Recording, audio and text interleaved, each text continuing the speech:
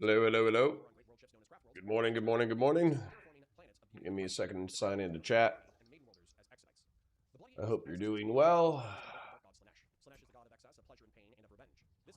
I am doing okay. Too much stuff to do, not enough time.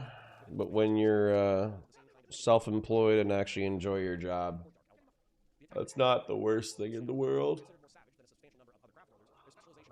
Ugh, sorry for yawning in your earballs. I've been kind of a little adrenalined out the past couple of days. So I've reduced my caffeine intake to 0. Doing a little bit of a caffeine detox right now. And so as a result, I'm dragging ass a little bit, but I probably need to do that. What is the audio in the background? I muted it now, but I had Aeronautica Imperialis, my most recent Warhammer 40k video playing. Just, I know that like one view from one random profile isn't necessarily going to boost anything that much, but, you know, one view is one view. So I'm letting Aeronautica Imperialis play on one screen. And then the other one that I'm playing is my breakdown of the first episode of Cassian Andor, where Andor kills 2 cops. I basically took for those of you who are familiar, like part of the opening 3-episode arc in the background is Cassian's upbringing on the planet of Kenari. So I clipped up all the Kenari episodes, or clips, that are spread out across 3 episodes, and I put them into a single narrative timeline. I might have skipped like 1 or 2 scenes, but there were 1 or 2 scenes that were kind of dragging ass. And then I put the segment where... Yes, kid, I'm so sorry for yawning so much. Normally I have caffeine to kick myself in the ass, but today I just don't. I have to wake up the old-fashioned way. And then the scene where Cassian Andor gets into a beef with 2 corporate cops on the planet of Preox Morlana, or Morlana 1. And he accidentally kills one, and then he kills another one because he feels like he has to cover up the original one. It's pretty fucking sweet. And then the next episode is going to be his escape from Ferrix, where he gets into a firefight with the corporate security guys. And then I think the next one's going to be the Aldani heist. It's not that there aren't, like, there's insanely good exposition, insanely good, character development, insanely good acting in the 2-episode lead up to the action scene. But the truth is that the Andor series, in my opinion, it's like so far anyways, I've only seen 7 or 8 episodes. It's basically like a 3-episode boil. They simmer, then they get hotter and hotter and hotter and hotter, and then it boils, and then it explodes. And they do that over the course of 3 episodes consistently so far. So now I'm in the jail, where he gets jailed randomly. So I'm assuming that's on a 3-day, or on a 3-episode arc. Adonic Samuel says, good morning to you. Solverine says, good morning to you. What is the audio in the background? That's what I just described. Rob Goslow says, hurry, explain what is up before everyone else shows up. Nothing really. Barake says, oh shit, he's alive. Guys, I missed 1 day, okay? I day drank on Sunday and hung out with the community. Then on Monday, there was something that was giving me anxiety from Sunday to Monday. And then I dealt with a thing that was giving me anxiety. And now I feel okay. I'm probably still going to take a day or 2 to make sure that I'm like no longer anxious and therefore can consume caffeine without worry of spiking my blood pressure too high. But I feel okay. I don't feel great. Feel okay. Radical Sun says the first 3 episodes were the weakest. I was hooked since the cop murders. I was already hooked at the cop murders. Now I'll agree that if the firefight on Ferrix hadn't happened, I kind of would have been bored. But it doesn't mean that it wasn't good. Yeah. Have a wonderful day, Connor. Thank you, Barake. Sorry for doing an anti-Japanese terms of service. Happens to the best of us. Third, like reporting in '07 live chat is better than top chat. That's an excellent point. Let me go ahead and shift over to live chat. Unork says, good morning. Good morning to you. Sen Patriarch says, like the stream. True. The jail arc is pure gem, not going to lie. Well, that's where I'm at right now. I think I did the first episode where he first gets incarcerated.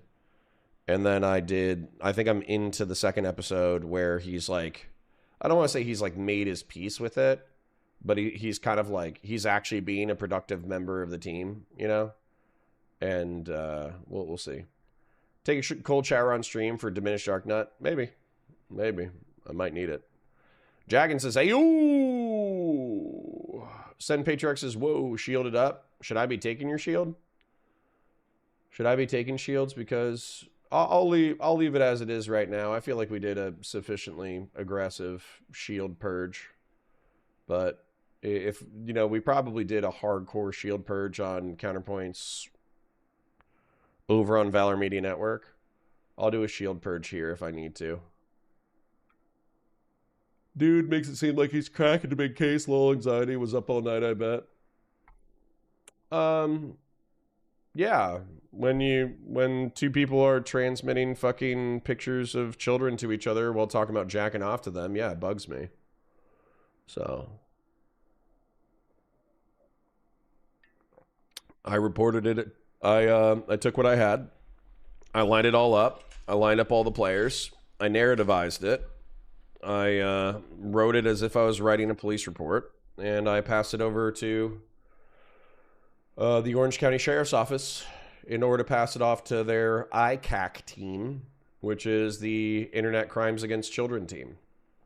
So yeah, you're goddamn right. When my kid or when my friend, former friend, is according to 3 separate people, masturbating to the idea of molesting children. And then everybody's acting like, oh, she recanted. Okay, why was when Britt was anonymous and she wrote into Mr. Girl, why did she confirm the worst of the allegations to Mr. Girl? She did it as a LARP. She did it for fun. That's fucking gross. And so anybody sweeping for that, fuck you and get out of my community. Yeah. So, no, it was bugging me. It did bug me. So it's not bugging me anymore because I reported it to relevant authorities and they'll do what they do with it. Maybe they'll get a warrant. Maybe they won't. So, yeah, here you go. I never want to see your fucking face again. Bring them all back. I hope God fucking kicks you in the dick karmically. Oh, I thought there was some big event when you mentioned a police report. Maybe I missed it. Yeah, just reporting what I already knew to law enforcement. I knew I was going to do it eventually anyways, but I think it was bugging me until it was done. You maybe drink tea or cacao. They have less caffeine, I think. I normally drink tea, though. So if I normally drink tea and I'm already reducing my caffeine intake and then I need to reduce my caffeine anymore or even more, I need to go back to 0. My candidate bombed his debate performance last night. Now I know what it's like to support Biden. Good. Suffer, you son of a bitch. Connor, did you see the new shot of the Emperor? Did I miss that? React? Yeah. So I have 2 new episodes up. I have the new Aeronautica Imperialis one. The one before that is the trailer with the Emperor in it. I didn't use him for my thumbnail. I used a Black Legion Space Marine because, truth be told, I know that the Emperor of Mankind being dead in his chair might be cool for Warhammer 40k fans, but I don't think it hits outside of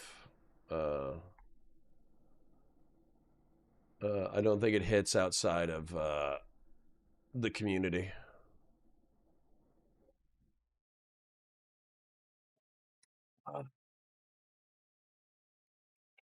You should only have shields for a few people so they can't claim everyone's your mod. Yeah. Yeah, let's go ahead and demod.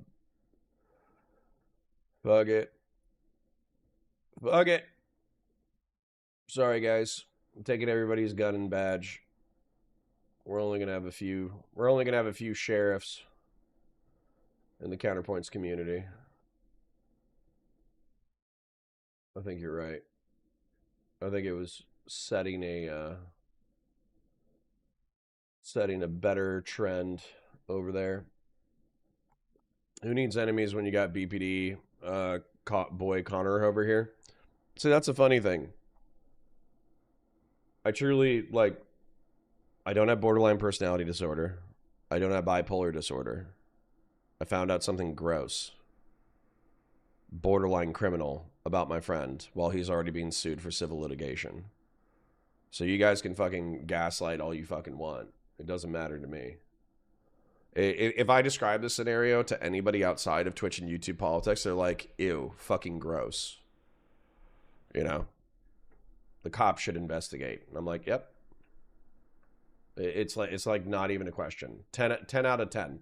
If I walk around to any civilian on the fucking street and I say, hey, this is what happened, what should happen? They go, ew, gross. That person should be investigated. It's really that simple. So anyways, the True. Even if it happened, I don't think it's illegal. Well, I think that if it's as described, it could not be illegal. I think that's true. Wick panel on whether or not to support Platinum was interesting.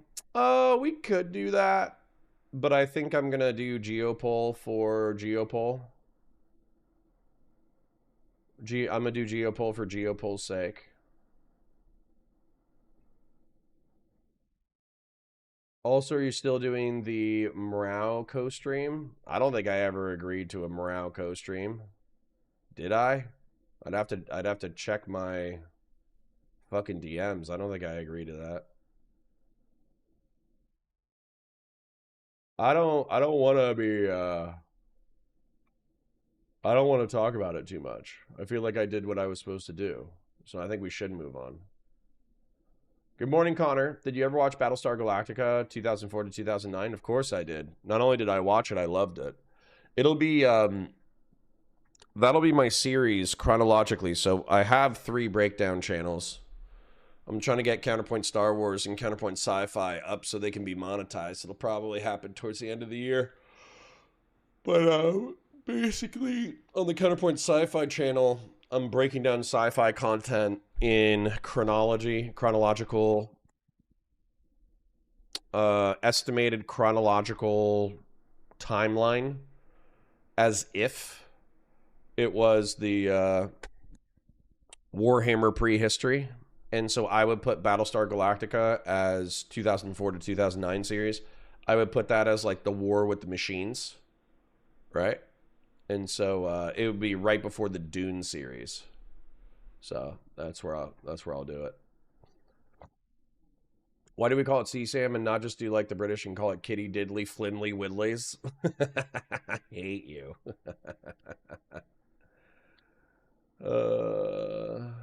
When I turned in my gun and badge, they got mad and just kept screaming, "This is an office. Why do you have a gun?" True. Jay Medeiros has lost all your viewers because you believed all the snarkers and lost your shit. Epic crash out. No, I believed what I saw. I believed what I saw with my own eyes. And I have always had 50 to 150 viewers, so I haven't lost shit. Fuck off and kill yourself. They are pointing out describing your behavior feelings for Destiny sex life months, if not years, before the pedo allegations. Yeah. Yeah. Yeah, that's true. To some degree, I've always had these criticisms.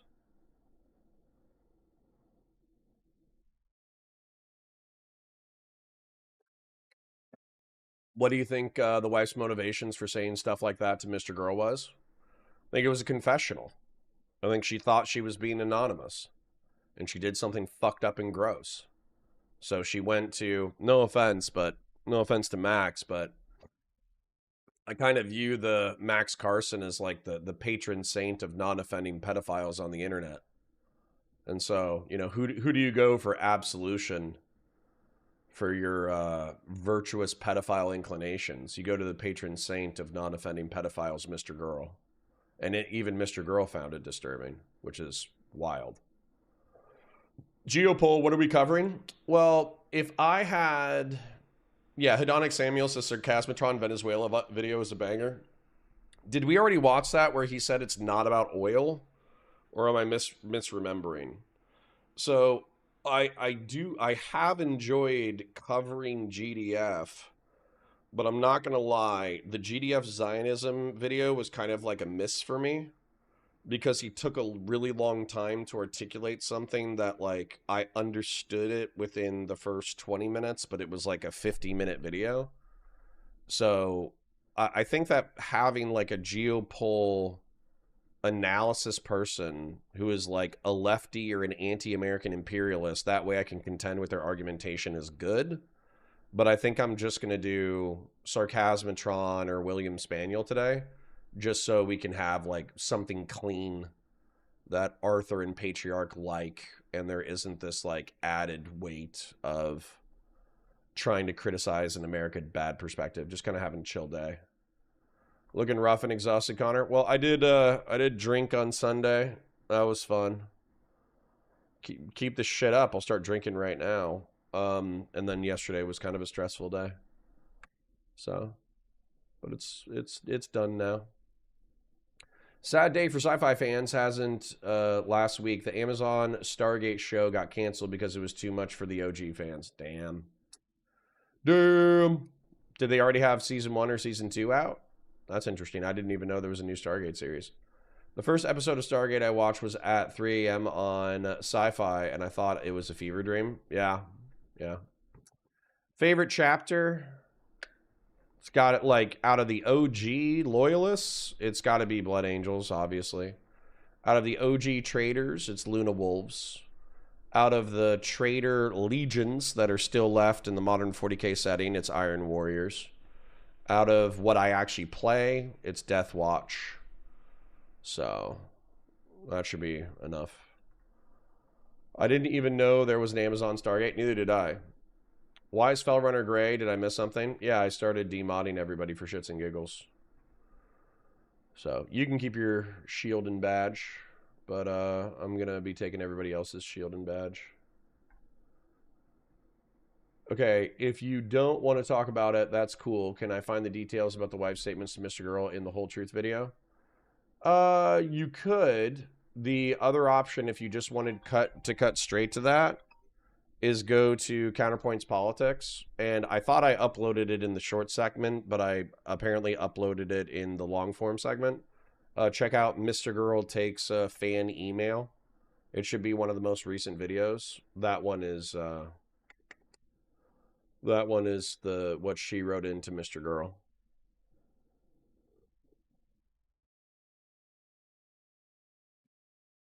Sorry, let me move over here because you guys are hurting my neck.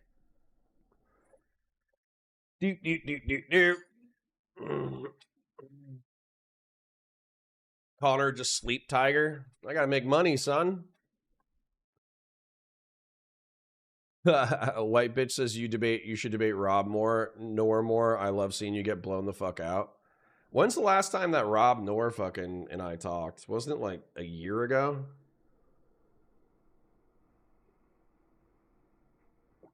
I'd be happy to talk to Rob Nor again.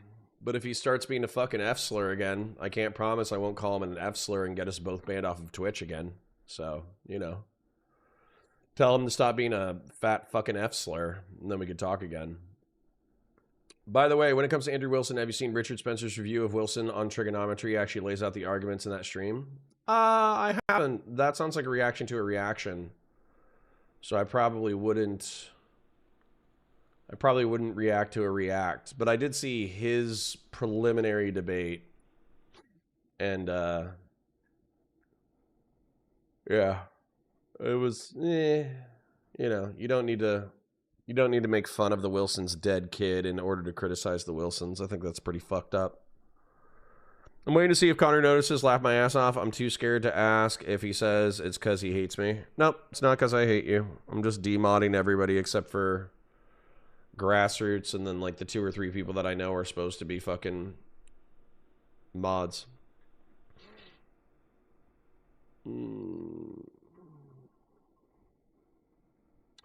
Joe Maximus says you don't have to be like this little ninja. Just go paint little plastics. I'm bored of painting. I don't want to paint right now. I need to do my job. I need to cover content and get paid bills. Get bills paid. So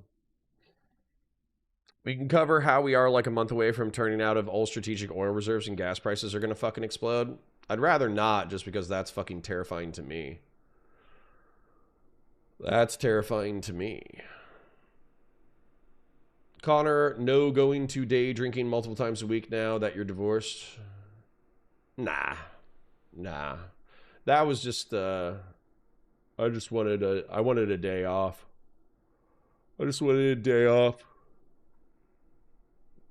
It's because I think the Blood Angels are gay, isn't it? Yeah, probably. If you said I think the Blood Angels are gay, you're 100% getting demodded. So yeah, probably. Drinking Sunday, calling the police to report legal sexual acts as illegal Monday to get back to the guy who hurt you. Just girly things. Okay, nameless henchman. You know how you're too big of a fucking cunt sometimes? That was you being too big of a cunt. Here you go, retard. You never know where the line is. You never know where the line is. You're so fucking antisocial, dude. It drives me crazy. So, enjoy your 24 hours. Iron Within, true. If you guys don't want me to mind map it, you should probably shut the fuck up. How's that? Keep up the LARP, buddy. I'm not a LARPer. I did the things. You know, when you actually do the things. So for instance, like, let's say I did everything I did and I said everything I said, but I didn't have 4 years of experience in law enforcement. Or let's say I did everything I did and said everything I said, but I was never in the Marine Corps. Then I think you could probably safely call me a LARPer. But if I actually did what I did and said what I said, and it's based off of my actual real world experience, then fuck you. You don't look very good either. I mean, that's true. But I think even on a day where I looked like a fucking, where I look up like chewed up fucking dog shit, I'm still going to look better than Rob Noor. So how about you fuck off and run back to your little fucking gay ass community? How about that? There you go. Bye. Matthias. Hey, Connor, you seem like a great dude. I really appreciate you, and I'm sure you make the world a better place every day. I don't know if that's sarcastic, but I'm trying. So are you enjoying Andor? I fucking love Andor. Fucking love Andor. It's so goddamn good. It's unbelievably good. The writing is incredible. You know Felrunner is Valorfax? Why did I demod him? My bad. Let me add him back. I just started shooting blues in the face, except for Grassroots Hegemon.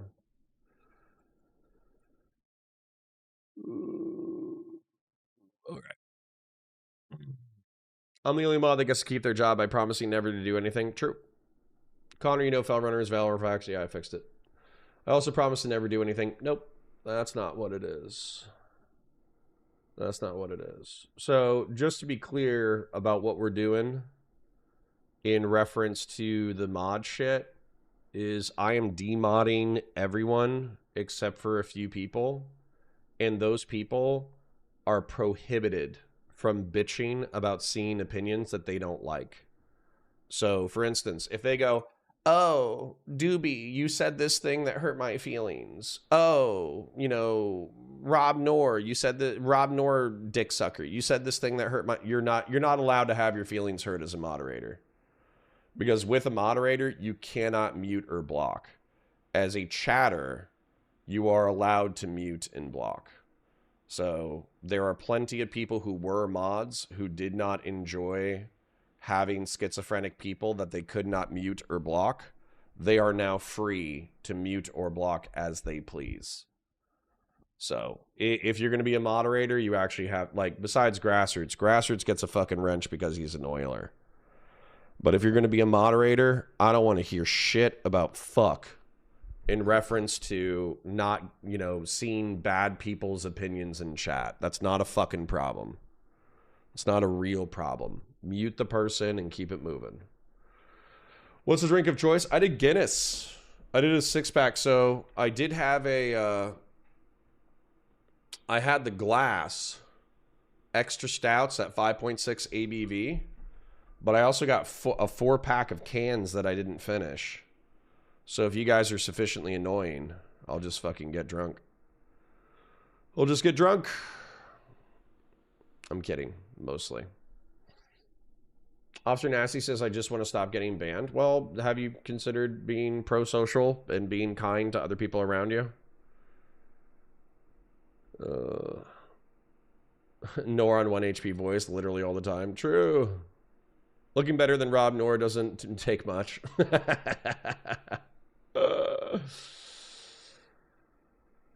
That's funny.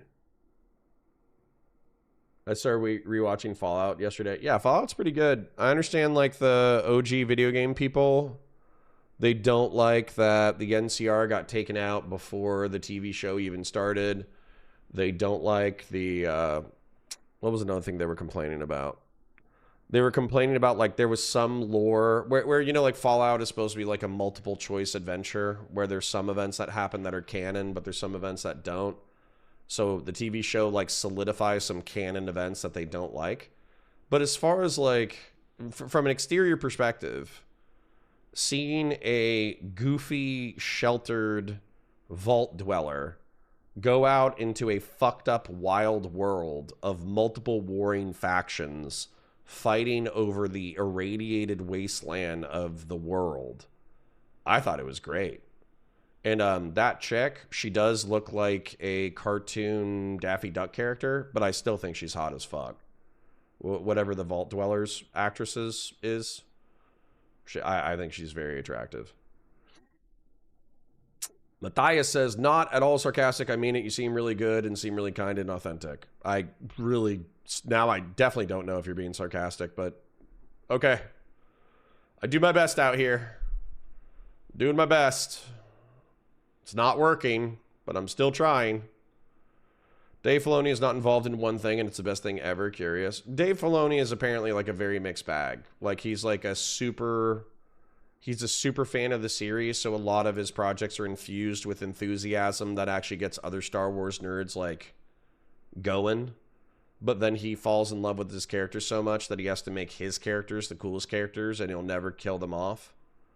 So, you know, apparently Dave Filoni is a very double-edged sword when it comes to Star Wars stuff. I will never cry about Doobie's opinion here again. I can handle this. Good. Fashion 40 with the 5. Thank you. Silver lining, you can be Twitch, YouTube, political detective. Can we go after streamer who killed his wife, JF Gary Eppy, or you can be the law for this space? No, absolutely the fuck not. The number one, you know, even just doing what I did, in the past weekend was annoying as shit already. Number two, I actually, when I went to Orange County Sheriff's Office, the sheriff's deputy that I was working with who was taking the report, he had to take a call in the lobby of a sex offender who was coming to register, and his girlfriend was like passing out in the lobby, and so she had to like get medically fucking evacuated. And I just kind of had to stand there as an ex-cop without a gun and without a taser, just fucking with my hand on my dick, watching this like schizophrenic scene unfold. And I was like, there's a reason why I don't do this anymore. So Christian Blair says, I'll be back for Geopol. Adios. See ya. See ya. I literally didn't do anything. Okay. Stop complaining. All right. Beef, you need a 20-digit keyboard lock when Doobie says dumb shit. Cool. Buzzraka with the gifted. Good morning, Buzzraka. I think I tried to spell dunk like unk. Interesting. Zip Guy says, do you have any opinions on Section 224? There's a lot of discussion about the blogosphere. Ryan Macbeth has been making a video, and Breaking Points has had on Brandon Weichert to talk about it. I'm unfamiliar.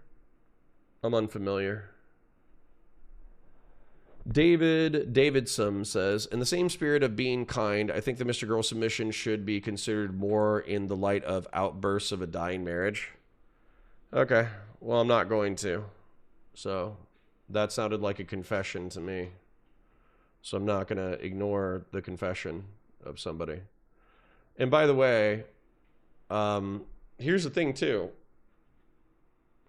I hope, number one, even with the evidence that we have, I think it's okay for me to go, okay, you were sexting an insane person while under litigation for, sexual misconduct, and the allegations from 3 people are insane enough that I'm good and I don't have to be your friend anymore.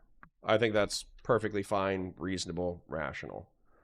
I think on top of that, the allegations are so repulsive, I think they should be known to the public. And I think people who are pretending that they're not repulsive are coping. Like you're way too internet brained. I think finally, if what Britney said in her own confessional to Mr. Girl when she thought she was being anonymous was true, then Child Protective Services 100%. Like it's not even a 99%. It's not even an 80%. Child Protective Services 100% should go check on those children. And so that is going to happen. And then finally, I do think an investigation should be conducted.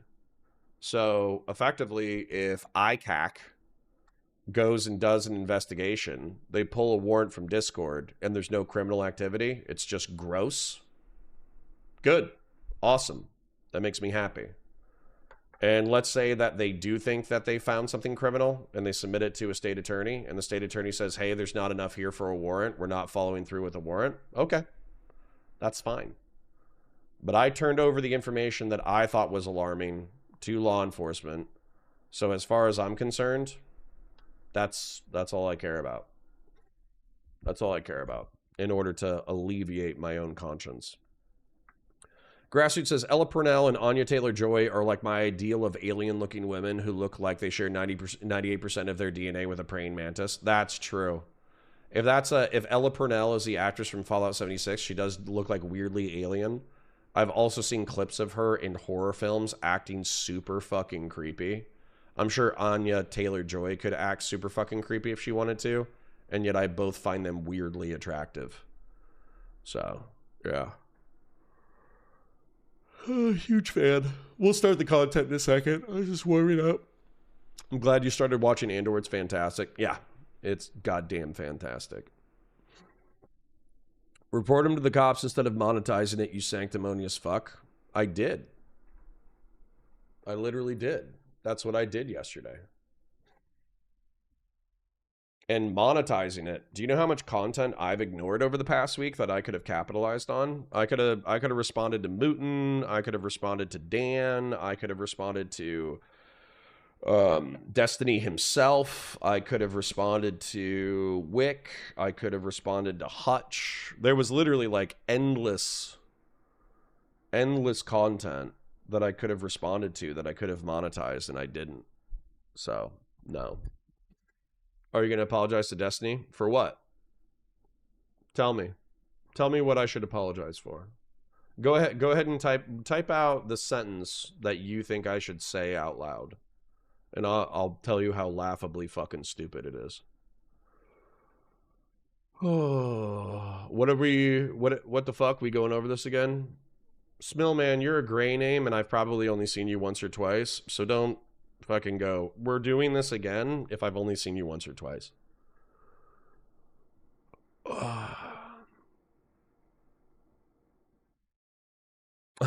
David Davidson, he doesn't necessarily know she's insane when he's sexting her, does she? Especially when it begins. Well, I'll put it to you this way. Within 5 minutes of meeting me, she started talking to me about her sex life and sent me nudes. That's normally not an indication of sound mental health, is it? To be clear, she didn't send me nudes. She sent me lewds. But still, lewds and let's talk about my sex life is typically not indications of a strong mental health or good boundaries. So, believe all women. True. True. Where's the believe all women people at? Why do you assume she's saying the truth if she's as mentally ill as the husband has said, and how emotionally charged the marriage breakdown is? It's not an unreal thing to go to a known destiny. I'll retreat to my moat, Bailey, whatever. I'll retreat to my more defensible position. If I have a friend who is being sued for sexual misconduct, and then he's doing, because even he admitted to like babysitter age role play with her. So, and he does babysitter age role play with a married woman. And then the married woman, the husband, and a third party all say that he engaged in ephemophilic fucking fantasies of molesting children. Is that enough for me to say my friend is sexually interacting with a criminally insane person while being sued for sexual misconduct, and therefore I don't want to be their friend anymore? I think the answer is obviously yes for anybody who's not coping. So, the mind map must be drawn. The summoning ritual is almost complete. Nah, I'm going to ignore it for at least... Maybe I'll draw it in the background.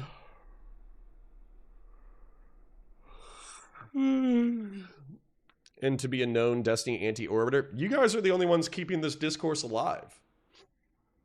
I'm ready to move on. I did what I was supposed to do, which is I made the general public aware of it. I reported it to relevant authorities. My job in this story is done. It's the fucking DGGers showing up in chat to fucking sweep for their gay dad that is fucking keeping this story alive. Did you report the death threats to Destiny? Yeah. Yep. That got reported too.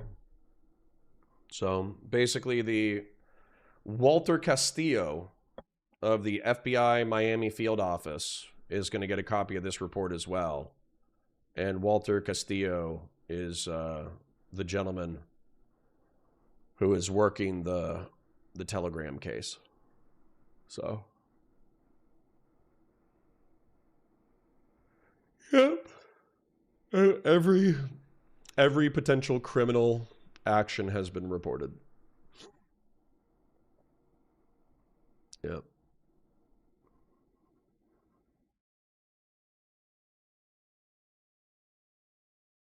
I love how you're willing to ruin your friendship with Destiny for random accusations online, and they're clearly trying to brainwash you against him. Can't you see the bigger picture? Just apologize to Destiny and become friends again, for fuck's sake. Notice how you didn't even type out what I was supposed to apologize for. I'm going to give you one more chance, Black Cats. What am I supposed to apologize for? And I'm just telling you, there's a very strong chance that you're getting banned.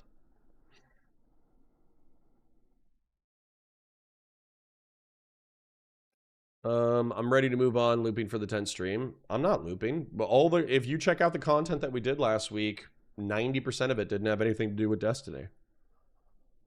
You're the ones who are coming into my chat in order to talk to me about it. You don't have to. If you don't want to talk about it, stop talking about it.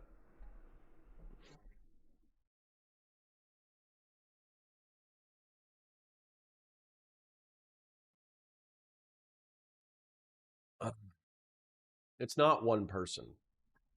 Okay.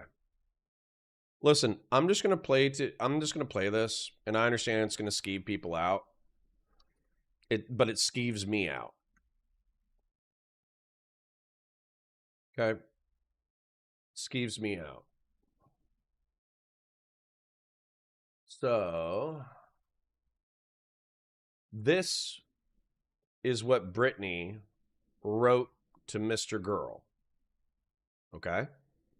So the husband says, my wife has been sexting Destiny and they role played molesting children.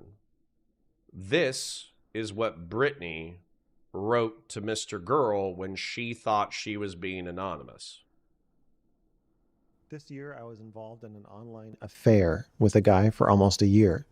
My husband wouldn't engage with any of the weird trauma-induced kink stuff that I was curious about, and so I was compelled to impulsively and regretfully engage with this guy online in some pretty intense and taboo age play scenarios, including fantasizing about being step-parents to each other's kids. And obviously it went way too far, but felt really intensely good in the moment.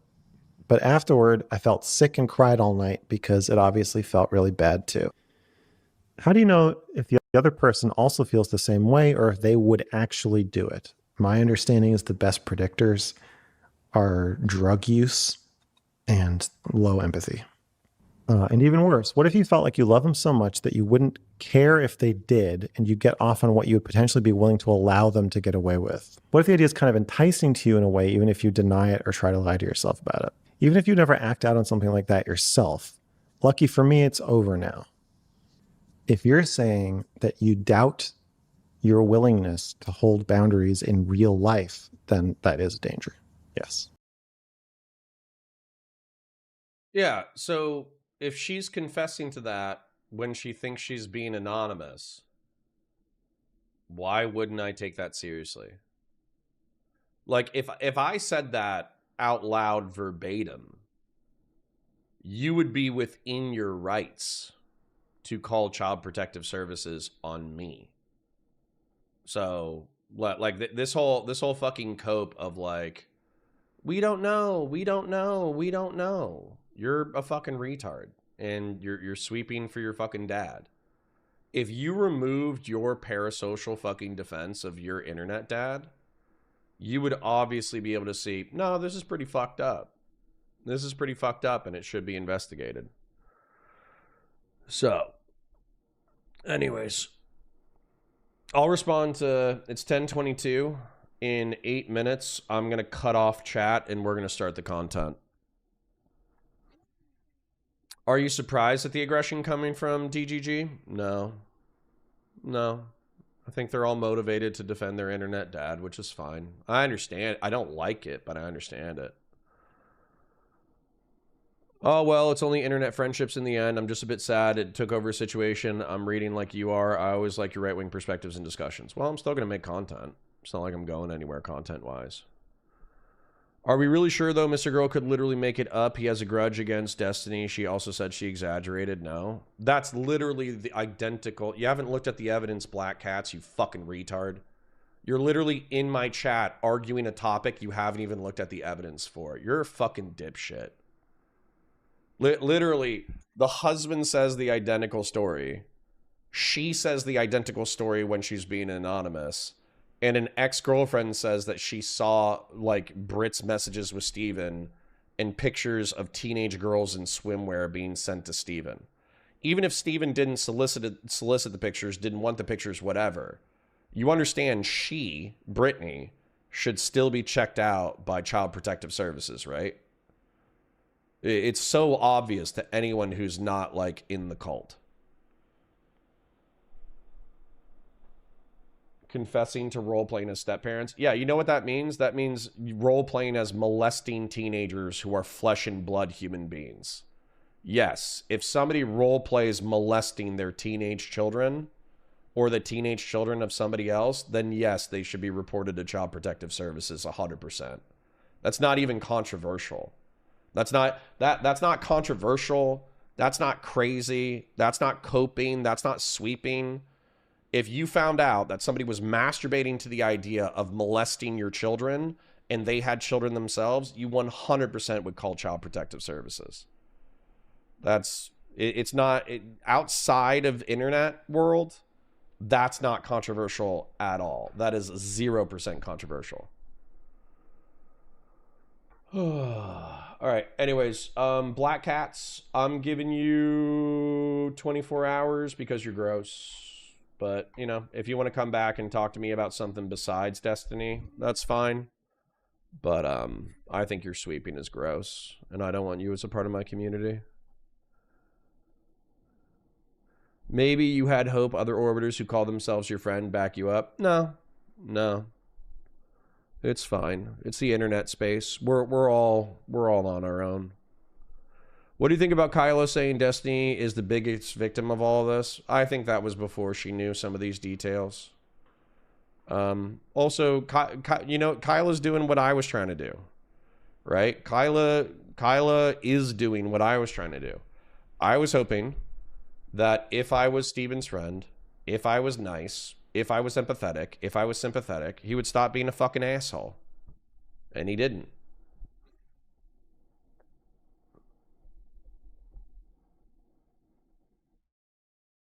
What exactly do you think is going to happen with this being checked out?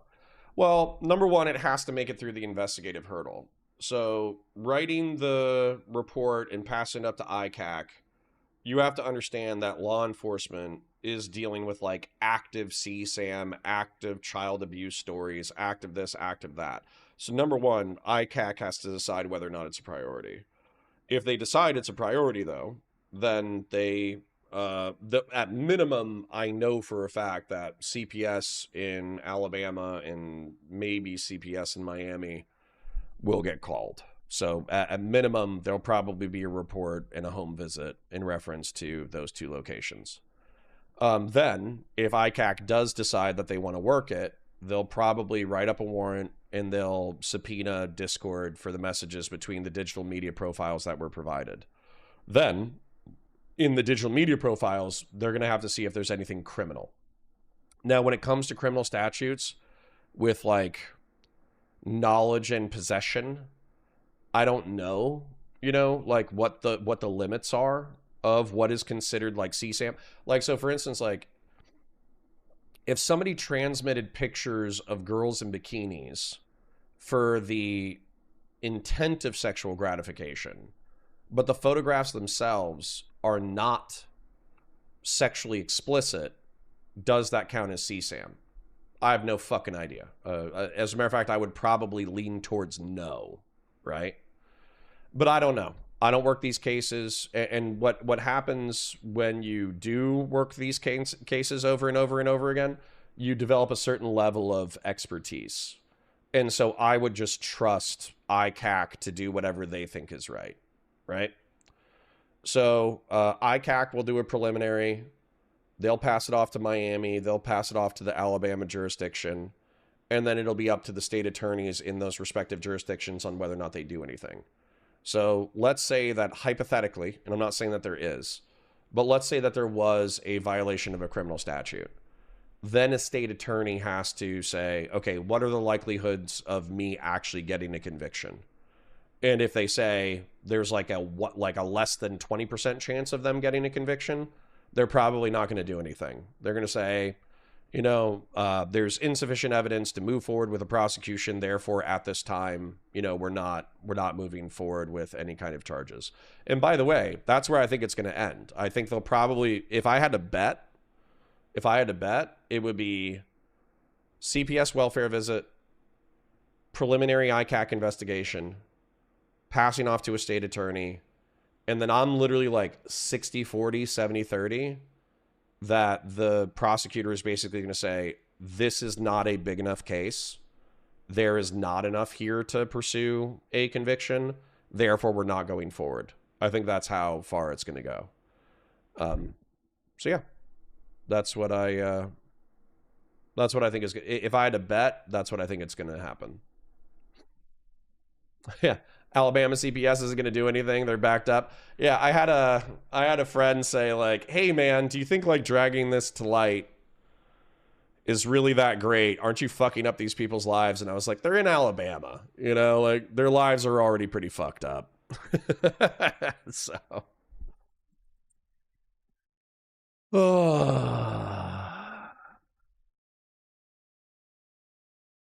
yeah. Yep. By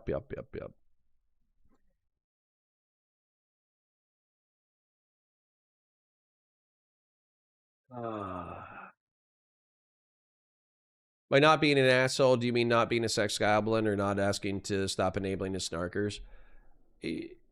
Any criticism enables his snarkers, but you understand that some criticism is more valid than other criticism, right? What a silly thing to do. Then why do that? Yeah, for my conscience. What if I didn't do this and it turns out that Brit was actually transmitting actual pornography? Or what if I didn't do this and as a result, Brit actually invited a man into her home that ended up sexually abusing the girls because she had some kind of weird fucking fetish? Why wouldn't I, you fucking freak? That you know there's like a shitload of fucking smoke here, right?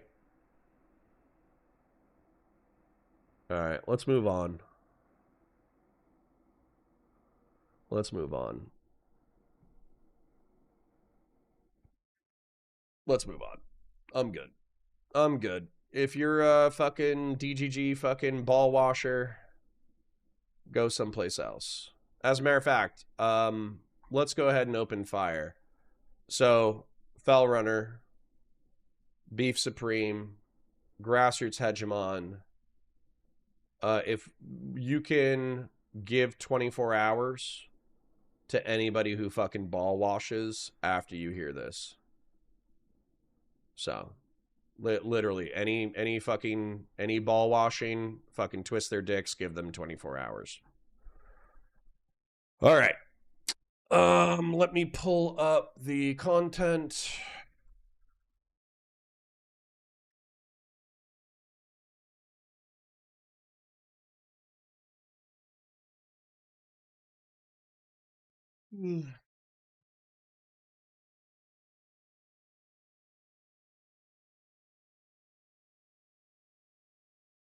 Do.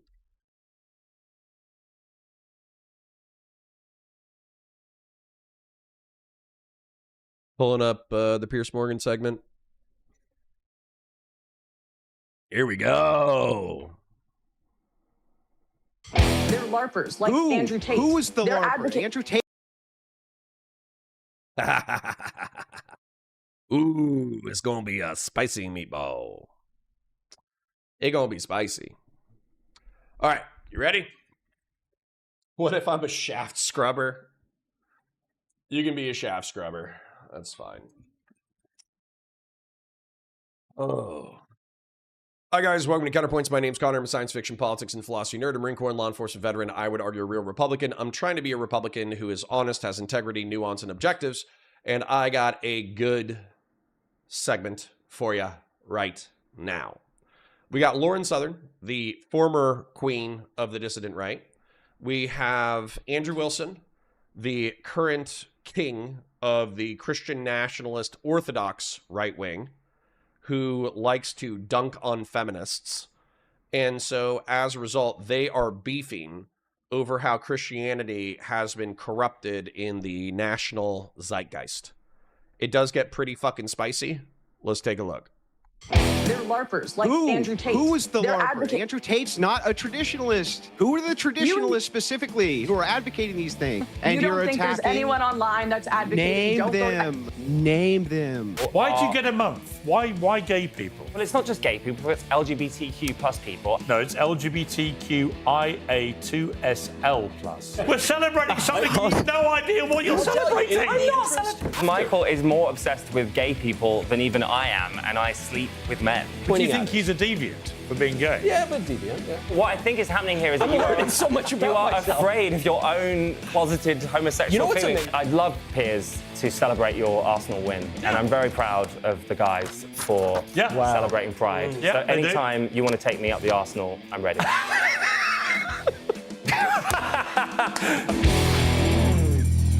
Lauren Southern was an early icon of the online alt-right movement. Her explosive views on feminism, immigration and free speech earned her a huge online following. She was even banned from entering Britain long before that became cool. Well, Southern famously gave it all up to become a so-called trad wife. She's now given that up too. Her new book, This Is Not Real Life, takes aim at the manosphere she helped to create. Lauren Southern joins me now, and the unrepentant Andrew Wilson, host of The Crucible, is standing by with an alternative view. See, in your memoir, This Is Not Real Life, you detail these 3 acts in detail. And you start the memoir by saying your journey is that of a reverse Hitler. And you want to explore what happens when one wakes up from the ideological slumber. Just explain that. That's a banging fucking line. My ideological pathway was the reverse Hitler. Is that what I heard? Did I hear that, or did I hallucinate that I heard that?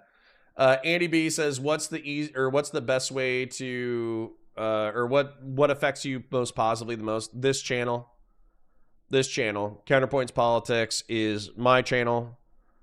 YouTube takes a cut, but basically, Valor Media Network, I have to make back my salary, and then I do a revenue share after that. So this channel is the best. However, I will say, if anyone wants to do a PayPal, I won't complain. So if you want me to do a PayPal, that way it's more direct and they just take like 1 or 2%, you know, I'll generate a link and I'll send it to you. Now, stop glazing, bro. Women don't like that. I'm still friends with Lauren. Like, as far as I know, we talked like last week or whatever, probably a little bit before I fucking went nuclear on fucking Steven. But we're still chilling. And also, I have a girlfriend. So if I glaze Lauren Southern, it will be motivated out of a simple admiration of the content, not out of some desperate fucking please give me attention queen simp bullshit. So, anyways. Sure, I'm being a bit facetious when I call it a reverse Hitler. I don't really consider myself alt-right, not at any point in my life. However, I've certainly had more hardline beliefs when I was younger. I went viral at 19, and it's very easy to be certain about the world and how people should live their lives when you haven't actually lived it. And that's a very popular formula to get lots of accolades online because people want simple solutions. They don't want to actually have to look inward. They don't want to have to go through the complicated aspects of life where things don't always have a simple ABCD solution. We want to know it's either all women that are at fault for the problems with their dating life or all men that are at fault for the problems with their dating life. And that if you just follow a certain code, a radical ideology, everything will go perfect. But that's not how reality works. And I certainly learned that firsthand. So I've got Andrew Wilson from The Crucible here. You're going to listen to a bit of this, Andrew, then give your view, and we'll put you both together. But I just want to play a video. This is the first video that went viral, really, called Why I'm Not a Feminist. This is where you filmed yourself at a so-called feminist slut walks, mocking women who were protesting against rape. You now say you regret it, but let's take a look at the clip. Get used to it. My short skirt is happiness. I was just curious as to what her sign meant. That's all.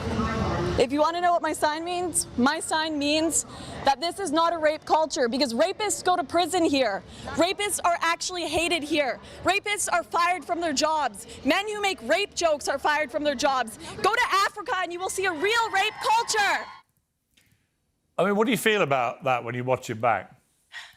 You know, it's not often people have their 19-year-old thoughts immortalized on the internet. It's not that I was wrong about everything. Of course, there are men who are sexually assaulted. Of course, certainly in the era of woke, there were a lot of men just being demonized for no reason, for making jokes. I don't disagree with every opinion I had, but I don't think that going to these slut walks and having debates with people who are not prepared to talk about these issues, who are clearly, in some cases, you know, you're running around naked in the street to protest something. You may not be in the best state of mind. This is not the intellectual discourse that's going to solve anything. It's clickbait. And that really was the beginning of these quick on the street, you know, 10-second clips of catch someone in their worst moment and we'll claim this is what all women are like. We'll claim this is what all men are like. I don't think that's productive to discourse. And I think it's really destroyed the online culture.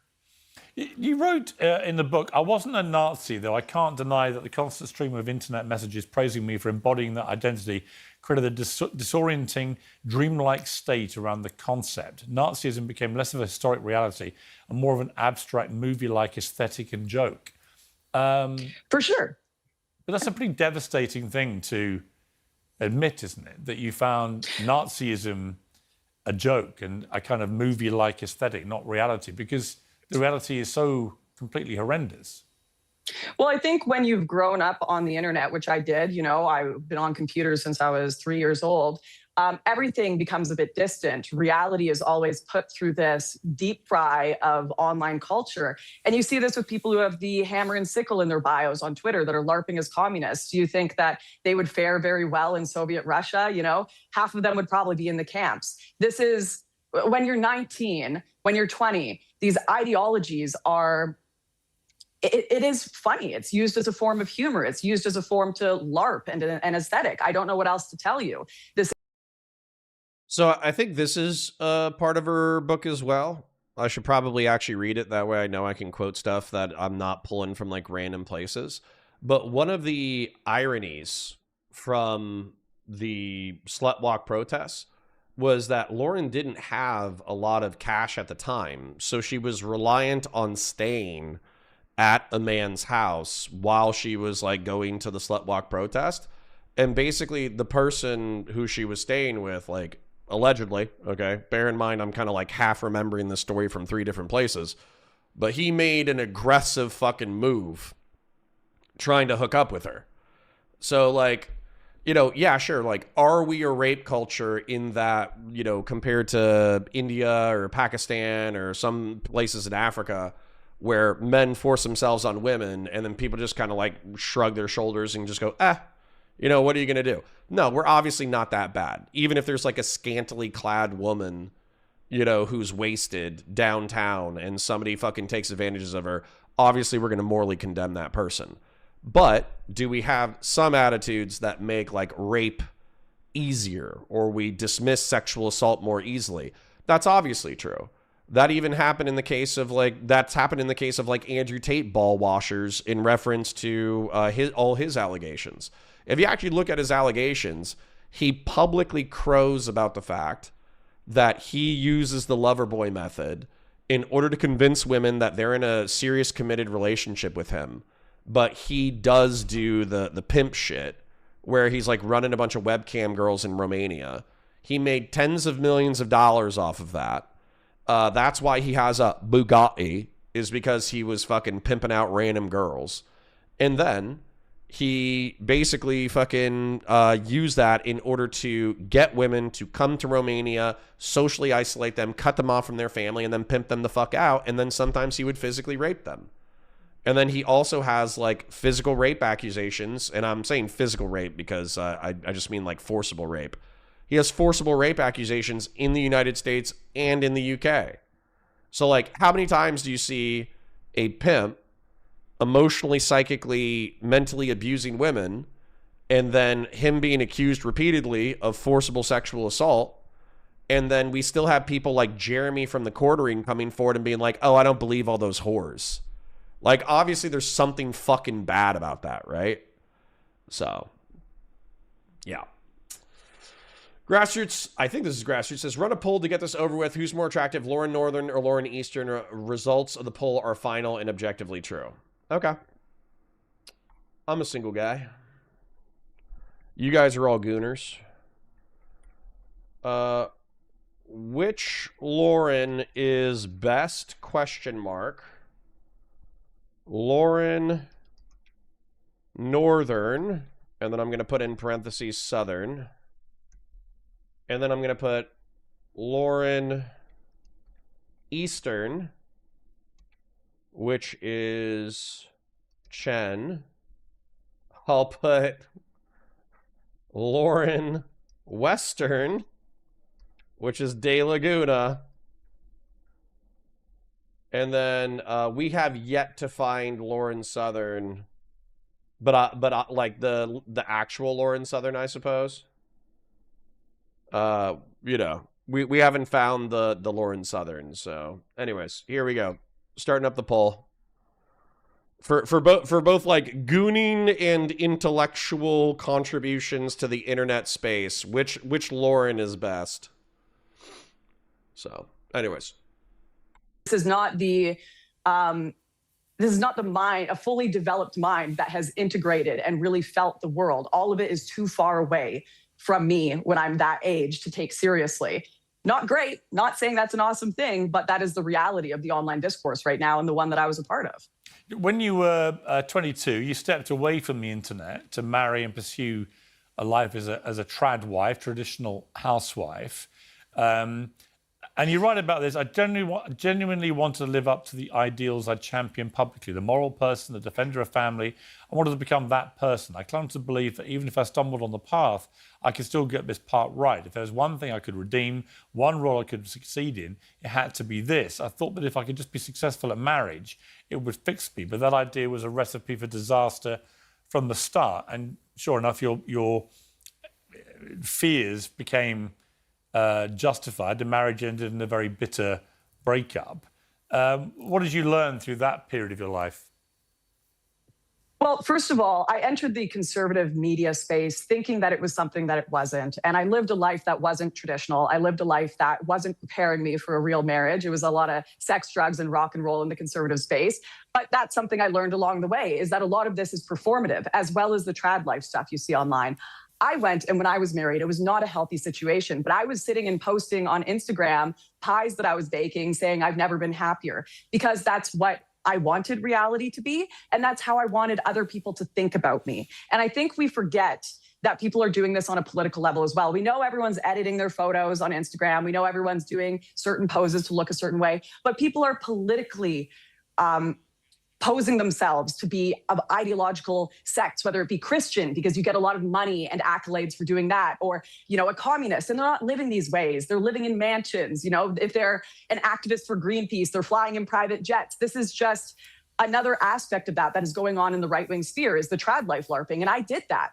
I was essentially, not intentionally, I was lying to my audience about what reality was, because that's what I wanted it to be, because I didn't want to be a proof of concept gone wrong for the ideology I had promoted for 10 plus years and essentially ruined my life for, got banned from countries for, arrested, questioned under the Terrorism Act. I didn't want me to be a proof of concept gone wrong, the same as detransitioners get kicked out of the left because they're proof of concept gone wrong, right? We ignore the people who fail these things because we want simple solutions and ideologies that always work, but that is not real life.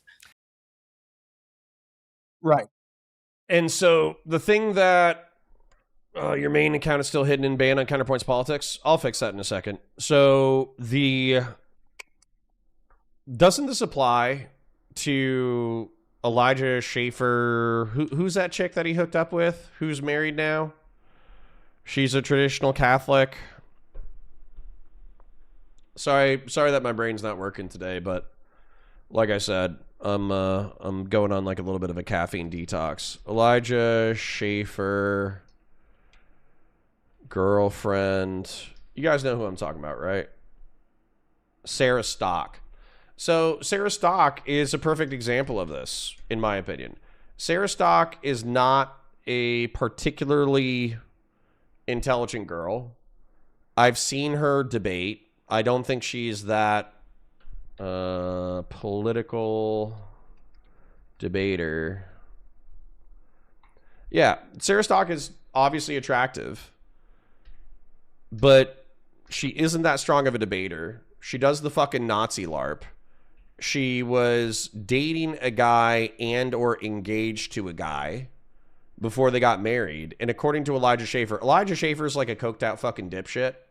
So I'm not going to trust every single thing that Elijah Schaefer says. But Elijah Schaefer was basically saying like, oh yeah, this girl was promising herself to, her husband and pretending to be a virgin and, pretending to be like this traditionalist.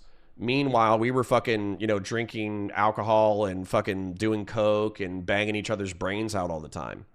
And that's like, he's trying to look cool.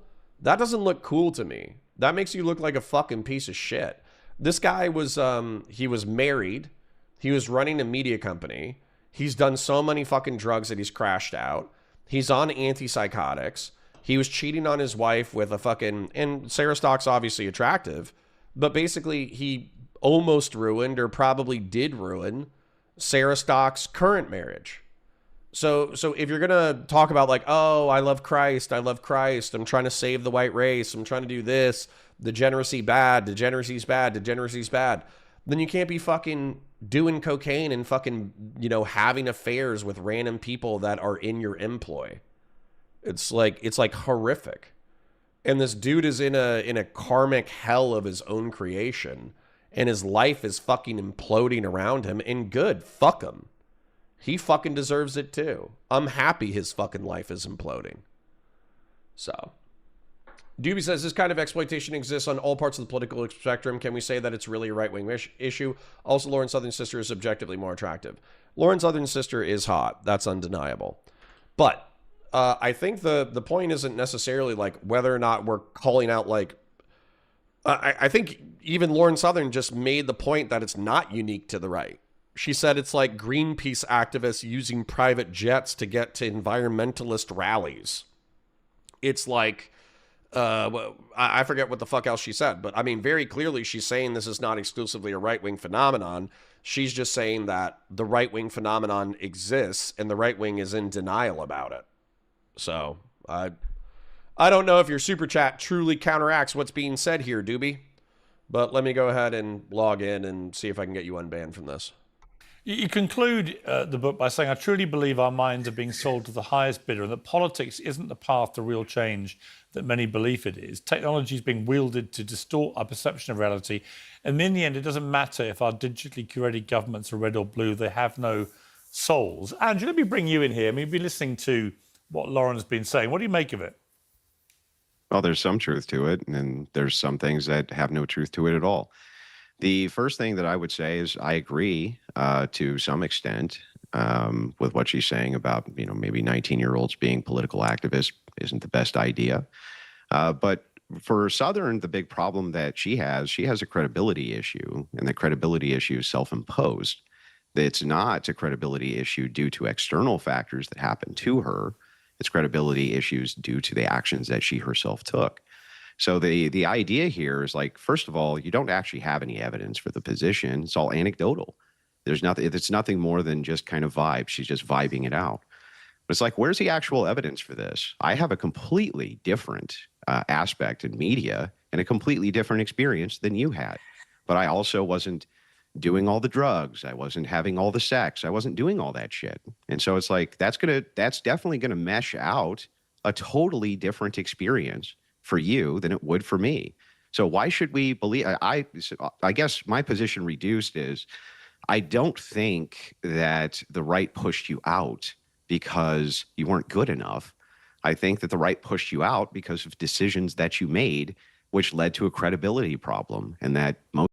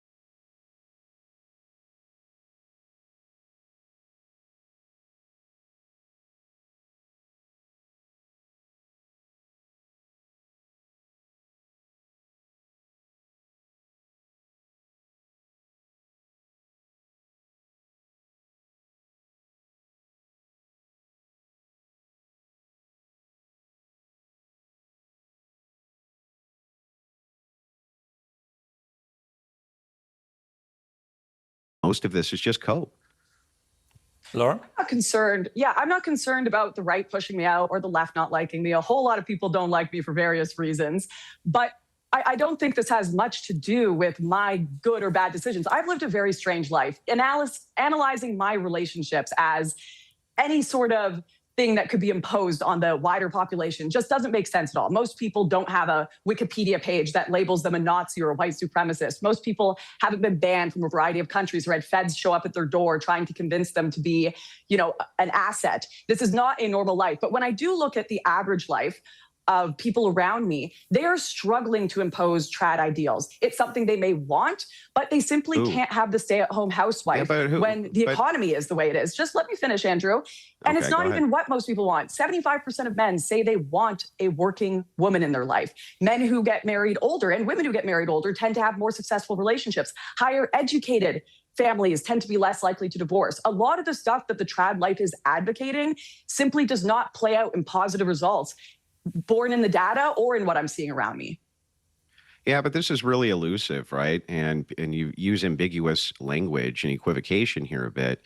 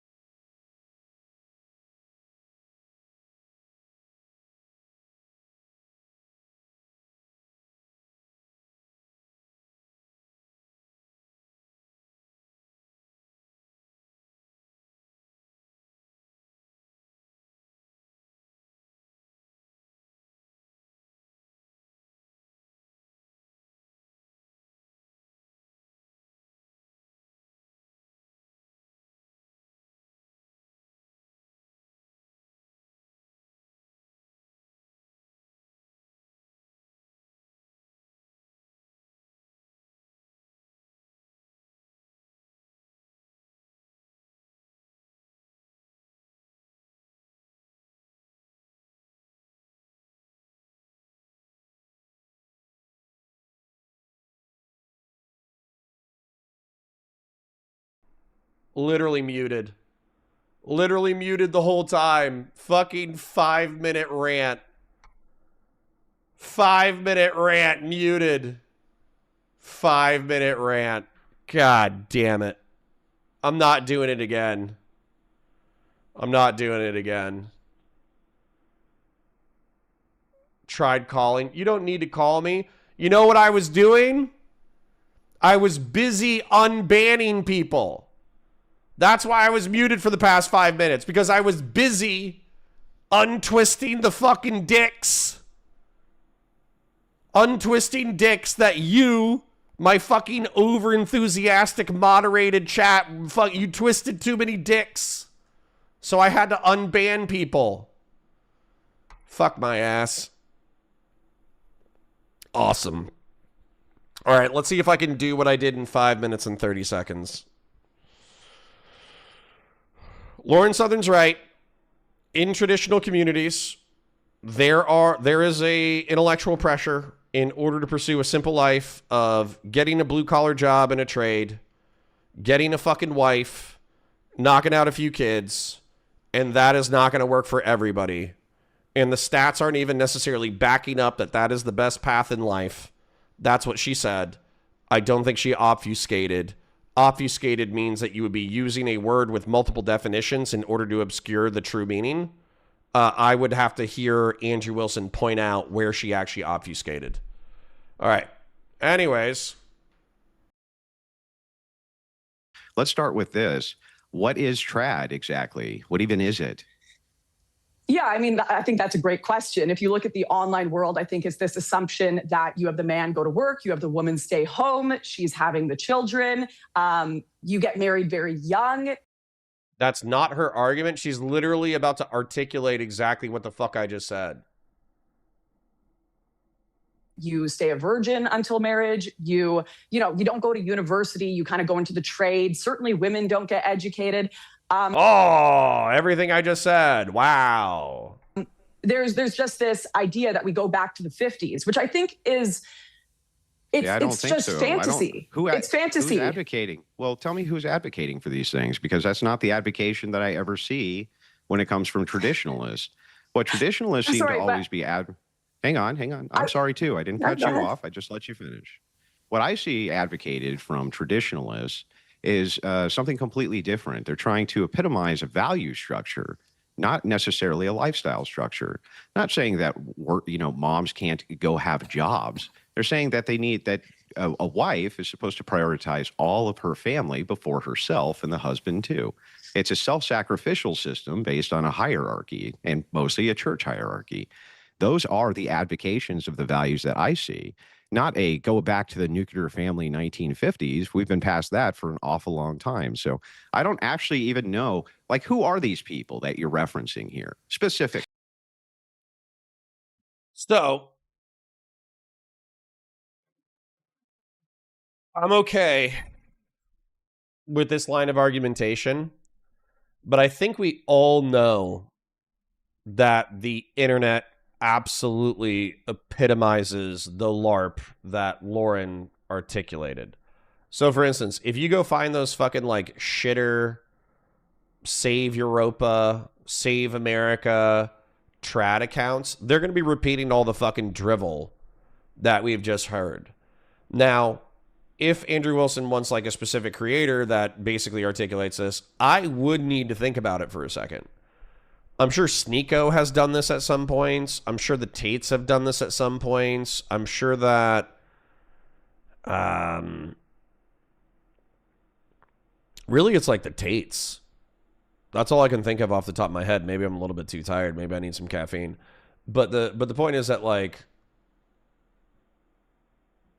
who else? Who else kind of does that fucking gay trad LARP?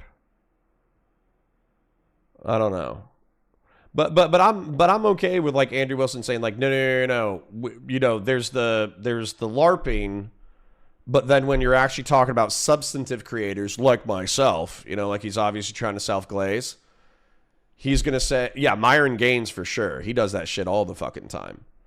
Bitches need to get back in the fucking kitchen and shut the fuck up, and men need to be working, and it needs to be monogamous for the male, but Or no. It needs to be monogamous for the female, but it needs to be whatever the man wants to do on the male side. Like, yeah, there's 100% fucking people advocating for that shit. So, but I do understand that Andrew Wilson is trying to say, like, no. I don't do that. Right? I don't do that. That's what he's really saying. What he's saying is, you know, I'm not advocating for a 1950s style nuclear family. I'm advocating that people, like, go back to church as ortho bros. But that's funny because he does, you know, bully whores on the internet. And that's a healthy chunk of how he spends his time. Yeah. Prager University. Maybe. Yes, but that's not traditional. That's red pillars. Who would you say are the biggest traditionalist creators? I'm trying to think because when I think, I'll do a mind map. Don't worry about it. If I keep yapping, I'll never stop fucking yapping. So, Shapingro, thank you for the gifted real quick. Let me thank everybody who's donated so far today. Shapingro with the gifted. Re-examinator with the $2, letting me know that I'm gifted. Well, QC John with the 20 says, Grassroots brother, look at the poll. I've been telling you that you are wrong. Also good, sir. Cereal is indeed not soup, and hot dogs are not sandwiches. 07 brother, glad to have you back. Well, thank you for the 20, King, and thank you for correcting him. There's the Doobie chats that I did address. Doobie, you should be unbanned at this point on your primary. If you're not, let me know. Thank you to Doobie for the multiple. Grassroots, thank you for the multiple. Vazraka, thank you for the gifted. Fashion 40, thank you for the 5. Let me mind map this real quick while you guys kind of tell me what you think. You know, who are these specific people who are saying this we want to go back to the 50s, women aren't allowed to work, right? Who's saying it? You know, it's Nick Fuentes. I know for a fucking fact Nick Fuentes debated Lauren Chen about that exact topic. So this might have been 2019. Sorry for interrupting again. But in 2019, Nick Fuentes was arguing for the stereotypical fucking bullshit. And Lauren Chen actually fought him on it because Lauren Chen was still working while having children.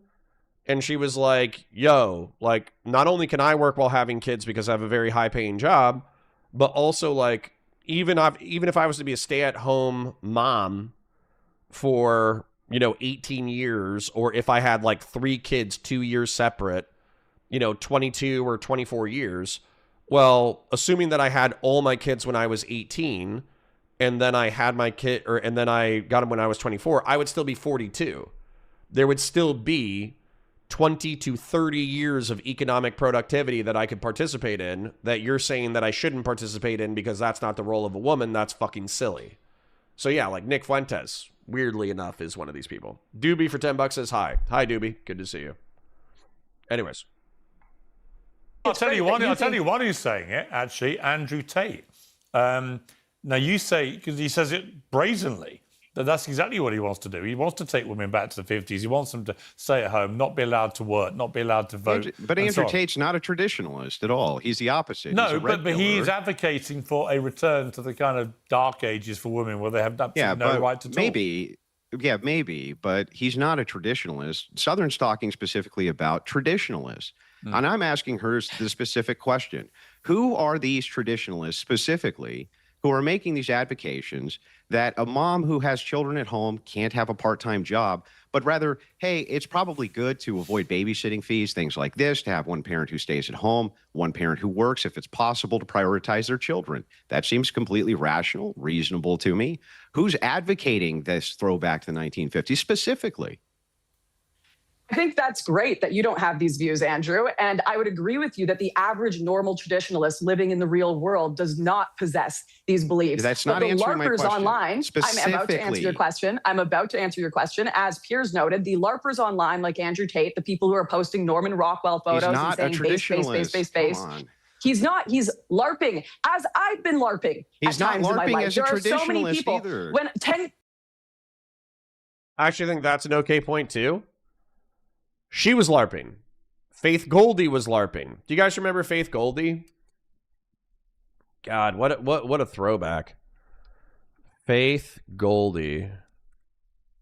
This chick was fucking LARPing. Oh, get married young, be tradcon, ooh woo, kawaii, blah blah blah blah blah. And now I don't even know where this bitch is. So yeah, no, there were plenty of fucking tradcon LARPers. 10 years ago, I had to make a video explaining why I wasn't married because I was getting so much pressure in my comments section saying, why aren't you married at 21 years old, Lauren? This is not a random phenomenon that I'm making up. You can go watch it. It has over 1 million views because there was so much curiosity in why I wasn't married at that age because I was a part of this right-wing community and not all of it's bad, but there's a lot of LARPers. I'm not giving you names. There are the names of these people specifically. The name one. I'm saying they're LARPers. They're LARPers, like Andrew Tate. Who is the LARPer? Andrew Tate's not a traditionalist. Who are the traditionalists specifically who are advocating these things? I think you built an entire You don't think there's anyone online that's advocating. Name them. Okay. When I grew up, I listened to Prager University, which said you shouldn't go to university. You shouldn't. You should get married. There you go. So yeah. What Andrew Wilson wants is a laundry list of traditionalists who are emblematic of what Lauren is saying. And I think that realistically, this is a pretty good tactic from Andrew's perspective. But that means that you have to pay attention now that Lauren's on the defensive, so to speak, because Andrew has framed the conversation around you must name the traditionalists who are advocating for a more traditional lifestyle that is unhealthy. She just named like 2 or 3. She said, I did it. Andrew Tate did it. PragerU did it. You know, that's already 3 off the top of the head. So if he continues to say, oh, you haven't named any. No, she has. You're just not paying attention. Married younger. You shouldn't bother getting educated. These are all, I just said Prager University videos that I watched when I was younger in the right-wing sphere. University? Who? Dennis Prager himself. Dennis Prager himself not make an advocation to go back to the 1950s. Ridiculous. The idea that there isn't a general sentiment that you shouldn't go to university, that you should get married young, that women should be at home having babies on the right. It's just the most absurd thing I've ever seen. You can look at like the red-headed libertarian and all these people saying women shouldn't vote. If you watch a Timcast episode, there's plenty of influencers on there saying we need to go back. We need to return to tradition. I can't believe you're even I've named like 4 people here. Who? Name one.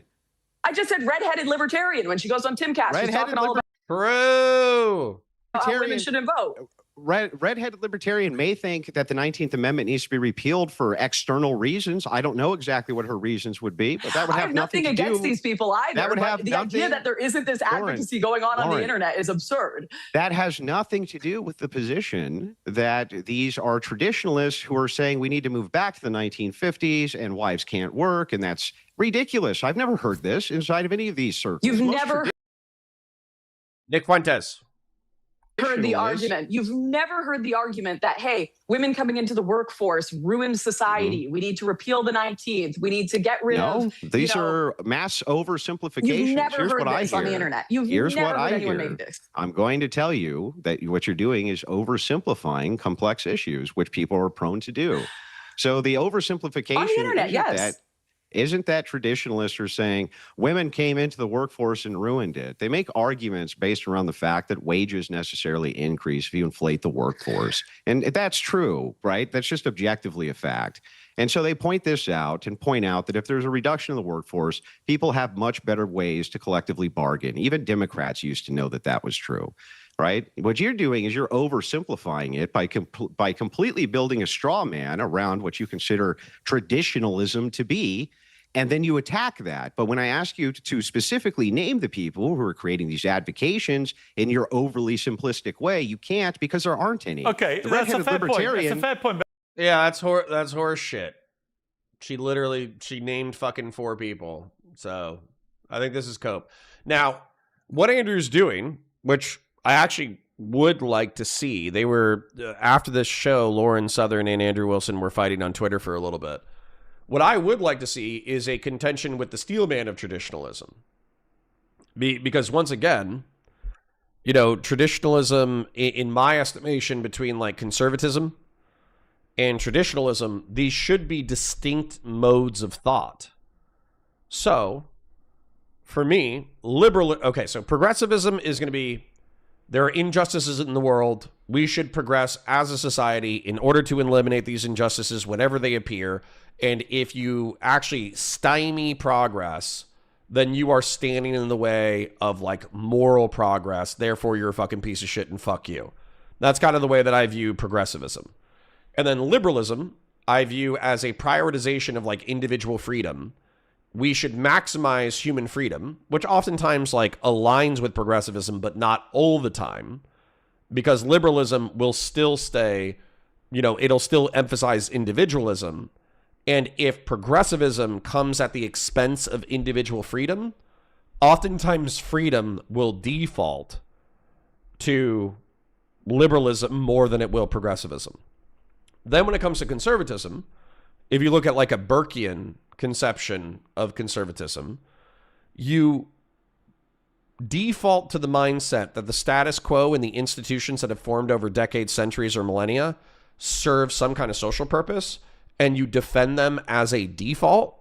But if there is a progressive or liberal critique of the institutions that would actually improve society, you criticize it and needle it in order to try to make it the best possible incremental positive change, and then you implement it. And that's it. Conservatism, unironically, from a Burkean perspective, is progressivism and liberalism doing the speed limit.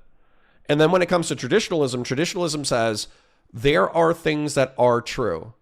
They're true today, they're true tomorrow, they're true the next day. If you're like a Christian traditionalist, you would say like the Trinity is true regardless of time, place, and whatever. Like Jesus Christ is God, came down to humanity, approximately 2,000 years ago, gave the message of the gospel to humanity, and people should worship him, worship God, and fucking follow the Bible, and specifically follow the gospel in order to be better human beings. End of, be all. That's not going to change, right? And so traditionalists say, basically conservatives have allowed traditions to be slowly eroded by the waves of time, and that's a moral failure. So the reason why I bring up all four of those ideologies is because I would actually be super curious to see Lauren contend with the strongest arguments of traditionalism, which I'm not saying Andrew Wilson always is emblematic of, but oftentimes can be. So I might be too tired for my own mind map, but that's okay. Let's keep going with the content. But Andrew, let's take the manosphere and the likes of Andrew Tate and Fuentes, always go, because they do have a very fixed view about a woman's place in the world, and they do have a very large audience that they pump it to, of predominantly young men, right? And I think it's an incredibly unhealthy influence that they wield. And, Lauren says in her book, I believe change is possible. I believe in redemption for Andrew Tate, but understanding why people do what they do and hoping for their greater spiritual good doesn't mean they shouldn't be stopped. And the reality is you can't stop people like Andrew Tate if they don't want to be stopped, unless he gets incarcerated, which he may well be. But in terms of his views, pumped out to his millions of followers, that women shouldn't have a vote, shouldn't have a job, should stay at home, all the things Lauren was saying, and let's put aside the traditional, the trad part of this. And I'll say this too. Yeah, Fellrunner, if you're going to be chief mod, you can't be beefing with Doobie all the time. He's a known quantity in the space. He super chats. He talks about the content. He's not literally here all the time talking about Destiny's sex life. So if you're going to be a mod, you're going to have to let it go. It's that simple. You pick your priority. Either you're fucking mod and head mod of the fucking Discord and a mod of fucking here. And that's the job. Or you're going to spend all your time fucking beefing with Doobie, at which point I'll just fucking demod you. Connor said Destiny ball washing, laugh my ass off. All right, anyways. Fucking move on. Both of you move on. Kazra says, so which traditions should we keep? We got rid of a lot of traditions. Yeah, Kazra. Unironically, that is like actually, especially within a free society, in a free society, that's like an important idea, right? So for instance, like Andrew Wilson routinely fucking drinks alcohol and smokes cigarettes. Well, if you look at the Bible effectively says, like, yeah, you can drink alcohol, but you should never get intoxicated. Then it also, like, there's no specific prescription about tobacco, but the Bible does talk about addiction. And so if you have an addiction that is negative for you physiologically, psychologically, physically, et cetera, then that is something that you should be trying to give up. It's a vice. It's an addiction. It's something that's bad for you. So recklessly, I know it's silly, like it's tobacco consumption, who gives a shit? But at the same time, like, you know, you're supposed to avoid vice whenever possible. Hedonic Samuel with the renewal. Indirect heat after charring is the only way. 07. Well, thank you. Talk about a modern bastardization of trad, if you like, in the face of people like Tate. Mm-hmm. What do we do about that? As a society, what do we do about people like Andrew Tate, who I think are brazen misogynists? Yeah, I mean, the phenomenon. Sorry. Got an interesting question. Alex C says, what does the Bible say about abortion and LGBT stuff? It says, so in reference to abortion, apparently there's some ancient prescriptions for like a specific tea or something that could induce abortion that is descriptively mentioned in the Old Testament. I'm actually completely unaware of any scriptural specificity. Fuck, I'm tired. Specificity. Shit, that's a hard word. Of abortion. I mean, I could Google it real quick and see what's there. Now, when it comes to homosexuality, there's there's obviously the implied sexual degeneracy of Sodom and Gomorrah, resulting in God's anger and the destruction of the two cities. And then also Paul. Is Paul the founder of the church? Saul who became Paul? Saul who became Paul, who, by the way, lived after Jesus Christ by like 100 years. He wrote down some shit where he's like, ew, gay people are gross. So that's kind of the thing. It's like, do you treat Paul as a human, or do you treat Paul as divinely inspired? That's going to be kind of like how you weight anti-homosexuality in the Bible. So, anyways.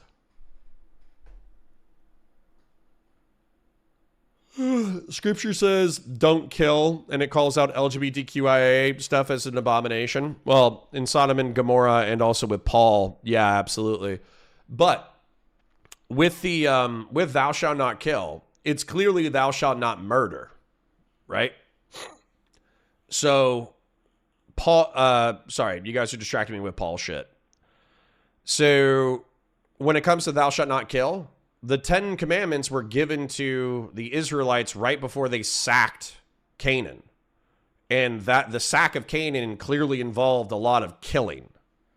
So, thou shalt not kill is clearly thou shalt not murder. It's not thou shalt not kill. That's something that I have to like unlearn as I get older because my parents were Christian pacifists. So hold on 1 second. Somebody said that Paul was a contemporary of Jesus. Hold on. Who wrote Corinthians? The Apostle Paul.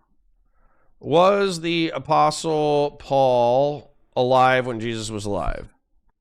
Yes, the Apostle Paul was alive at the same time as Jesus. As a contemporary of Jesus, Paul was likely born within just a few years of Jesus, between 1 to 5 AD. However, there is no historical or biblical record of the two ever crossing paths or meeting in person during Jesus' earthly ministry. Paul spent time as a Pharisee studying in Jerusalem during the period Jesus was teaching, but he only encountered Jesus years after the crucifixion through a visionary experience on the road to Damascus. Oh, shit. For some reason, I thought Paul, Apostle Paul estimated birth and death. I thought maybe I'm remembering some old shit from scholars estimate the Apostle Paul was born around 5 CE and died as a martyr between 64 CE and 68 CE. So that's the Common Era. So wouldn't that be 5 years after the crucifixion? When was Christ crucified year?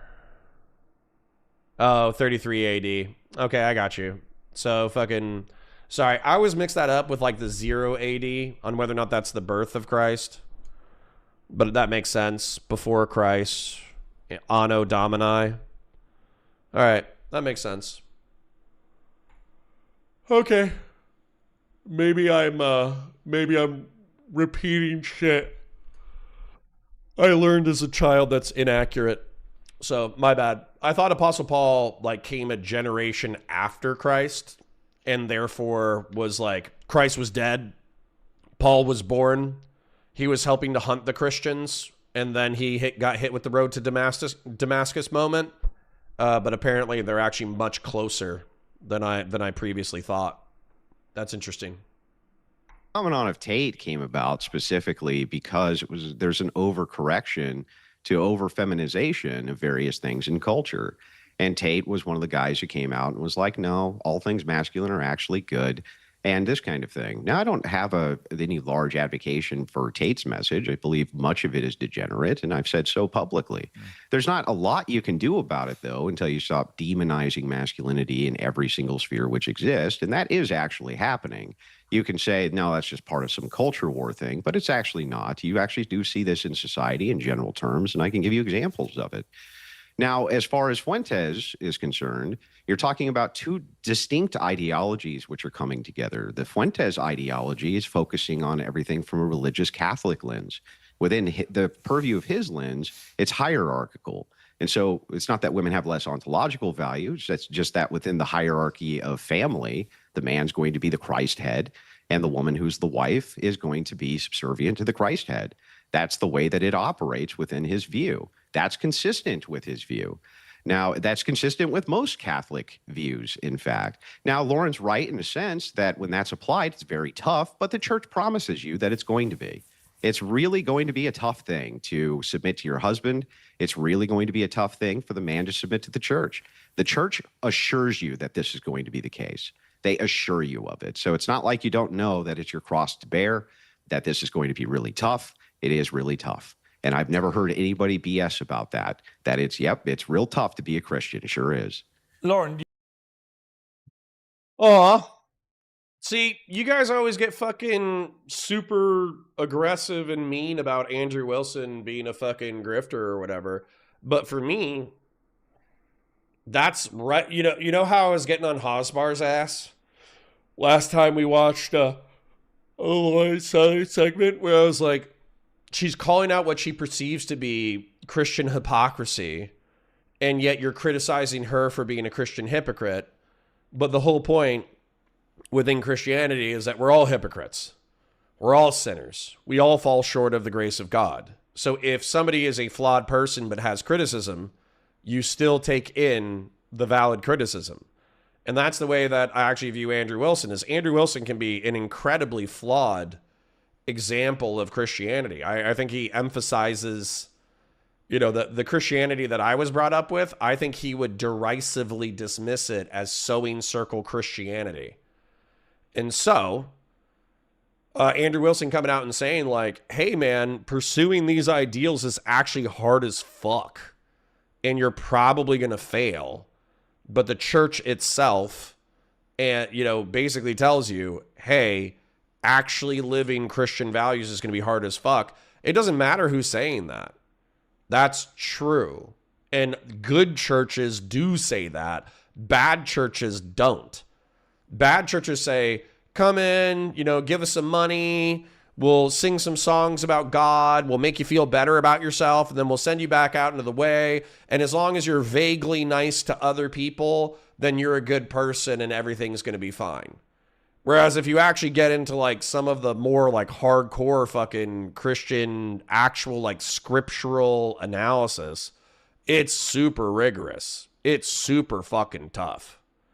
So, Doobie says, have you seen alt-right theories about Paul being a secret Jewish agent to undermine the religion? Those are hilarious. My favorite conspiracy theory, I don't know if Hitler fully adopted this theory, but there was a theory that Christianity, probably very similar to what you're talking about, is a Jewish conspiracy to enslave the Goyim. Because effectively, like, you know, if you look at like some Nietzschean will to power philosophy, if you look at pagan will to power philosophy, they often say like, no. Whoever has the ability to wield power is who's just, because they get to dictate how the system operates. And they make no apologies about obtaining and wielding power. Whereas with Christianity, you're borderline supposed to abhor power. You're supposed to abhor wealth. You're supposed to abhor the things that make you un-Christ-like. And so, yeah, I think it's pretty fucking interesting. So, someone somewhere says, shh, you're saying too much. Okay, well, take a 5-minute fucking lap because this is my channel. If I want to say too much, I'll say too much. Have fun somewhere else. You were brought up in a very evangelical household. So what do you feel about that? Yeah, I think in a lot of cases, you know, young people like me who grew up evangelical tend to run from it because as soon as it's hit with the real world, you know, a lot of our ideology falls apart since we were sheltered. We were sheltered from, oh my goodness, wait, you can lie, you can do these things. And especially when you have this kind of online performance of Christianity, when you meet these characters in real life and they don't actually live this way, it gets very confusing. And I think, you know, it's all well and good for Andrew to say, well, we just need to adhere to the church. And I agree. I think that would really help society. But most young people are not being raised religious. They're not being raised in homes that have morals and traditions. They are being raised on modern media. They're having sex before marriage. They're starting OnlyFans. They're going off the path and they don't see a way back. And I think calling them irredeemable, going on things like the Whatever podcast or Fresh and Fit and calling them whores or sluts, which there's another one, Myron Gaines, one of these people promoting this very rigid belief of where women need to be in society. I don't think that's offering people a solution or a way back. You know, the problems of traditionalism are completely different now than they were 50 years ago. We have things like Tinder and Hinge now. How do we deal with that? There's way more optionality than Christians or anyone ever had in history. We need a different way to tackle this than just telling people return to tradition or go to the church, because they're not going to right now. The church needs to look like something that is enticing, not something that is judging them, something that offers forgiveness, not something that offers them eternal shame.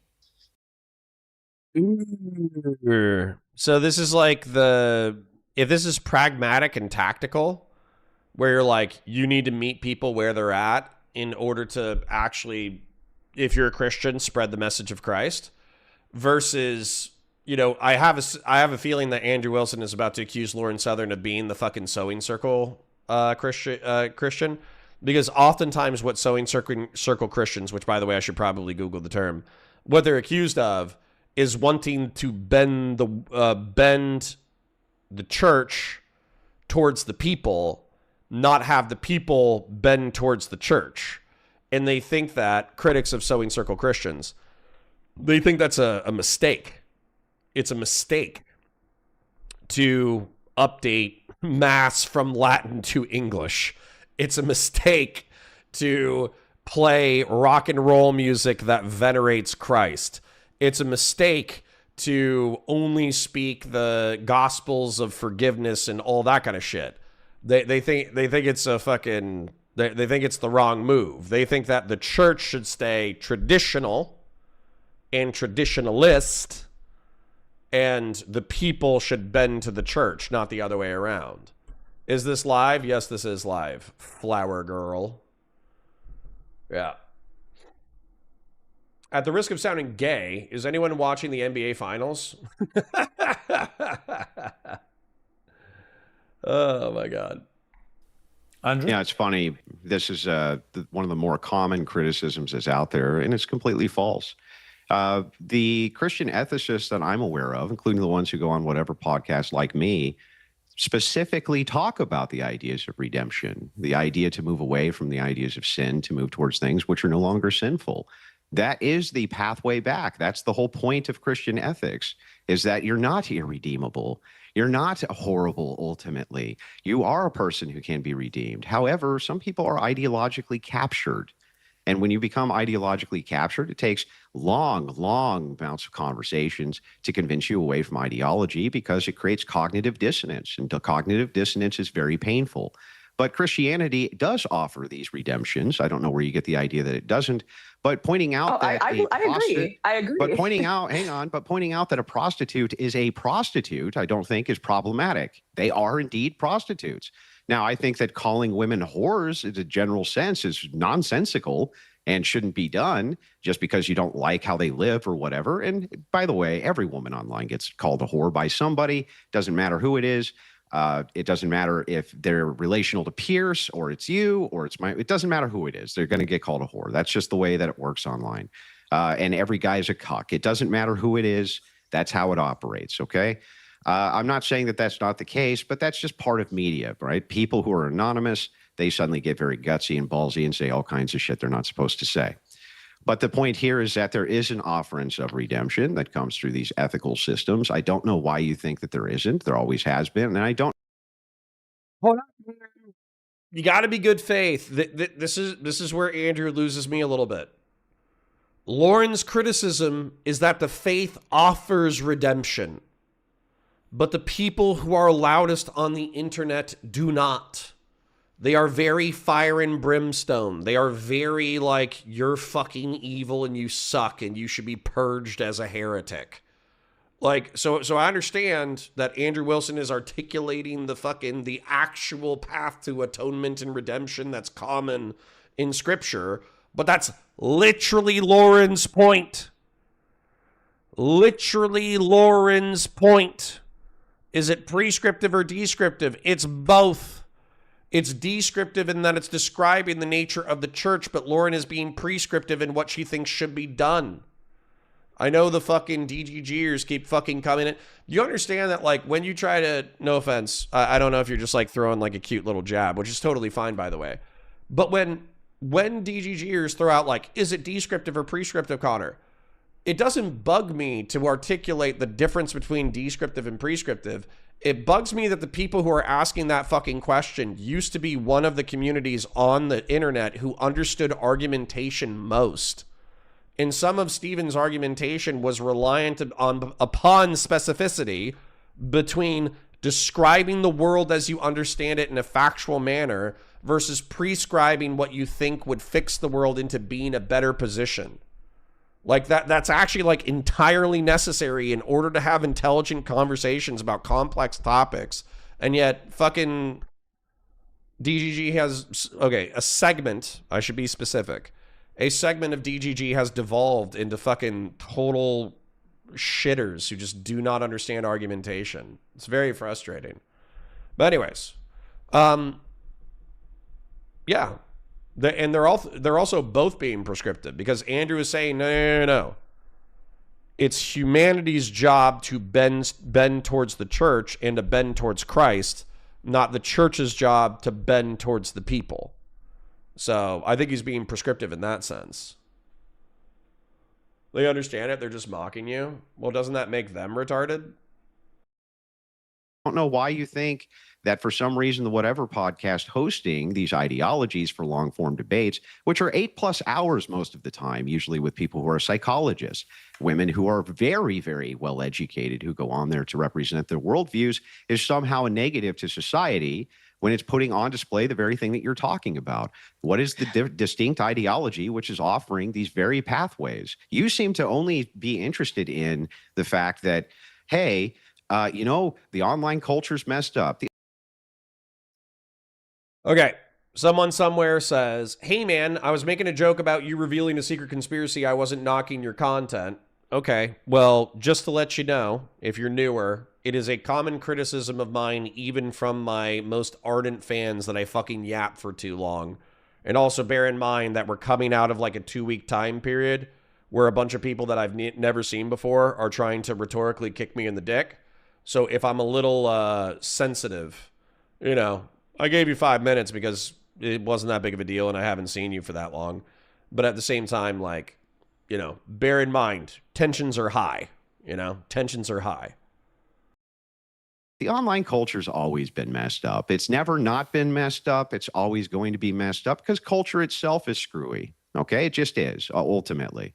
But when you talk about these ideals, I think most of this is stemming from the fact that, like, look, most of the reason that you're in the situation, I read your book, at least most of it, and I watched your interview with Jeremy Boring. Thank you. Most of these things that are going on with you are because of you. Now, people have completely radically different experiences than you had. And just pointing out that, like, oh, the manosphere is a problem, Christian ethicists are a problem, things like this. But you can't even tell me specifically who. Like, Andrew Tate's not a traditionalist, and you know he's not a traditionalist. I don't even... Prager 100% is a conservative, bordering traditionalist. Saying anything besides that is fucking total goddamn cope. She said Tate, who's a red pillar, who travels around with traditionalists and advocates for a traditionalist perspective on women. He himself is not a traditionalist, but he's still advocating for a traditionalist worldview. Dennis Prager, 100% a conservative, maybe not a traditionalist, but he's going to advocate for traditional gendered relations. What was he? Herself. Lauren Southern, I know that, like, you guys, some of the rightoids don't fucking like her anymore, but she was one of the fucking, like, queen bees of the online dissident right for a long time, and she was fucking trad LARPing. I would accept that as evidence that there were trad LARPers. Faith Goldie, Sarah Stock, Elijah Schaefer, all these motherfuckers are fucking doing trad LARPing. So him pretending that it doesn't exist, like, I know it probably hits for his fucking audience, but in my opinion, it doesn't hit for anybody outside of his audience at all. I agree. You brought him up. I agree. So who? Well, Pierce who brought him up, but I'm saying it's people LARPing as wanting to return to tradition. It's people LARPing as wanting to save the West. Ooh. This is my issue, is the LARP that is going on online. Myron Gaines, we're going to fix society by taking away women's rights. I think that it's akin to the people saying, defund the police. Not only is this just not going to happen unless society falls apart, it's like fantasy football ideologically. And I'm not sitting here and pretending I have a perfect life by any stretch. If you read See you, Boston Bam. Have fun. My book, you'll know most of it is an analysis of my own poor thinking and poor decision making. Laura, where have you washed up in your life? I mean, how do you feel now as a woman about your place in society? Have Need you some water, found be love right back. again? Are you going to get married again? Kids? I mean, what's your worldview now of that, for example? I'm a lot less strict in my life about how I think it's supposed to look. I'm not delusional about the fact that I'm not an easy person to be with. As Andrew has pointed out, I've made a lot of poor decisions in my life. Not all of it because of my own fault, some of it, but going viral at 19 for being on the right wing, getting slandered as a Nazi, a white supremacist, banned from countries. I can't even rent places to this day unless it's from a friend or a friend. I can't get a mortgage. I have federal agents trying to turn me into an asset. Like, these are things most people can't handle. I'm actually dating a lovely conservative guy right now, so I'm healing that part of my life at the moment. We'll see where that goes, but it's not. Hold up. Not most people can't handle. I can't get a mortgage. I have federal agents trying to turn me into an asset. Like, these are things most people can't handle. I'm actually dating a lovely conservative guy right now. Let's go. Listen, I understand there's this whole, it's the gayest talking point that DGG has, the cultish DGGers have ever fucking done. That what has motivated my criticism of Steven over the past fucking, month or whatever is jealousy over Lauren Southern. It's not. It's not. I'm happy for her. I want her to do well. God help me, still want Steven to do well. But I think Steven's fucking up. And I think he's a fucking dipshit. And I think that he got really at minimum, he flew way too close to the fucking sun. At maximum, he's done some fucked up shit. And I think that in order to alleviate my own conscience, I have to report that shit to fucking CPS. I have to report that shit to fucking law enforcement. But I am praying that Lauren dates her conservative boyfriend, ends up being a fucking beautiful relationship. I'm hoping that Steven fucking goes, oh shit, I've done a lot of crazy shit recently and pissed off 99% of my fucking friends in orbit, and I fucking have hurt a lot of people around me, and I've hurt my fucking professional opportunities. And then I hope he fucking cleans up his shit and actually becomes like a decent human being. That would be fucking amazing. And then for me, I'm going to focus on my own shit. So what I'm doing tonight, I actually had like a drama stream scheduled with Darius, but I think I'm going to have to push it back. I'm going to go for a walk with the girlfriend, and we're going to go get fucking the sushi for dinner. You know? So I'm not like angry. I'm not bitter. I'm not sad. I'm happy. Can we stop talking about this shit? Patriarch, shut the fuck up, man. Are you serious? We're literally talking about traditionalism versus fucking the LARPing of traditionalism online. And it's pertinent to the fucking conversation. Stop fucking complaining, dude. I'm so sick of the complaining. It's just like Christian Valeris. If you don't like the content, don't watch. It's that fucking simple. Okay? Dude, I'm over it. If you don't like the content, don't watch. Come back at fucking noon. Okay? For the Geopol. Right now, so I'm healing that part of my life at the moment. We'll see where that goes, but it's not advocating that my life is the perfect model. I'm saying I made a lot of mistakes, and I made a lot of mistakes because I got sucked into the internet and the performance over what reality was. I was more interested in projecting a certain ideology and getting likes and accolades than actually living that and changing my own life. And I think that's the biggest problem with stuff like the Whatever podcast, Andrew, is it's an insult to the intelligence of the audience to pretend it's anything more than clip farming to humiliate these girls for entertainment and money. I think that little detail wasn't necessary for people to know, brother. Okay. Here you go, Kazra. Here you go. Here's fucking 5 minutes. Here you go, Patriarch. Here's fucking 5 minutes, okay? I'm gonna make it... I love you guys. I really do fucking love you. I do love you, parasocially, and I want you to do well. I need y'all to shut the fuck up. And what I mean by that is I'm a streamer. I wake up every single day. I talk about current events. Nothing is necessary. This job is not necessary. The entire media sphere of streaming could be fucking eliminated, and you guys would go back to listening to radio stations. My commentary is not necessary. This community is not necessary. Nothing about this is fucking necessary. Okay? So if I'm going to show up, I'm going to want to say whatever the fuck I want to say. And if y'all keep this up, there's really two options. The two options are I bully you so fucking hard that you leave the fucking community, or I outright ban you because you're bitching about fucking content.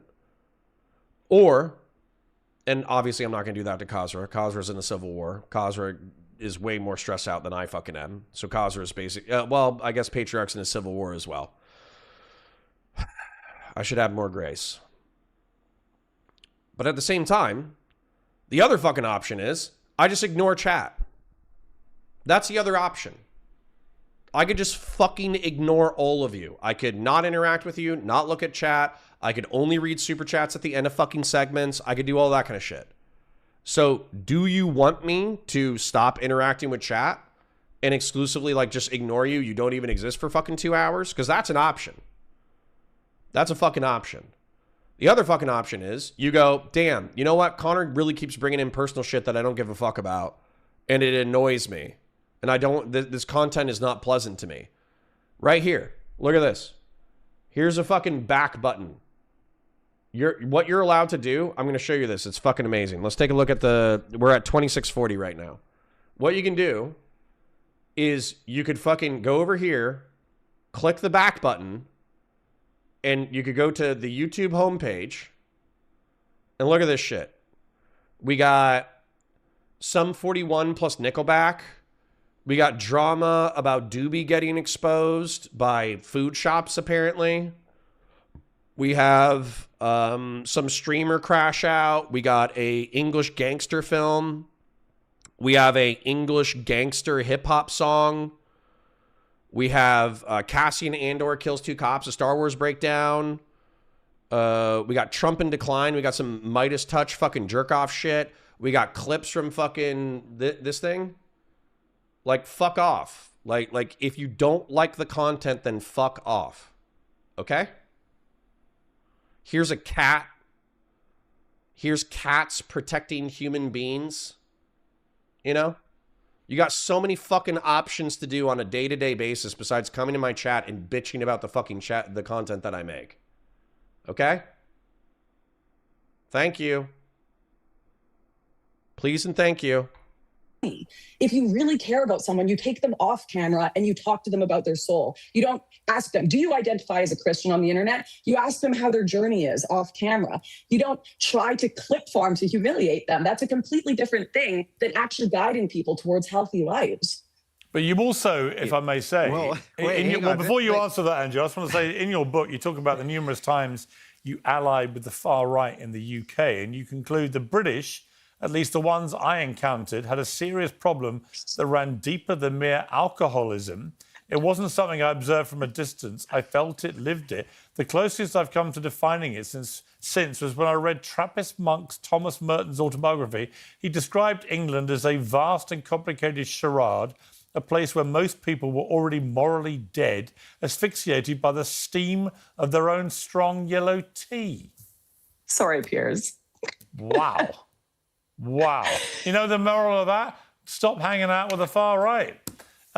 Andrew, conclude things for me. Yeah, I mean, it's a self-refuting prescription. It's like, look, I'm not telling everybody that they should follow me, but there is a serious problem here that's going on that people should be following along with so that they note the serious problem. It's like, it's still prescriptive. It's still, you're still trying to make it a society-wide basis. You never really did answer to me who these individuals are who are advocating these things and how it's not just a straw man position that you completely built up in your head so that you can attack it publicly without ever giving anybody any actually real details about specifically who these people are, what it is that they're actually advocating for, what their positions actually are. It's just one. Me, Andrew, I'm one of them. It's me. I was one of them. Yeah, I know. I went online and I told people how they should get married, how they should live their life, and I hadn't lived it. It's Lauren Southern, Faith Goldie, Dennis Prager, probably Michael Knowles, let's be real, Myron Gaines, Andrew Tate. Like, there's a half dozen people. So, yeah, like, I think that this argument probably hits with this fucking audience. It doesn't hit with me.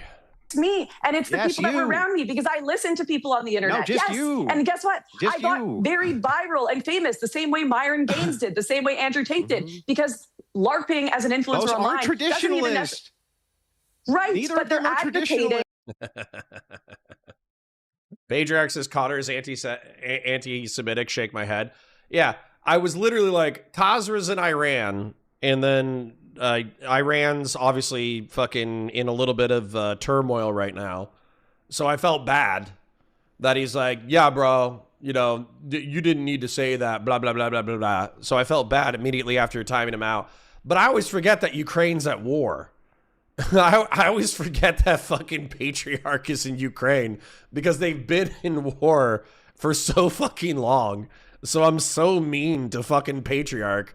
Meanwhile, patriarch's in just as fucked up of a situation as Khazra. It's just not America doing it.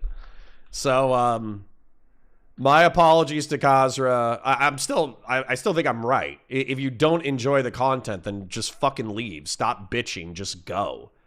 But I do feel like that was a little mean considering both you two are in fucking war zones. So, my bad. My bad. Okay, my bad.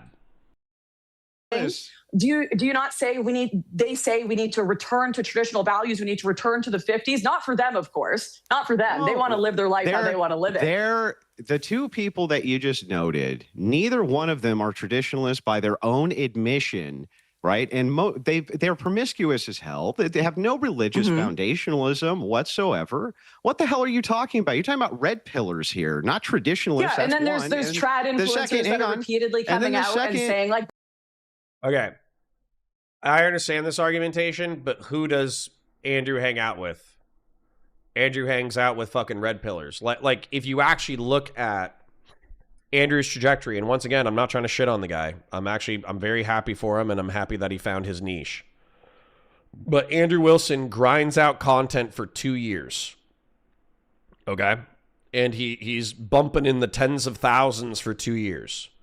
Then he has 1 month where he hits 200,000. And by the way, I think it was the debate with Modern Day Debates where he fucking made Matt Dillahunty quit because he bullied him for having a trans girlfriend. I think that was the month that Andrew Wilson got 200,000 views. And so what happens is Rollo Tomasi has him on. And then immediately after being on Rollo Tomasi, he's on whatever podcast. And then he's on whatever podcast for the past 2 years, fucking bullying fat women and e-whores.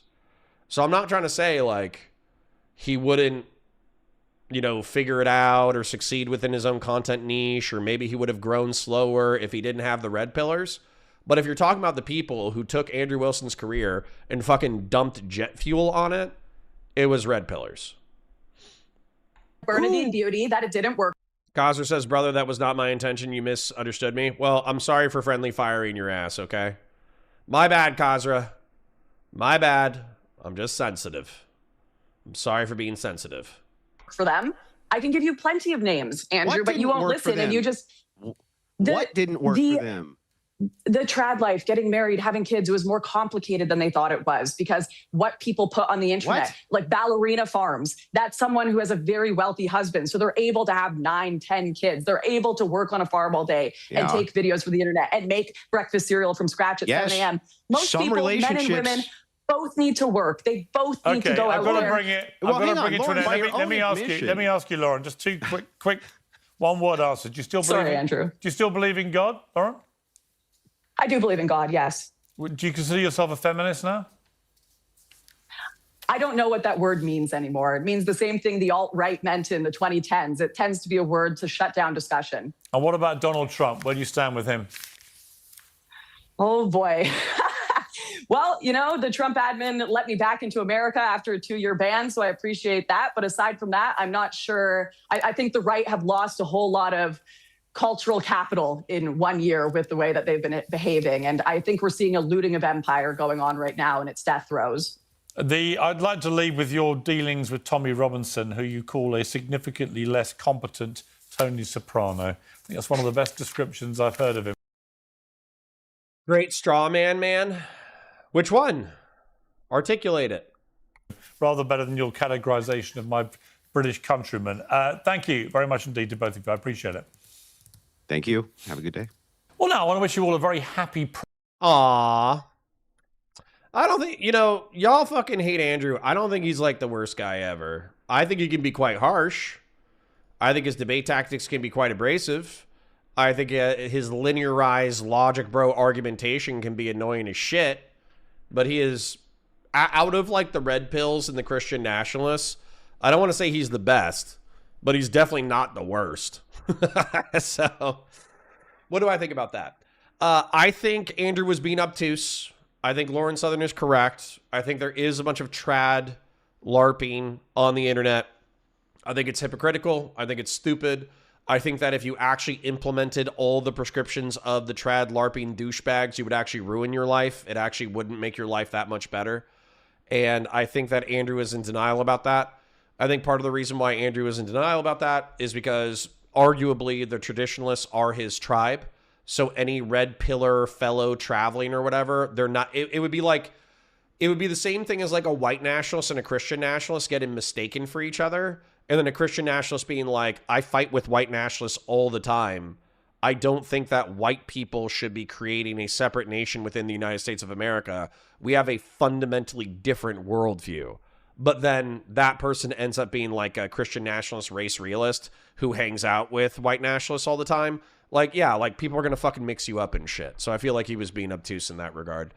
But I do also appreciate what, I don't do this thing where because somebody is a progressive or because somebody's a liberal or because somebody's a conservative or because somebody's a traditionalist, I dismiss their philosophy or worldview whole cloth just by virtue of it being rooted in an ideology that I don't like. Oftentimes, even with communists, even with fascists, I still try to find like the motivating reasoning for why they believe that ideology, and then also try to see if the ideology has any prescriptions that actually make sense. So yeah. So I don't dismiss Andrew Wilson just because he's a traditionalist. I dismiss Andrew Wilson because I think that his belief structure is predicated on beliefs that most people can't have or don't have. And so for him to presume like, oh yeah, I, Andrew Wilson, Orthodox trad bro, I understand the universe and I am capable of making prescriptions for everybody that are going to fit every time and place. I think that's hubris. I think that's pride. So, anyways. So, we're at noon. Like the stream, share it with your friends, engage with chat, super chats if you got them, memberships if you got them. The pinned comment is a PayPal. So if you want to send me any cash, I plan on taking my girly out tonight in order to go for a walk around the lake and get some sushi. So if you want to subsidize my sushi date tonight with the old lady, then go ahead and feel free to hit the PayPal. If not, no big deal. Let me go ahead and thank all the people who have donated so far today. And then we'll move into some geopolitics. 1 second. Doop, doop, doop, doop, doop. Doobie for 10. So, Doobie, Hedonic Samuel with a renewal after 10 months. Almost hit a year, man. Hope I don't lose you right before the 1 year mark. I would love to have some 12-month memberships. Doobie for 10, thank you. Shapingro with the gifted. Re-examination show with the 2. Well QC John with the 20. Doobie with the 10. Doobie with the 10. Grassroots with the 10. Grassroots with the 5. Vazraka with the gifted. Fashion 40 with the 5. Thank you, kings and queens, for your financial support. It's much appreciated. Today is Tuesday, so that means that I get more money today than the rest of the week. The rest of the week when I'm streaming on Valor Media Network, I basically have to make my salary back, and then I get a rev share. Today, if you want your dollars to go a little bit higher, then hit the fucking hit the PayPal or hit the super chats.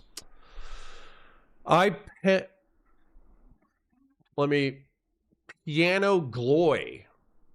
Panio Gloy. What a weird name. He debated the red pill. He didn't agree with him. He just didn't buy Matt Dillahunty. He talked to him like he spoke to Christians. Okay. I've never smoked in my life, and Andrew makes me want to quit. True. Finding the motivations matters. You need to deal with that. Resonate sticks in any ideology. True. That is very mean, Hedonic Samuel. I disavow. Cosmer says, yet he believes that traditions are disappearing, so this justifies him being ruthless and bad faith. Maybe. Like everyone in the internet, you mean? I don't know what you're talking about. Randy Chang, what's your usual sushi order? Dude, I fucking love nigiri. So I know that it's spelled in a specific... Maybe this is why I love black people. Okay, that was a horrible joke. But anyways, nigiri. Let me spell it out without you guys looking at it. But nigiri sushi is fucking amazing. And obviously, like, rolls are okay. But a ball of rice with a salmon fillet of meat, a fucking tuna, or what is it? Is that like shrimp? Fillet of meat dipped into fucking soy sauce and then dipped into fucking what's the what? God, caffeine actually is a superpower. What is it? Wasabi. Yeah, so the wasabi, like I dip it in the soy sauce so it gets a little bit wet. I dip it in the wasabi so there's just like a nice clean layer of like wasabi on top of the soy sauce, and then I eat that shit. Oh, nigiri is so fucking amazing. Now, I do like the it's not, maybe it's a crunchy roll. They have like the fried onion flakes. Let me see if they have that. Spicy crunch roll. Now for me, with this stuff, the interior is not as important. Like I would prefer that the interior be a slice of avocado, a slice of fake crab or crab. Ideally, obviously, I'd love more crab than not crab. And like cucumber, diced cucumber, avocado, and crab. And then having those like, whatever this is, these like fried onion flakes on top. with a little bit of like the orange hot sauce drizzle. Oh, man. I could fuck up a whole plate of that shit. It is so good. It's so unbelievably good. So, you want to know why I burned the bridge with Destiny? I gotta say, 10 or 20% of it was because he said he didn't like sushi. That was when he was like, I don't like sushi. I was like, I don't know if we can be friends. Like, if you absolutely fucking hate sushi, I think you have the palate of a fucking 12-year-old. You know? So, no offense. No offense to the sushi haters in chat, but if you don't love sushi, then you're gay. Then you're gay. Excuse me. All right. So, we watched this one. We watched I Wish It Were About the Oil last week. So, if somebody said the Venezuelan one, then I'm actually not interested in that. I just like Sarcasmatron. I think he's a good egg. So, would you guys want to do with GDF? With GDF, the reason why I like covering GDF is because GDF has like a America bad, Israel bad lens. So I actually would just work through GDF for geopolitical segments. But if Arthur or if Patriarch came back as our resident Geopol aficionados and they said, no, let's watch Ukraine after 4 years of the war on Sarcasmatron, then I would do that. So Patriarch and Arthur, if you could pipe up, that would be fantastic. And have I watched Backrooms or Obsession? No. But I think I could fix the Obsession girl. And what I mean by fix the Obsession girl is I think that I am a understanding man enough that I could make it work. If a girl loved me that way, I could direct her psychotic energy into a positive direction. So, paying money to eat raw fish. Oh, it's so good. Sarcasmatron is cool. Okay, let's do it then. Let's do, so I'll do a little intro and then we'll get cracking. But Sarcasmatron is an excellent, excellent essayist. I'm a huge fan. So. Trill says, me not liking sushi means more for you. I know. It actually makes me worried about you. Kind of wondering what else is fucked up about you, Trill. Not going to lie. Anyways, let's get into it. Hi guys, welcome to Counterpoints. My name's Connor. I'm a science fiction, politics, and philosophy nerd, a Marine Corps and law enforcement veteran. I would argue a real Republican, and I am trying to win the approval of my chat by not constantly covering drama slop and battles of personality. So on Tuesday and Thursday afternoons, I have dedicated myself to watching dry, boring-ass fucking geopolitics essays that I, and a few dozen, truth be told, a few dozen geopolitical nerds enjoy. So we have Sarcasmatron. He's an excellent video essayist. He's going to be talking about Ukraine 4 years after the beginning of the war. Let's take a look. There's a lie the Germans started telling after Russia invaded Ukraine. It goes something like this. We Germans, because of the legacy of Ostpolitik, naively put our faith in the precepts of liberal IR theory, which states that the more countries do business with each other, the less likely they are to go to war with each other.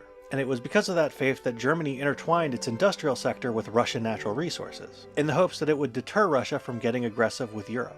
Sure, it would make Germany more dependent on Russian gas, but it would also make Russia more dependent on Germany for hard currency.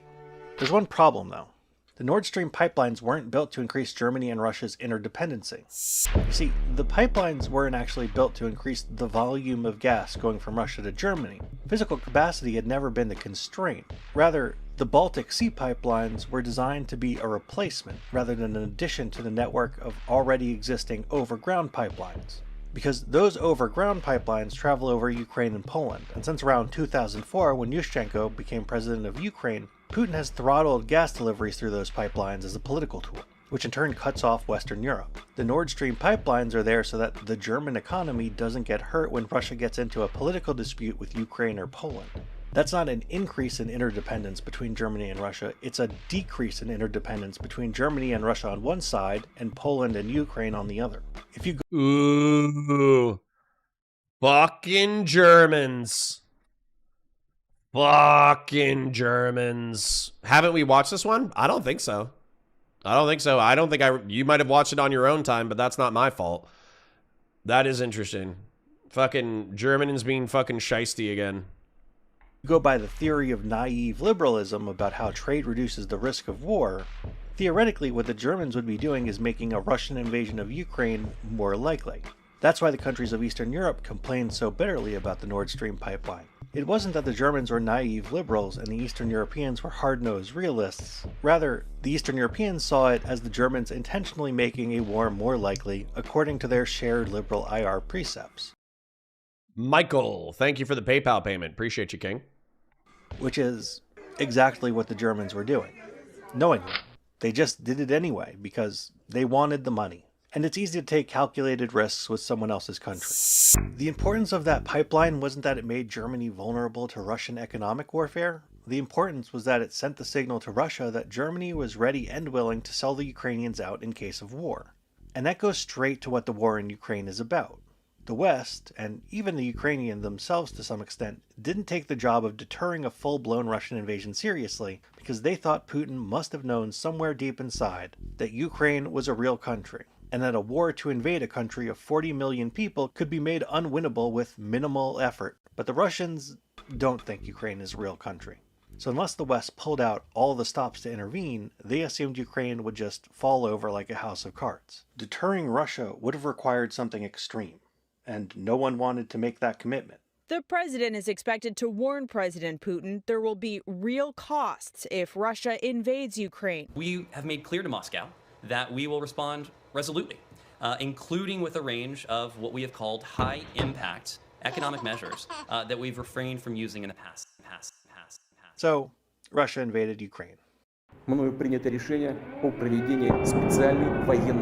It started before dawn. Ukraine woke to explosions around the capital, Kiev. The months-long build-up of Russian troops on the border with Ukraine has turned now into an invasion. But then a weird thing happened.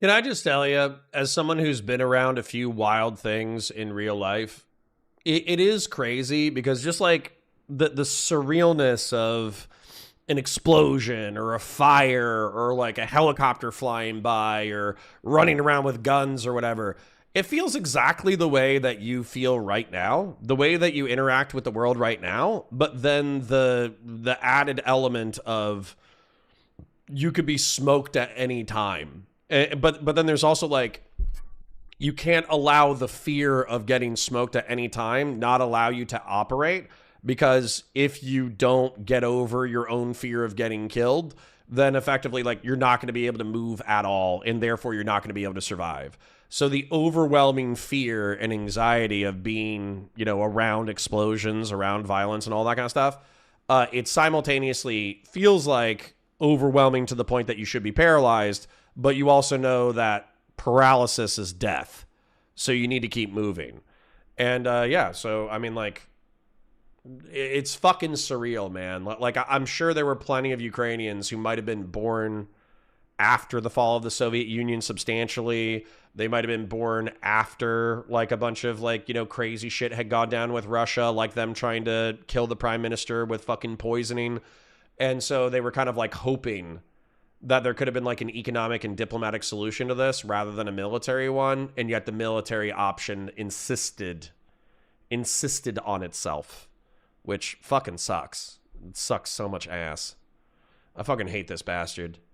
Happen. To understand it, though, you have to understand Russia's war goals. When Russia first invaded Ukraine, they were hoping to overthrow the government and replace it with one that would be more Lukashenkoan, an action which the Kremlin thought would be greeted with either cheers or at least indifference from regular Ukrainian citizens. When it was clear that couldn't happen, what then was Russia fighting for?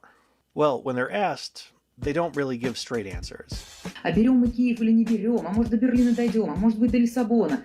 Надо бы сказать конкретно. Не надо говорить конкретно. They can't give a straight answer, of course, because the real answer is just too humiliating. If they were to just cut their losses and withdraw back to the February 22nd line, the Americans would laugh at them. And clearly sending hundreds of thousands of kids to their death is preferable to that. But when you're only fighting to save face, you can do things like pretend you never intended to sack the capital at all. that losing the entirety of your special forces behind enemy lines in a suburban airport parking lot was just a masterful gambit to distract everyone from the real prize, Sloviansk-Kramatorsk, which they also still can't take. Normally, this kind of ass covering would not work, but in this case, in this specific war, Russia found a co-conspirator in its desire to push this narrative: Ukraine. The Ukrainians, of course, know exactly what they've been fighting for, and it was at that moment, when Russia's attack on the capital collapsed, that they saw their ultimate prize, the chance to roll back the clock all the way to 2014.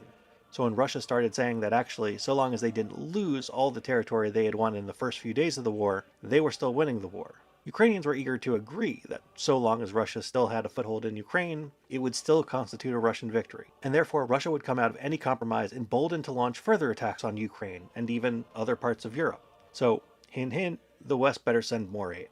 This is not to say the Ukrainians are wrong. At the end of the day, the perception of power is power. If everyone goes with the narrative that Russia won, Russia will be emboldened to do more stupid shit. And for a while, it didn't seem to matter. Ukraine seemed poised to win outright. Moving overseas, and Ukrainian troops are making major gains in the country's south and northeast, putting Russian forces on the back foot. Tonight, Ukraine is on the offensive and quickly gaining ground, reclaiming the largest swath of Russian-controlled territory since April. But after the first few victories, a new problem started to crop up. By winning, Ukraine was whittling away its opportunities to, well, win. What was working to Ukraine's advantage was that the Russians were overstretched. The Russians lost control of 7% of Ukrainian territory, about 16,000 square miles, and were forced back to the east side of the Dnieper River. But by being pushed back across the river, the Russians suddenly had 300 fewer kilometers it needed to defend, and 16,000 square miles it no longer needed to occupy. For any further offensive, the Ukrainians would be increasingly pushing a boulder uphill. But conversely, Russia's in no position to take advantage. Okay, that's mad interesting, but it's also descriptively true. So just in case you're kind of letting this play in the background, but you're not actually paying attention. Like, let's say, and this is so true in defense, this is why the American military trains to take on what is presumed to be hardened defenses. So for instance, like a substantial amount of the training in military, in the Marine Corps during the War on Terror, during the insurgency, was presuming that when you were kicking in a door, there was a fucking IED immediately behind that door, that there was probably some fucking fishing line hooked up to a grenade or some shit. Throw in a couple of grenades yourself and then run in and shoot everybody in the face. You're basically like presuming that you're operating against a hardened enemy who has all of the advantages. Well, the reason why, and you know, when you role play as the enemy, you understand why.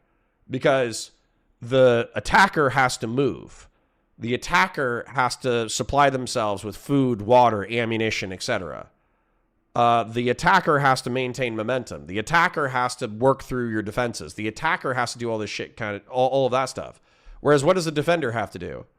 The defender has to sit behind cover with a weapon, use booby traps to slow down the enemy, and then when the attacker comes into the room, the attacker is already in a doorway that you know they're going to be coming from, and you just machine gun the shit out of them when they're running through the doorway. It's really that simple.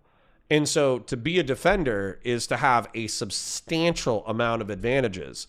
And so Ukraine flopping from defense to offense, and then also the defensive responsibilities of Russia shrinking just because of geography, that actually shifts a substantial fucking advantage to the Russians.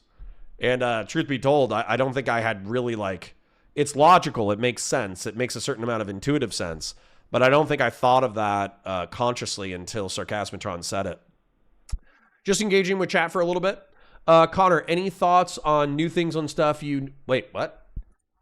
Connor, any thoughts, question mark? New things or stuff you know think is quite fair? I don't know what the fuck you're talking about, Shapingro. Can you rewrite that sentence in English? That was a tough sentence. So, yeah.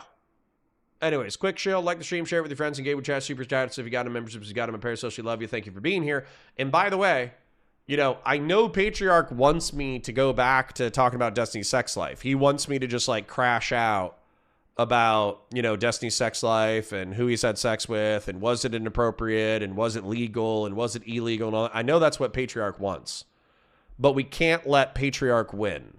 Okay. So if you actually enjoy the Geopol segments and you want me to continue to do them, then I would appreciate it If you like the stream, share it with your friends, engage with chat, super chats if you got them, memberships if you got them. Anyways. And strike back, because Russia is fighting a war of conquest.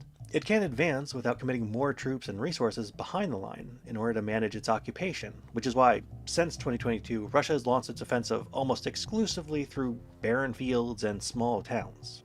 Every advance mobilizes more Ukrainians to fight, because more territorial defense units get activated, and Ukrainians in the West get more nervous about the general outcome of the war and are willing to take on more risk.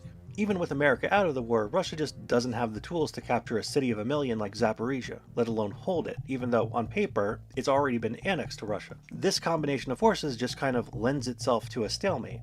The battle line is settled on an equilibrium point where Russia and Ukraine are equally matched.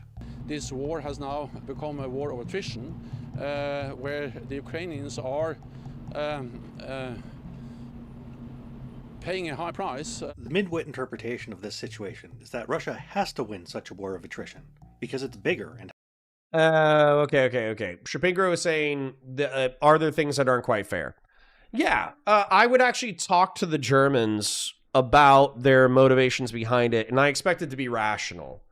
So, for instance, they're saying like, no, we truly do think that we're intertwining our economy because we're buying more natural gas, and up until the Russian-Ukrainian conflict, we were, they were getting access to hard currency, et cetera, et cetera, et cetera, et cetera.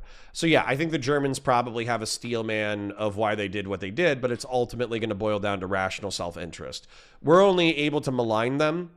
And the reason why, thank you, Patriarch. Thank you. 10 gifted.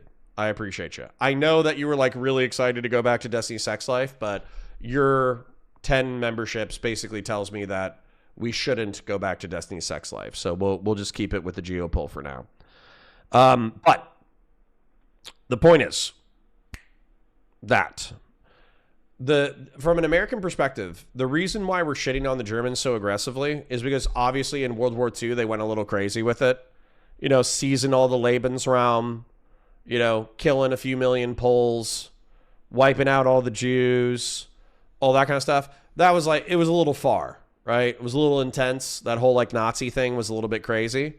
And so what's happened, at least from an American perspective, is the Germans are so afraid to be perceived as the bad guys again that they do not engage in, military operations, even when it makes sense on a moral basis to do so. And so their contributions to NATO, their contributions to the war on terror, their contributions to, fucking peacekeeping in Serbia and all that kind of shit, it's been very, anemic, paltry, and toothless.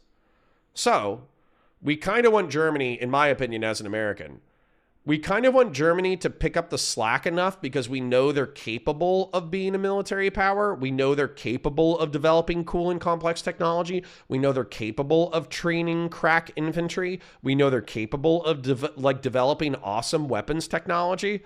We know they could do it. But we don't want the re-Nazification of Germany, but we also don't want them to be total fucking pussies. And it seems like the Germans would rather be perceived as more pussy than even get close to being perceived as aggressive. It has more stuff, so obviously Ukraine will run out first. But there are good reasons to think a war of attrition actually favors Ukraine. Ukraine is fighting a defensive war, which means it loses materiel and men at a much lower rate, and it can more easily... Patriarchs is slandered and extorted in 4K. True.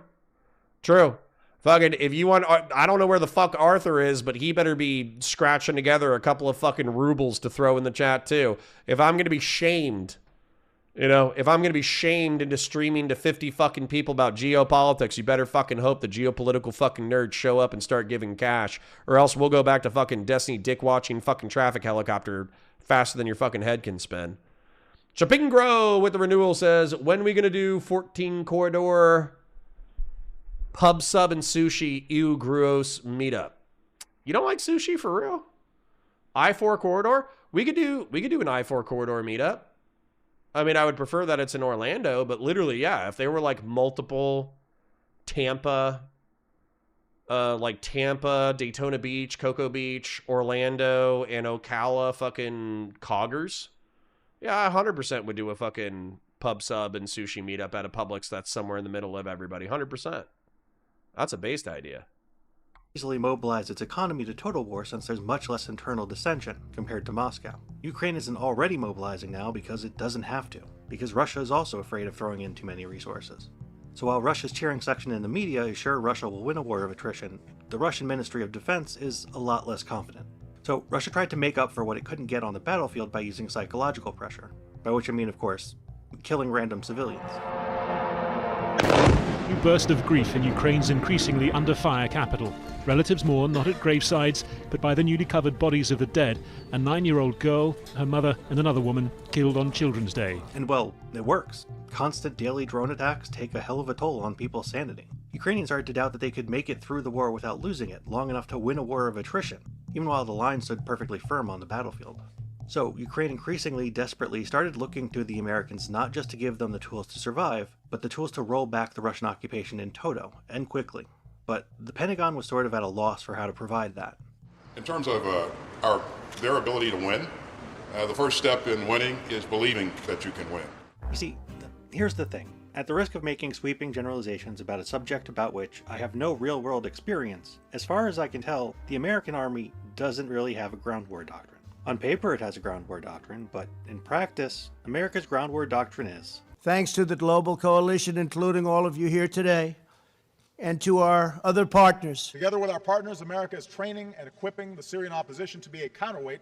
Together with our partners. With our partners. Our partners. Our partners. Our partners. With our partners. Find someone else to be the ground troop, so America can stick to close air support and logistics. This means the US has plenty of small arms and plenty of ultra high-tech super weapons, but very little of the meat and potatoes in between.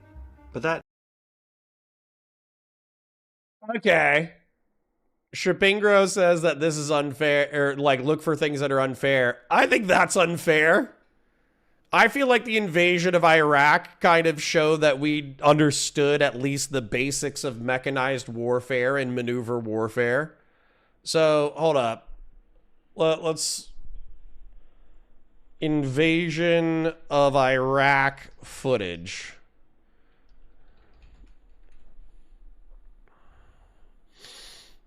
Hold on. Where's the convoy? It's like the least sexy part of the war, the drive to Baghdad. Here we go. So hold up. So what we did is we got obviously like air dominance. We blew up their fucking anti-air shit. We assembled a shitload of fucking trucks, vehicles, tanks, etc. And then we just drove fucking north, and when anybody ambushed us, we jumped out of the vehicles and fucking blew the shit out of them. And then not only that, there was also the concept of maneuver warfare, which we really only got to use a few times because it was, you know, difficult to actually execute. But effectively, like, having armored trucks, tanks, and artillery working coordination in order to seize territory is 100% something that we did. But we just didn't do it with FPV drones circling the battlefield and fucking blowing the shit out of our infantry. And then we also didn't do it where the Russians in my opinion, have an equal or similar technological, logistical, and tactical loadout compared to the Ukrainians. Whereas the Americans going against the Iraqis were basically fucking wet tissue paper. Like, yeah, sure, Americans are going to take casualties, but we're going to fucking push through you, and when we push through you, we're going to fucking annihilate you. So, yeah, like for me, Shapingro asked me what's unfair about this. I actually do think he's minimizing what American infantry capacity with close air support, with logistical supply networks, with mechanized warfare, with maneuver warfare. I think he's minimizing what our capacities are. And by the way, one of my frustrations with the Ukrainians is that, to my knowledge, they have not engaged in maneuver warfare. And so with maneuver warfare, what you do, this is probably the simplest drawing that I could do, but you basically bypass all of the strong points of your enemy. So let's say that your enemy is let's say the enemy is defending a certain city. Let's say they're in Najaf, or let's say that they're in Fallujah. Well, during the invasion, you don't need to take it. Why do you need to take it? Bypass them. Literally drive. There's fucking 50 dudes in that house and they have machine guns. Fuck them. Who gives a shit? Let's drive past those assholes. The real goal is in Baghdad. So let's get to Baghdad. And then we'll go kill them later if we need to. Because what'll happen is, once you cut those guys off from food, water, ammo, resupply, radios, number one, half of them are going to go home because they're like, dude, there's no fucking way that we're going to win this. But then the other half, they also just watch themselves get bypassed. They weren't even important enough to kill. So for me, when I look at the Ukraine map, what I keep seeing in Ukraine is they keep like fighting over territory where they take this city and then they reinforce it and then the Russians take it back and then they have to retake the city over and over and over and over and over again, right? Whereas for me, fuck this city, right? Get all of your fucking armor, get all of your fucking vehicles. Obviously, you're going to need a shitload of counter FPV drone technology, which is part of the reason why the mechanized warfare is failing, is because there's so much fucking drone tech right now. But effectively, like, the goal would not be to seize Pokrovsk. The goal would be to seize Donetsk. You wouldn't even, if there were Russian elements in Pokrovsk, you would just drive right past them. Fuck them. You know? All right. Anyways, I feel like I've belabored my point, but yeah. That middling type of equipment, the self-propelled artillery, the counter-battery radars, the short-range ballistic missiles, are exactly what Ukraine needs. And it's not like there are factories around just waiting to pump out more of them. So the Pentagon is nervous about giving away too much. The advanced weapons can't be sent because America wants to protect its tech secrets, and America didn't want to send long-range missiles for fear of triggering a Russian retaliation against NATO. And I suspect the White House thought Ukraine would be capable of developing their own long-range weapon systems that would let them off the hook. Altogether, NATO is basically betting on a strategy of bleeding the Russians dry with defensive tactics until Putin gives up. A perfectly rational strategy, so long as you... Thanks. Michael Marty says, hey Connor, I left a message on your last video. I debated coming to your live stream because I felt embarrassed and anxious. You read my dad's obituary. I just wanted to let you know I was thinking about you. I hope all is well and I'm praying for you. Thank you.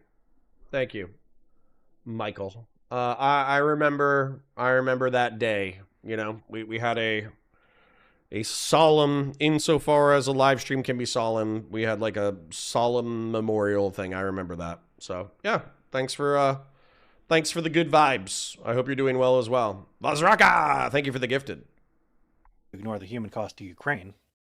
Trapped between the pressure to end the war created by Russian terror bombings and the inability of America to win the war for him, Zelensky turned to a long-shot strategy to maintain the narrative momentum of the war. He was going to have to launch another daring offensive.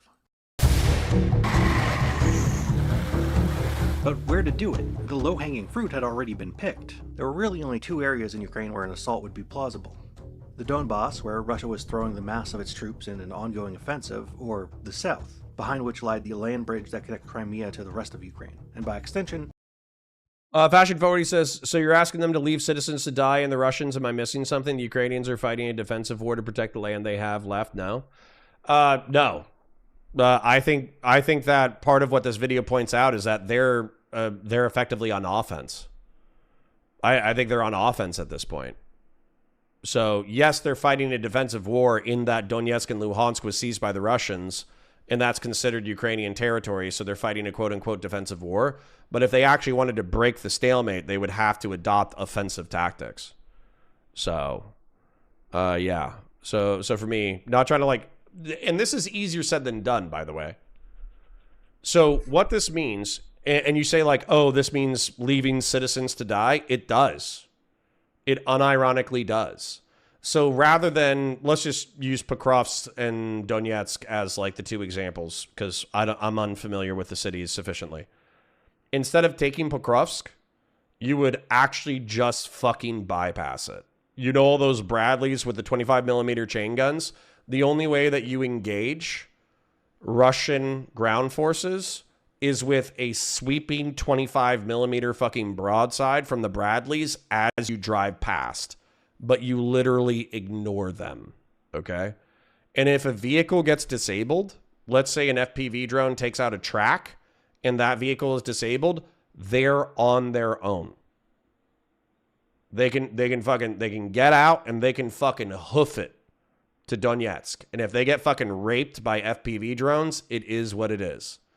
Because yes, you're going to abandon the civilians who are in Pokrovsk while you're conducting your military operation in Donetsk. Yes, you're going to lose more guys who are going to get fucking stuck on the side of the road and they're going to get fucking picked apart and fucking slaughtered by FPV drones. But the whole reason why you're pushing past to Donetsk is because Donetsk is where the FPV drone manufacturing is occurring. So you're bypassing and tolerating shitty casualties in the short term so you can seize the strategic objective. Yeah. And I understand it. It's morally counterintuitive. It's morally counterintuitive because the instinct for almost all people who care about human life is your fucking boys just got fucked up. You need to go save them. But I'll tell you, even with like counter IED tactics during the war on terror, if a vehicle got fucked up by an IED, the tactic was to push past the kill zone. So actually, you would drive past your friends who had just gotten blown up so you could avoid getting ambushed by small arms, and then you would slowly but surely hoof it back to them dozens of yards to make sure that you didn't get hit by additional IEDs or small arms. And the priority was keeping your element intact more than it was saving people. Because what the insurgents like to do too, they like to do, not only do they like to do the daisy chains, where they set up bombs along the entire side of the roadway, but they also like to do a double tap. So effectively they would set off one IED in order to blow up a car.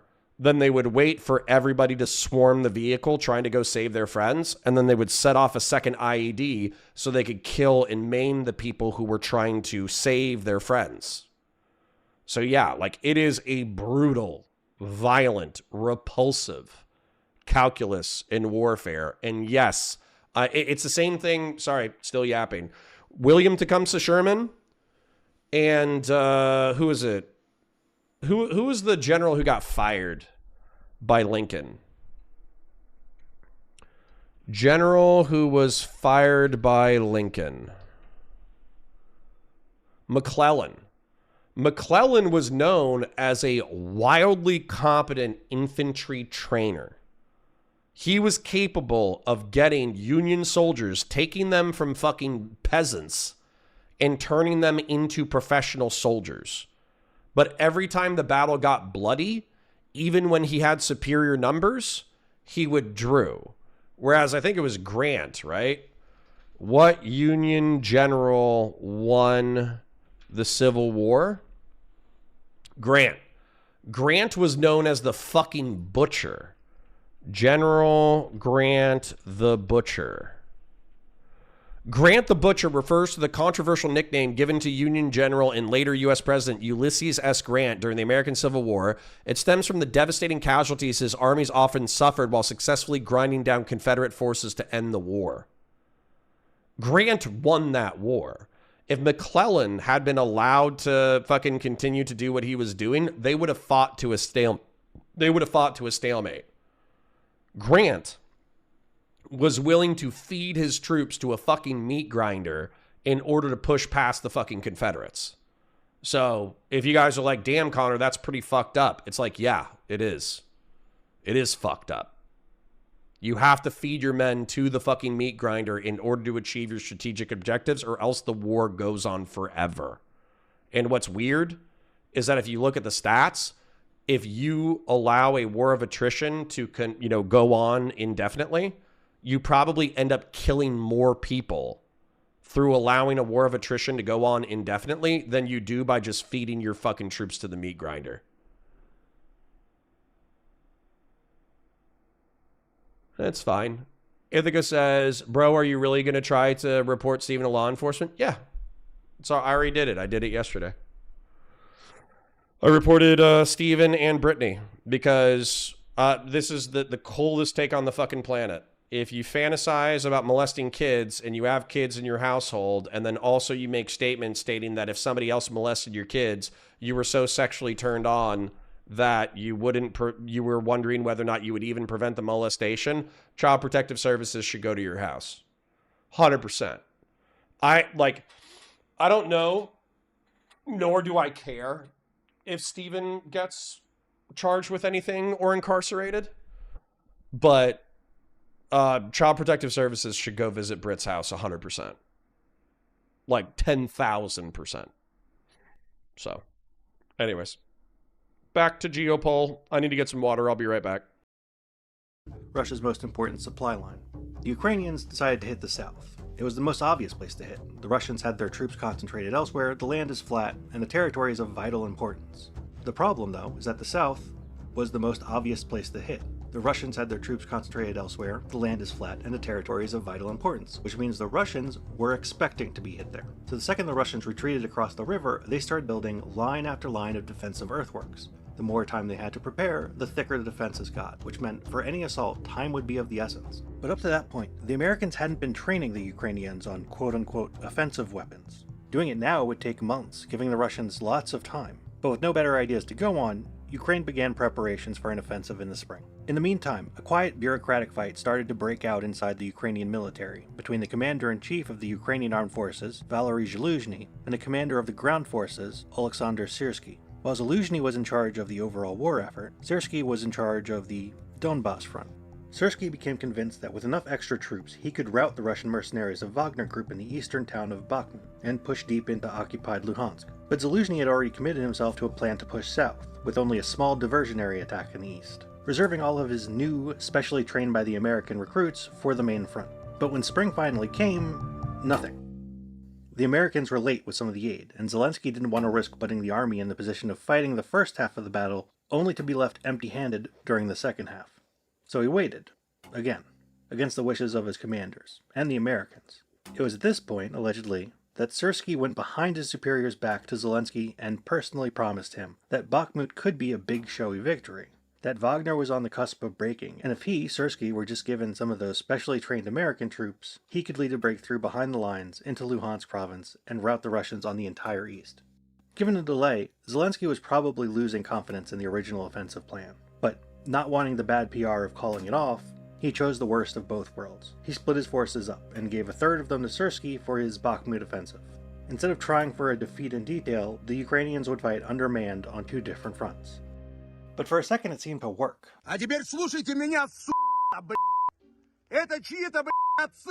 The mercenary company in charge of defending Bakhmut, the Wagner Group, took such bad losses that its leader, Yevgeny Prigozhin, began threatening other ministers of the government and implicitly even Putin himself, culminating in Prigozhin's decidedly silly decision of trying to overthrow the Russian government. Hours earlier, Wagner... God, man, I wish he'd gone all the way. Do you remember that? Do you remember? The Pope died? I don't care. Wait, did he for real? Did JD Vance kill another Pope? God damn it. JD Vance needs to stop killing popes. Pope died. Pope Francis 25. No. No. Is he dead?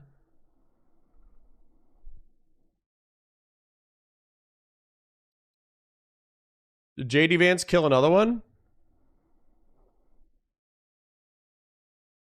I don't see what you're talking about. And also, I don't care.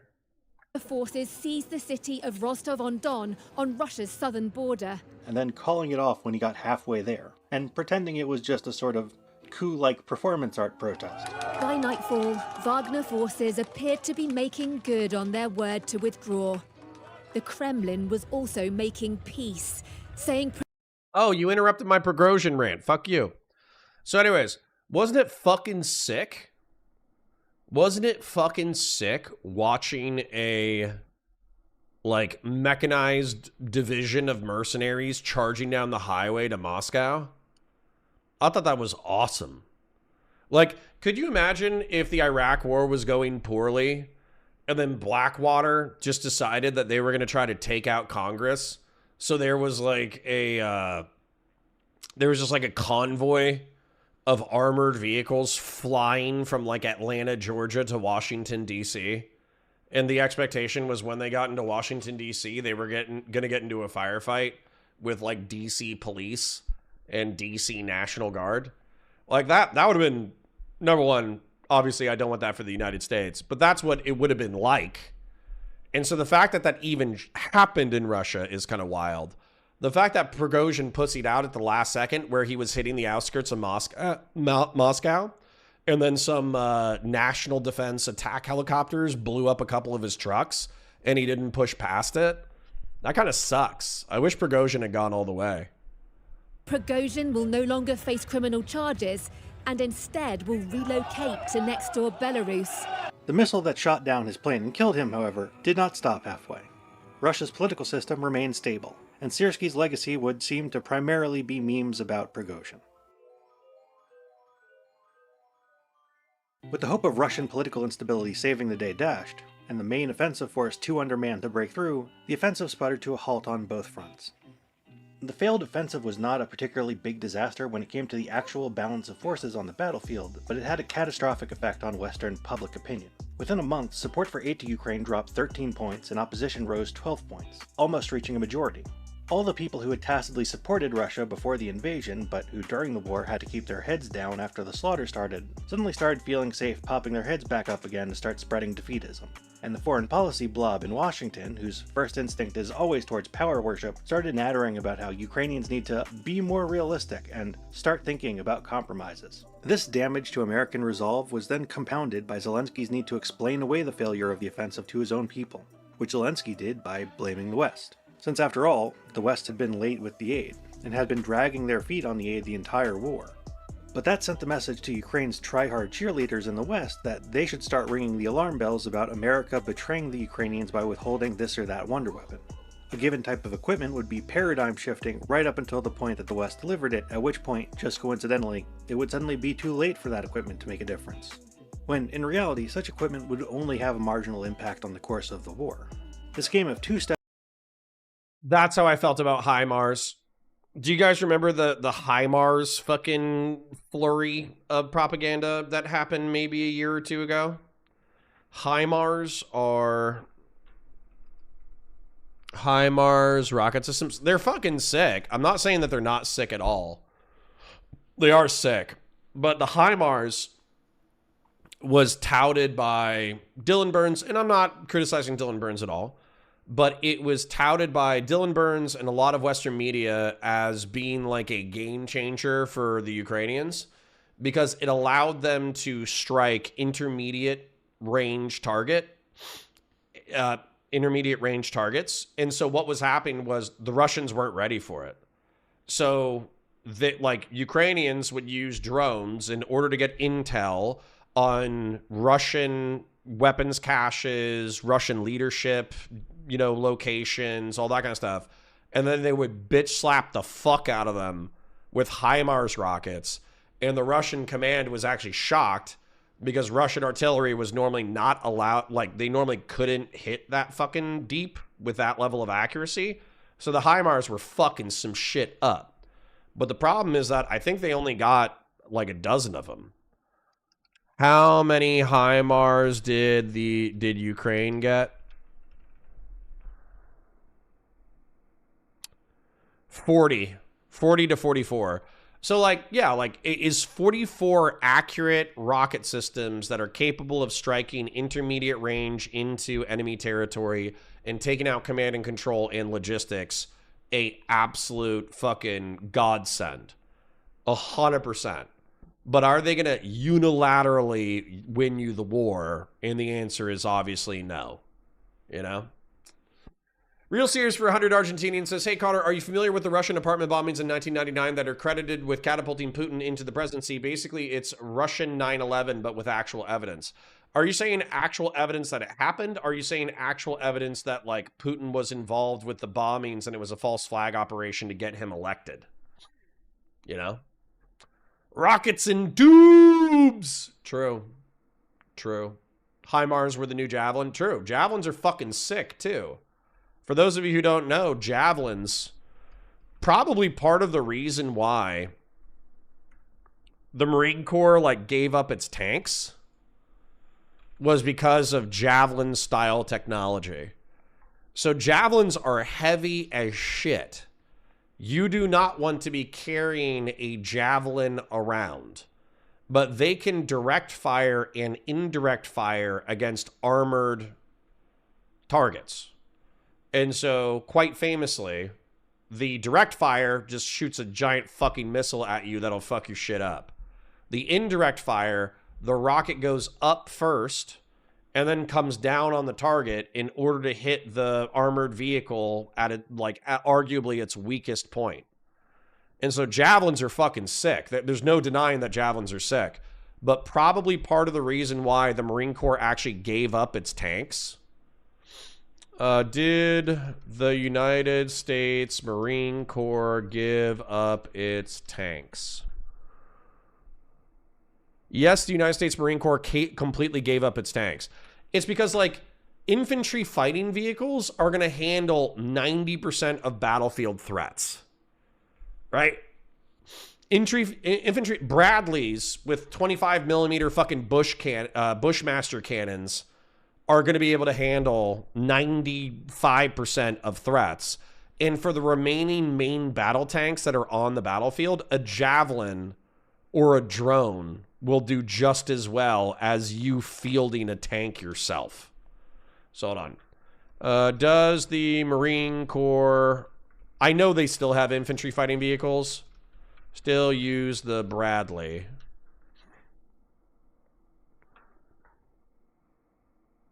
Nor have they the Bradley is strictly for U.S. Army. Okay, so what infantry fighting vehicles do they have? Infantry fighting vehicles. Yes, the Marine Corps has IFVs and has recently upgraded its arsenal with next-generation platforms specifically built for expeditionary and ship-to-shore combat. The primary FEV is the ACV and the LAV.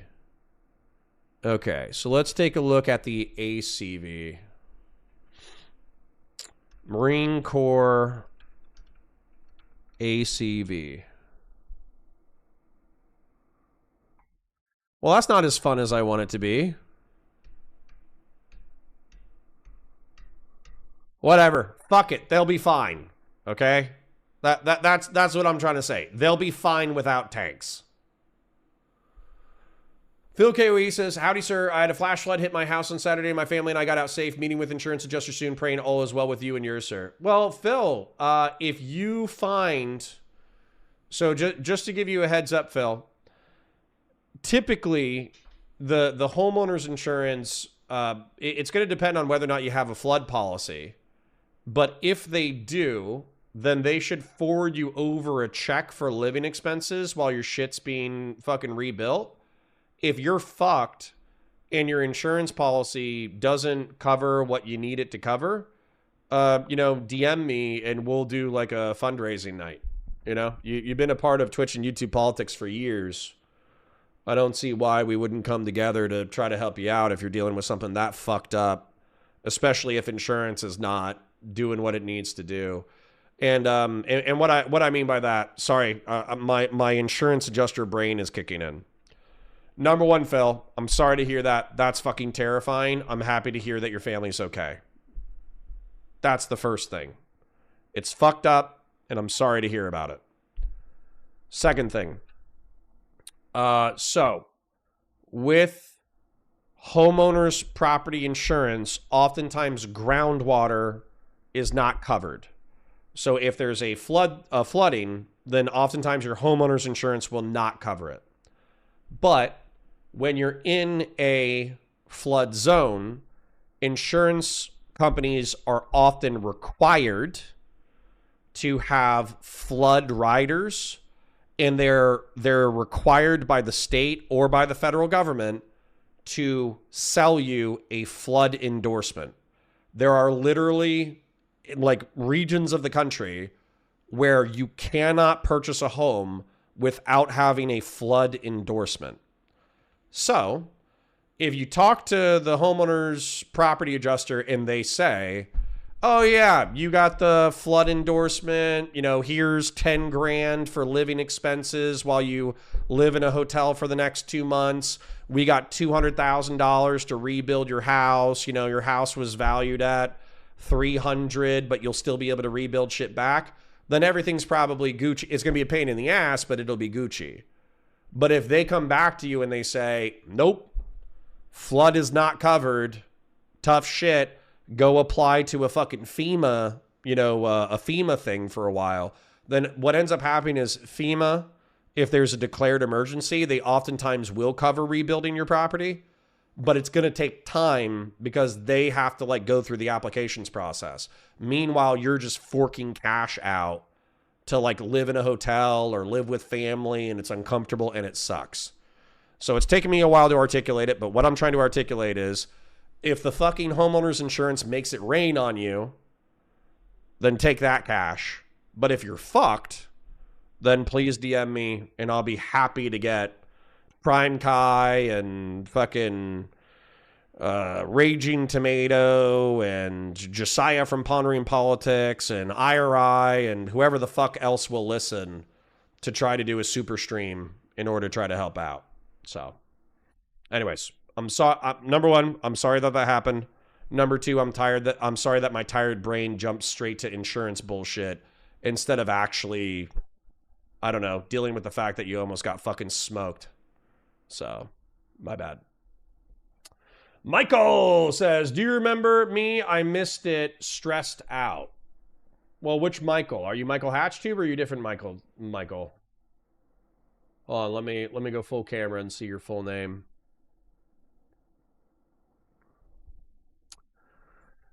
Michael Marty JK4RL. Did you remember me? I missed it. Stressed out. Yeah. No, if you were saying, hey, hey, I was thinking about you and I hope you're doing well, blah, blah, blah, blah, blah. But I remember you reading my father's obituary and kind of doing a memorial thing. Yep, I remember that, Michael.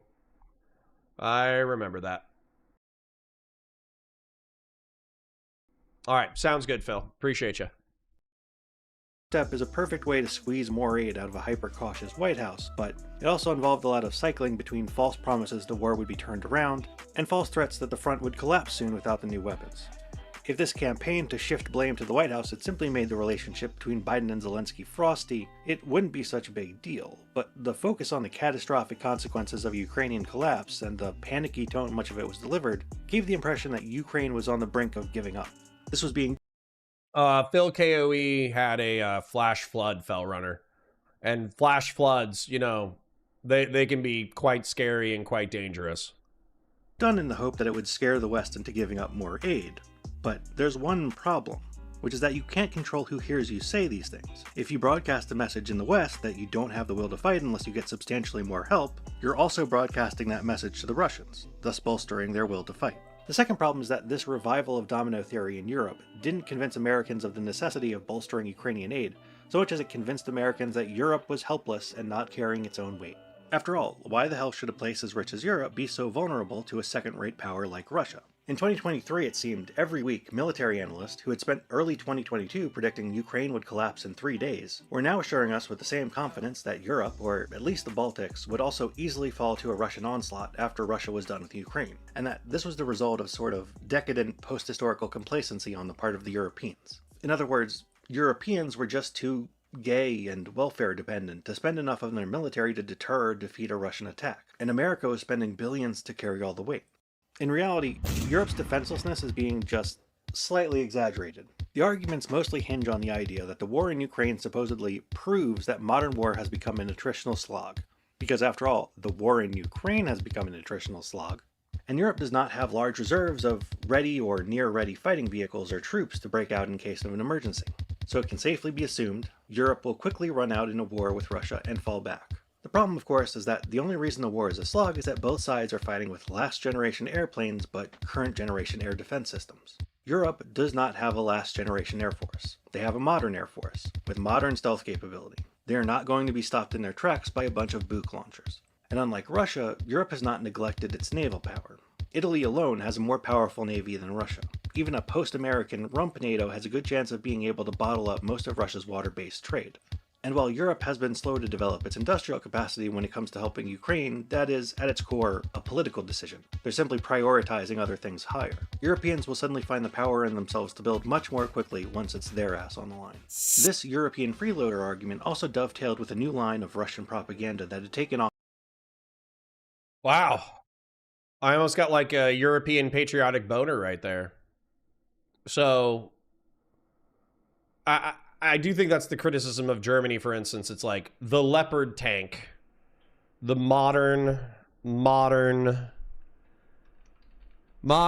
German battle tank, the Leopard 2AB.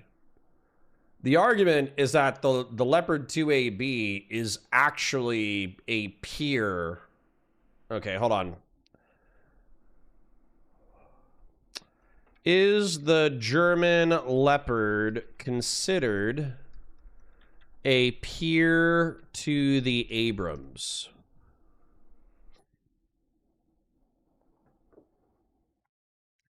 Yes, the German Leopard 2, specifically the Leopard 2A6 and 2A7 variants, is widely considered a peer to the American M1 Abrams. Both are premier third-generation main battle tanks serving as the backbone of NATO armed forces, featuring comparable heavy composite armor, advanced fire control systems, and 120mm smoothbore main guns.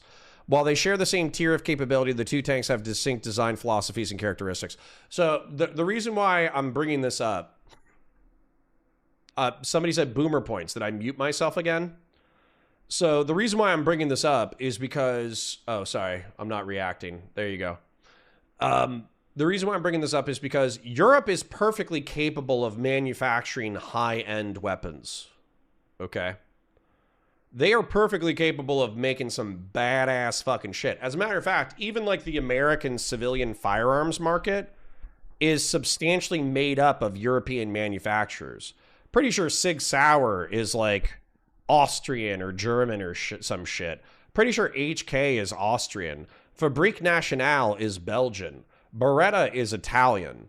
We know they can make good fucking weapons. The question is whether or not they have the capacity to build enough of them and whether or not they have the balls to actually fight with them. That's the real question. So, Michael says, thank you so much for it. My stepdad just came back from having a heart attack and it made me think of you for some reason. Well, you know, I mean, if you need a little bit of digital community support, then don't ever hesitate to drop by. Obviously, having a heart attack is fucking heavy shit. So, yeah, fucking hang out. Take a load off. Chill with the cog, bro. Like, normally... Actually, hold on. Normally, the cog is pretty fucking chill. Over the past 2 or 3 weeks, I've been very upsetty spaghetti. But this is, you know, we should all endeavor to be more chill. HK is more German. What's the difference, lol? You get that? Because that's offensive to Austrians and to Germans. Who makes Walther? I don't know, but isn't Walter might be German. I know they're famous for selling the PPK to James Bond. Is HK German or Austrian? Is a German firearms manufacturer. Okay.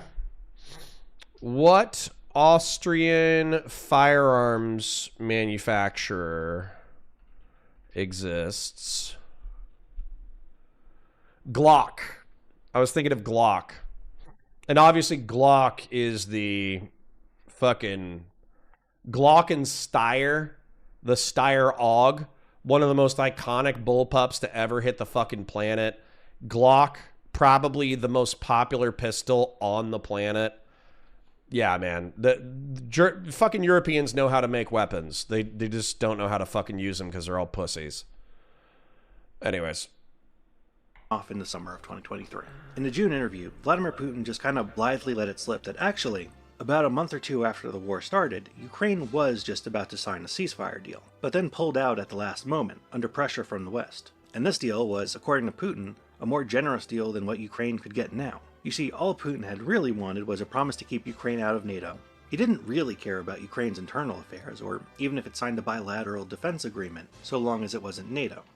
This meant, of course, according to Vladimir Putin, Ukraine had the option in the summer of 2022 of ending the war right then and there with good security guarantees and no real obstacle to its European integration. So, why didn't they? Apparently Walter is German as well. They take the deal? Well, you see, the people who run American foreign policy are congenitally evil and love war for war's sake, and so they sent their most subtle diplomat, a man who can be trusted to always stay on script, Boris Johnson, to convince Zelensky to walk out on the deal and keep fighting. Needless to say, this is not what happened. In fact, you can pretty quickly deduce what actually led Ukraine to say no by carefully reading the description of the security guarantee clause in the Russian offer. In this formulation, Ukraine's security partner would be a consortium between certain Western countries and the UN Security Council, with both the UNSC and the other countries needing to agree in order to approve an intervention in Ukraine against any foreign assault. But those countries would only be able to intervene in Ukraine against foreign aggression with the consent of the UNSC. But Russia, of course, has a veto on the Security Council, which means Russia was under. Why does Cotter know the destiny lie inside and out, but not literally know the year of Jesus' death, Christian? Because I'm a cultural Christian retard. I went to church every Sunday for 18 years. And very rarely did we ever actually we talked about Christ's death.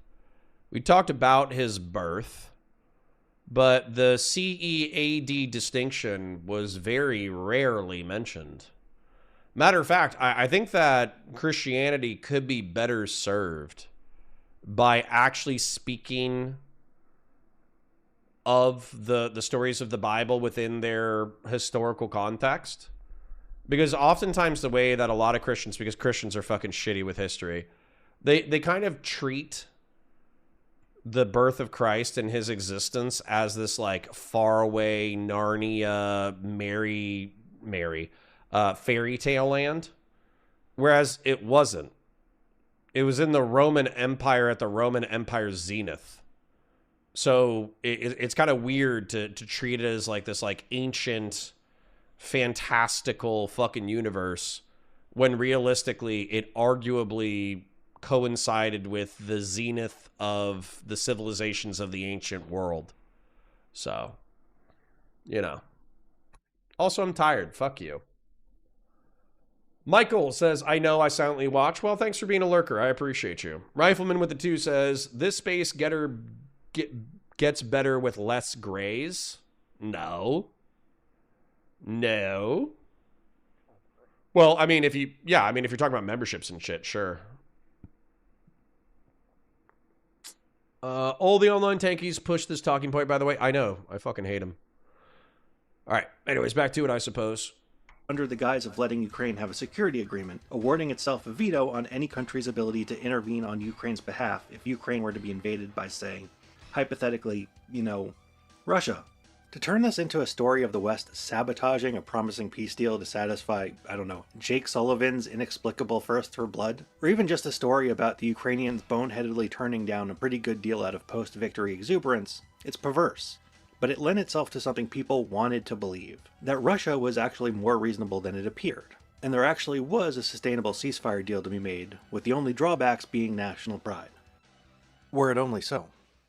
This combination of the failed counteroffensive, the resentment of European helplessness, and this new alleged proof that the war had actually been unnecessary, created a new consensus that it was time to force Ukraine to end the war. Or as Americans preferred to formulate it to avoid feeling guilty, it was time for America to stop forcing Ukrainians to fight by giving them the weapons they asked for.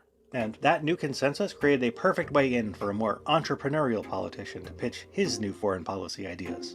I will end every single international crisis that the current administration has created including the horrible war with Russia and Ukraine, which would have never happened if I was president. As he told it now, Americans were victims of a globalist elite and their European allies, who had started and needlessly prolonged the war for abstract ideological reasons like democracy and liberalism.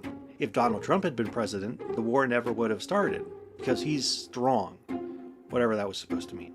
And once he became president again, he would immediately end it, because he was on good terms with Putin, which meant once he got in, he could get a good deal. Do you want Ukraine to win this war? I want the war to stop. I want to save lives. We're in for 250 billion or more because they don't ask Europe, which is a much bigger beneficiary to getting this thing done than we are. I know Zelensky very. Dude, we're in it for 300 billion since what, 2022?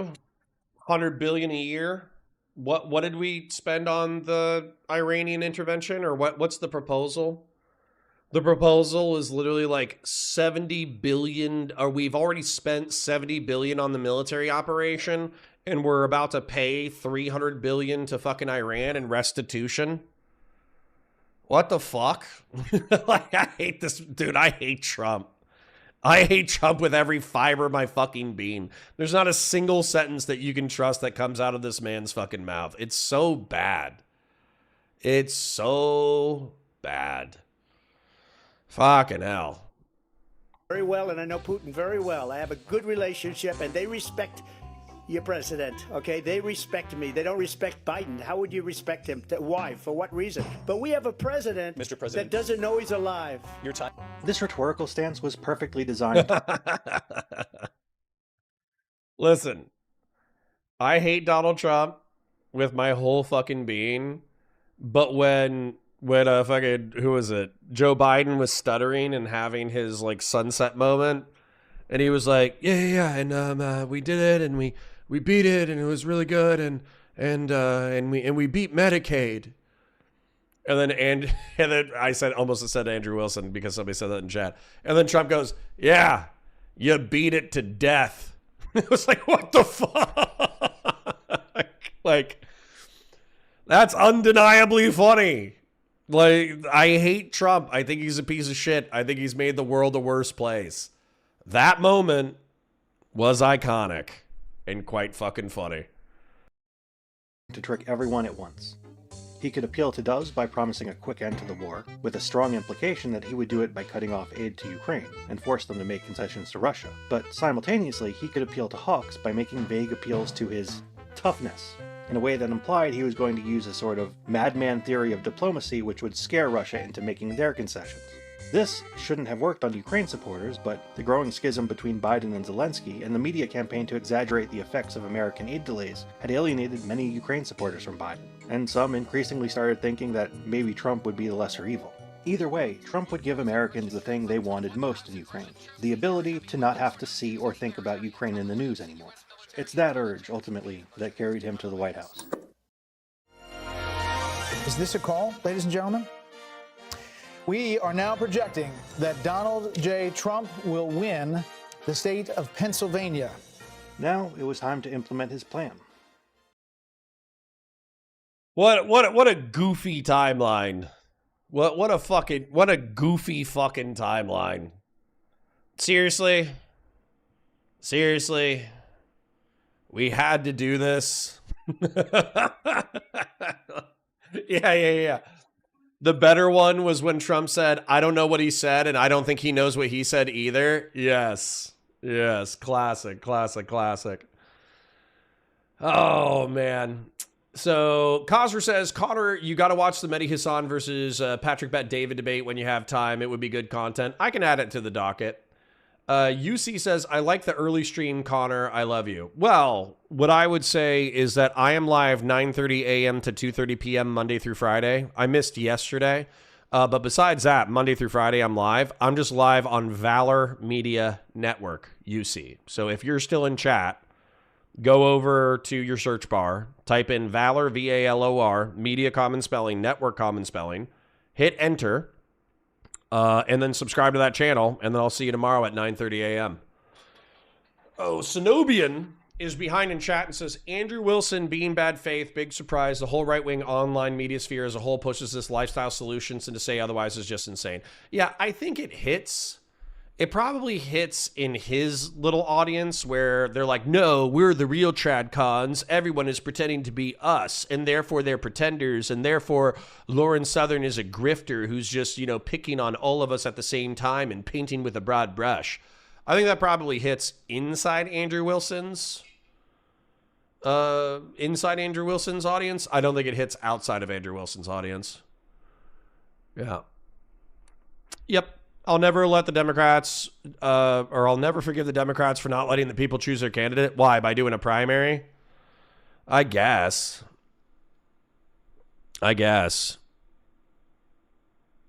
Yeah. Pretty big fuck up. But I was talking to my mom the other day. She was talking about Plattner. And she was like, yo, isn't Plattner such a piece of shit? And I'm like, yeah. Plattner is kind of a piece of shit. But, you know, Donald Trump's like the biggest piece of shit on the fucking planet. Therefore, you know, who gives a fuck? And then she was like, yeah, well, I think there's going to be a bunch of moderates and independents who are turned off from voting for Plattner. And then I was thinking to myself, it's like, well, I do trust the Democrats to fuck something up so bad that they'll lose something that's like critical. Or, you know, like Graham Plattner probably did some fucking sick shit in his fucking kink website, fucking sexting.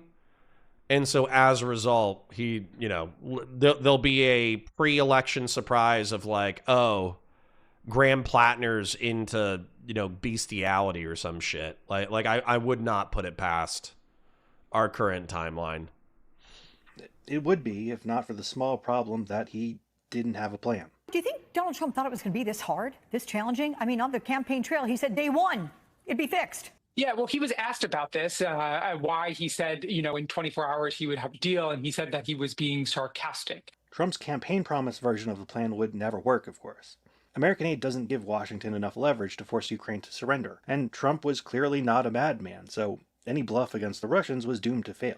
And Trump caved to Russia pretty immediately. That left the current plan of just trying to ease the Russians and Ukrainians into a sequence of partial ceasefires and hoping that you can just kick the can down the road where it can trip up the next Democratic administration. But then even that plan blew up. You went to Pennsylvania and campaigned for the opposition in October. Offer some words of appreciation for the United States of America and the president who's trying to save your country. If you will speak very loudly about the war, He's not speaking loudly. He's not speaking loudly. Your country's in big trouble. Can I Wait a answer? minute. No, you've done a lot of talking. Part of the problem here is that the Trump White House is torn between multiple contradictory campaign promises. On one hand, Donald Trump promised to end the war quickly. On the other hand, the populist right feels that America has been taken advantage of by the globalist elites, and therefore America must be paid back. But putting pressure on Ukraine emboldens Russia to ask for more, which makes Trump feel like a sucker. Which means instead of American pressure on Ukraine being focused on one point of just getting them to make concessions to Russia, the pressure is diverted three ways. Between extortion of the Ukrainians for natural resources, pressure on Ukraine to make concessions to Russia, and pressure on Russia to make concessions to Ukraine. Sacred says, crazy that the Hexas tattoos were so incredibly beyond the pale, and then if Plattner, the Totenkopf is really complicated, lol.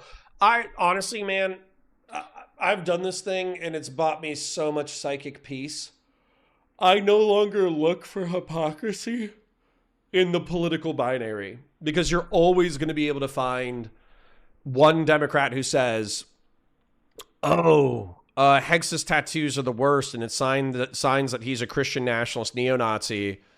And then you can find another Democrat who says, oh, the Totenkopf is no big deal. Now, sometimes that's the same person. And if it's the same person, you should call them out and be like, hey, you were making a big fucking fuss about this person being a Christian nationalist because he had a Jerusalem cross, and yet you seem to not be bothered by the Nazi SS tattoo. What the fuck is that about?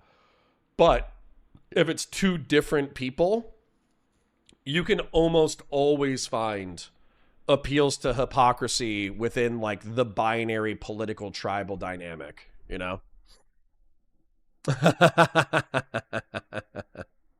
I see you, XK. I see you. All right, I need to use the restroom again. I'm going to grab some water. I'll be right back. Which just ends up canceling out the pressure on Ukraine. At first, it seemed like the square was circled by creating a mineral deal in which Ukraine would give up 50% of the proceeds from mineral deposits it actually couldn't really exploit anyway, giving the populace the appearance that they would get paid back all the money the globalists forced them to spend on Ukraine. But then the White House had to make the process so humiliating that Zelensky couldn't say yes without jeopardizing his own image. Why don't you wear a suit?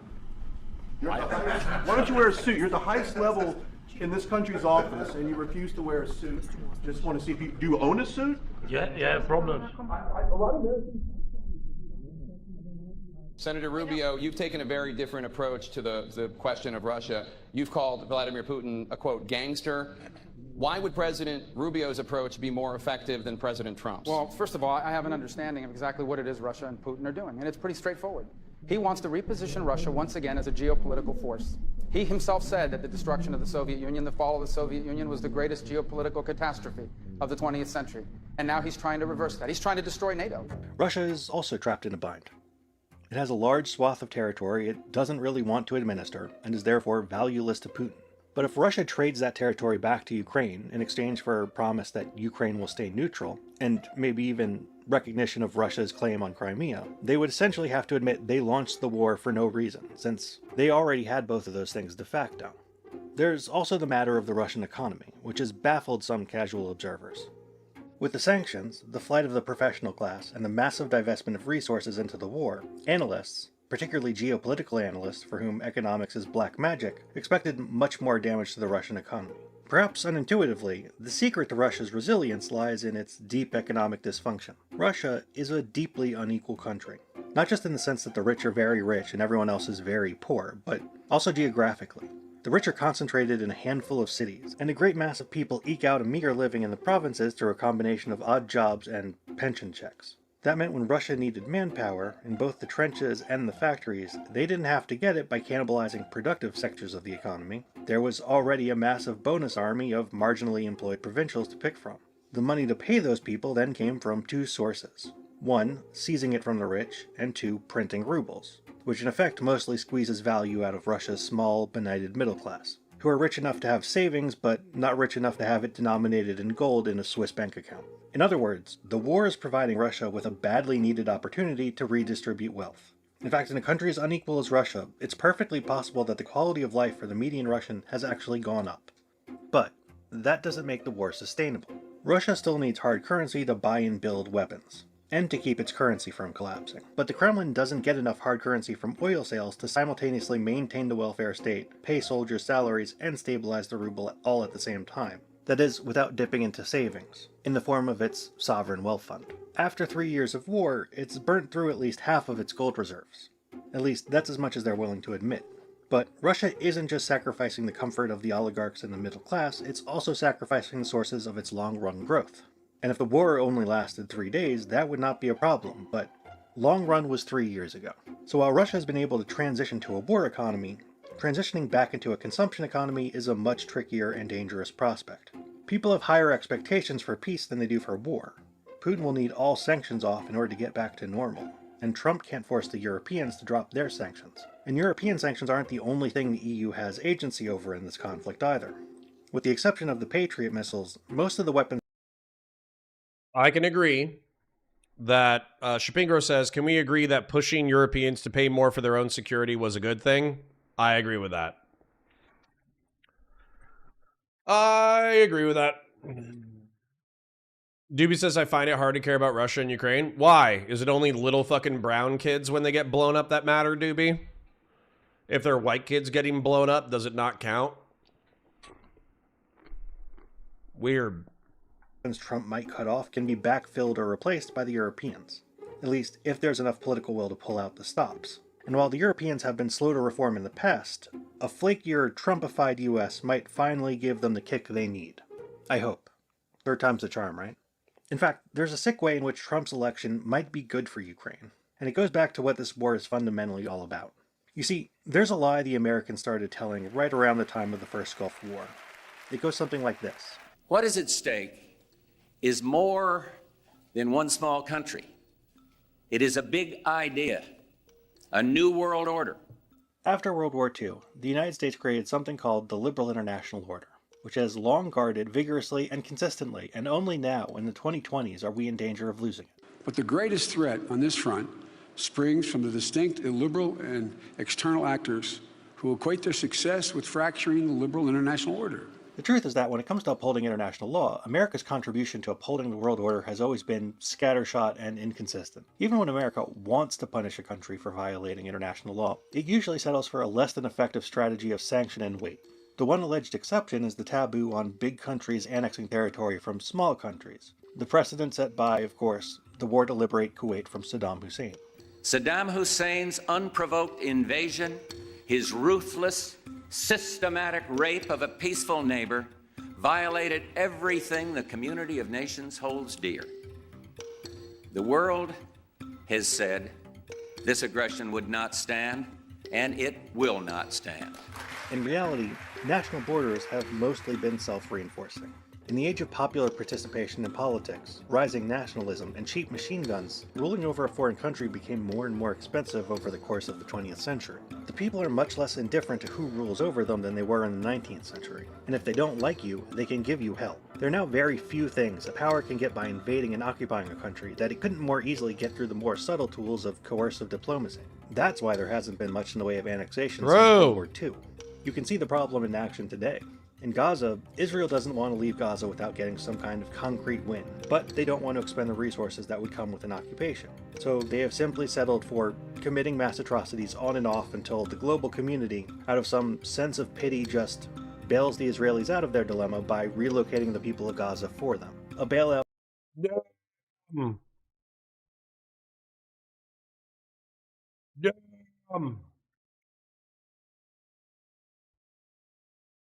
I consistently make this mistake, and it's a mistake that I am going to continue to make because I think it actually allows me to survive with my soul intact.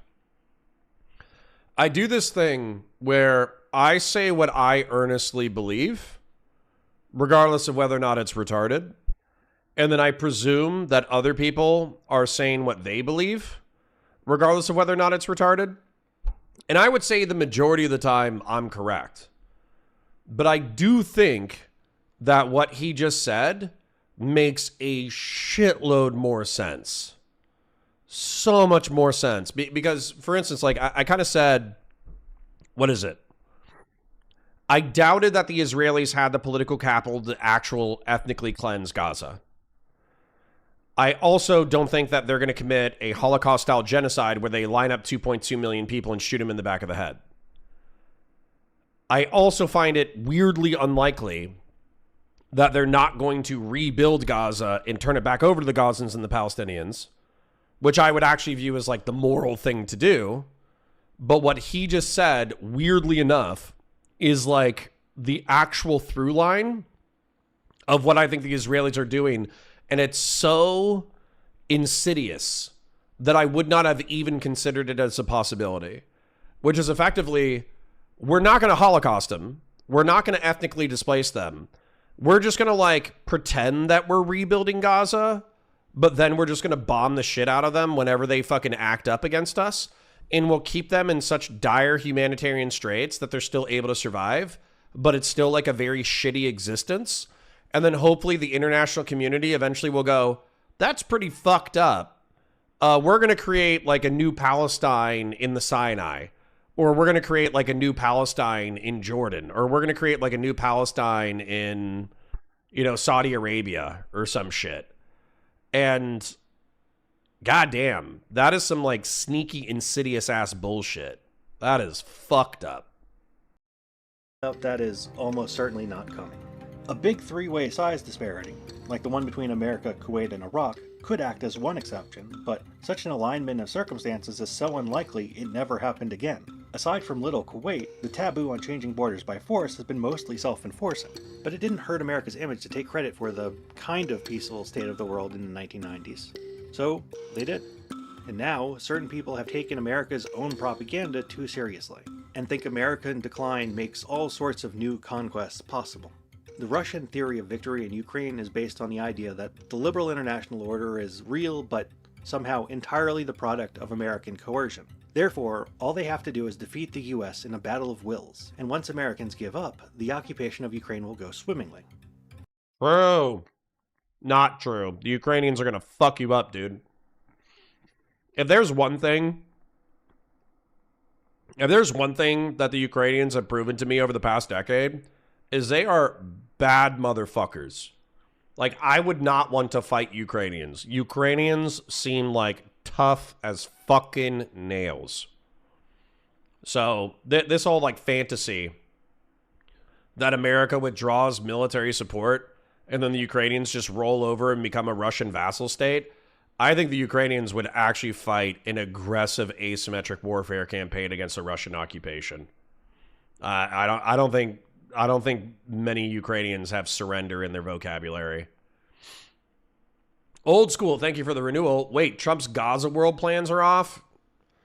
Probably, bro. Probably. I mean, he could prove me wrong.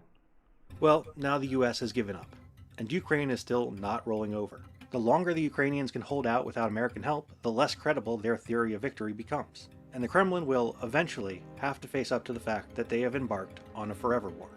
This would require, needlessly, a massive sacrifice on the part of the Ukrainian people. Maybe bigger than they already have, but what choice do they have? And I just want to give a heartfelt thanks to my patrons who've been so patient. Next year, Konstantin.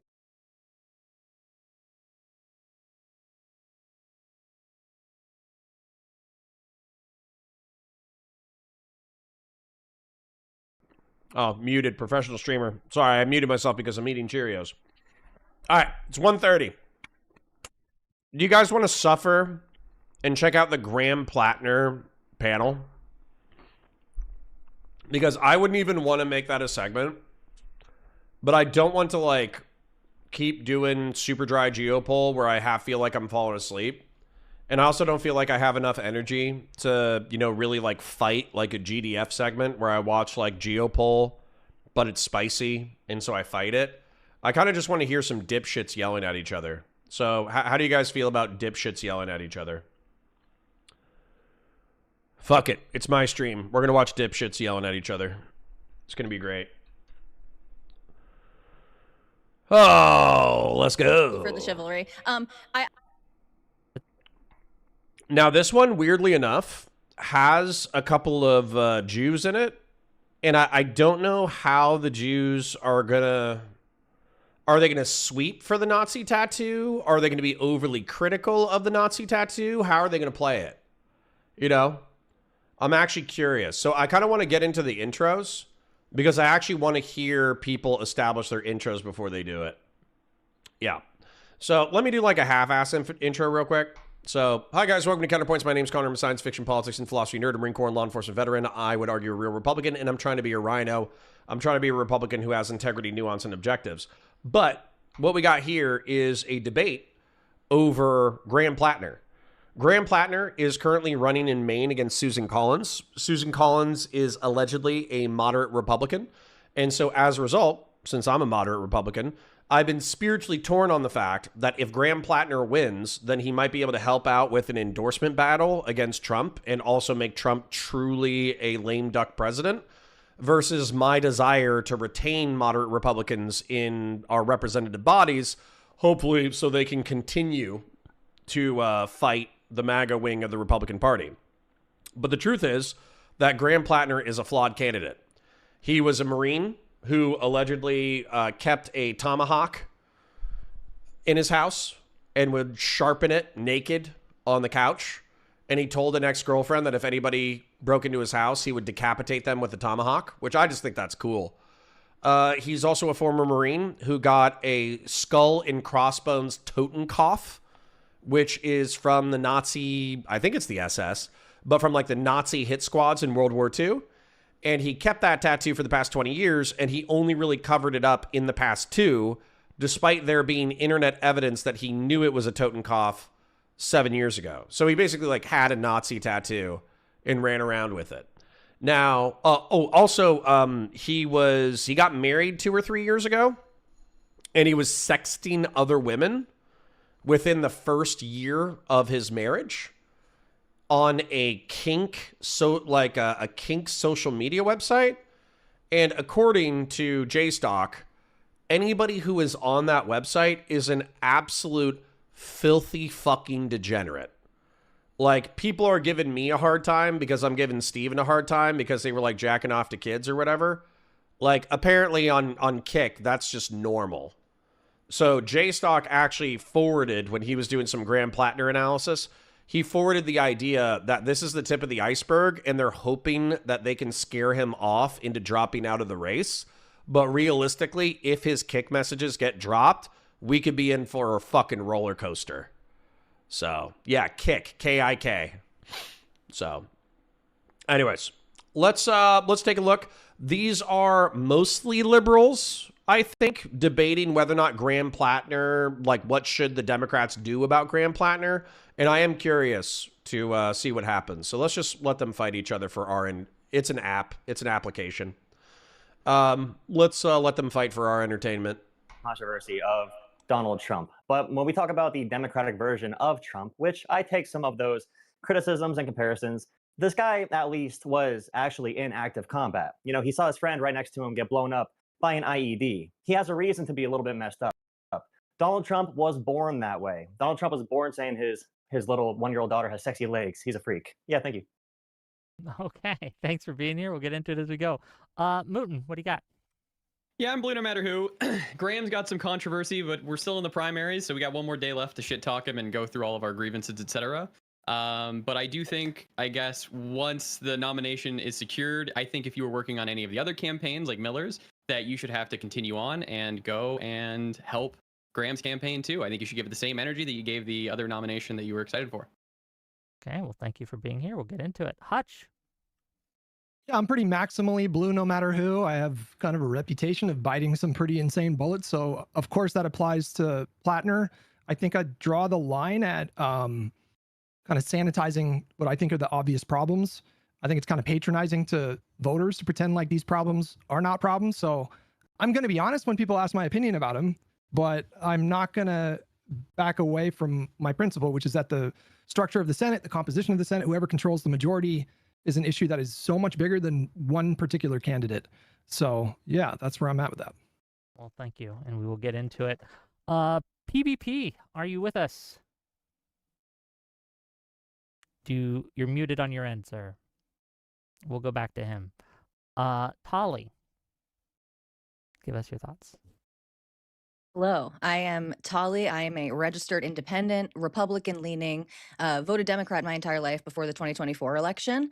I think that blue no matter who is completely coherent and defensible. However, we saw what that type of thinking that many people on this panel today will acknowledge did to the Republican Party. I don't think trying to rerun the 2016 playbook is a good idea. I think also people are discussing this race as though it is about the Senate or kind of standing by principles and morality. The thing that I don't think people have really considered is it's entirely possible that Graham Plattner wins Maine and the Dems still remain the minority in the Senate. And then you just have Graham Plattner there as part of your problem. I wish that the Republicans, way before I was, leaning towards their movement, had made better decisions. And I hope the Democratic Party does not tie themselves to a really erratic and untrustworthy anchor like Graham Plattner.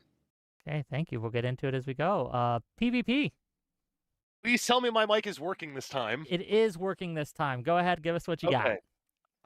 So I told Wick that I was coming on this panel as a pissed off independent. And I'm not going to throw a bunch of heat at people. I'm not here to scream at you guys, but I stand by that as a description of why I showed up.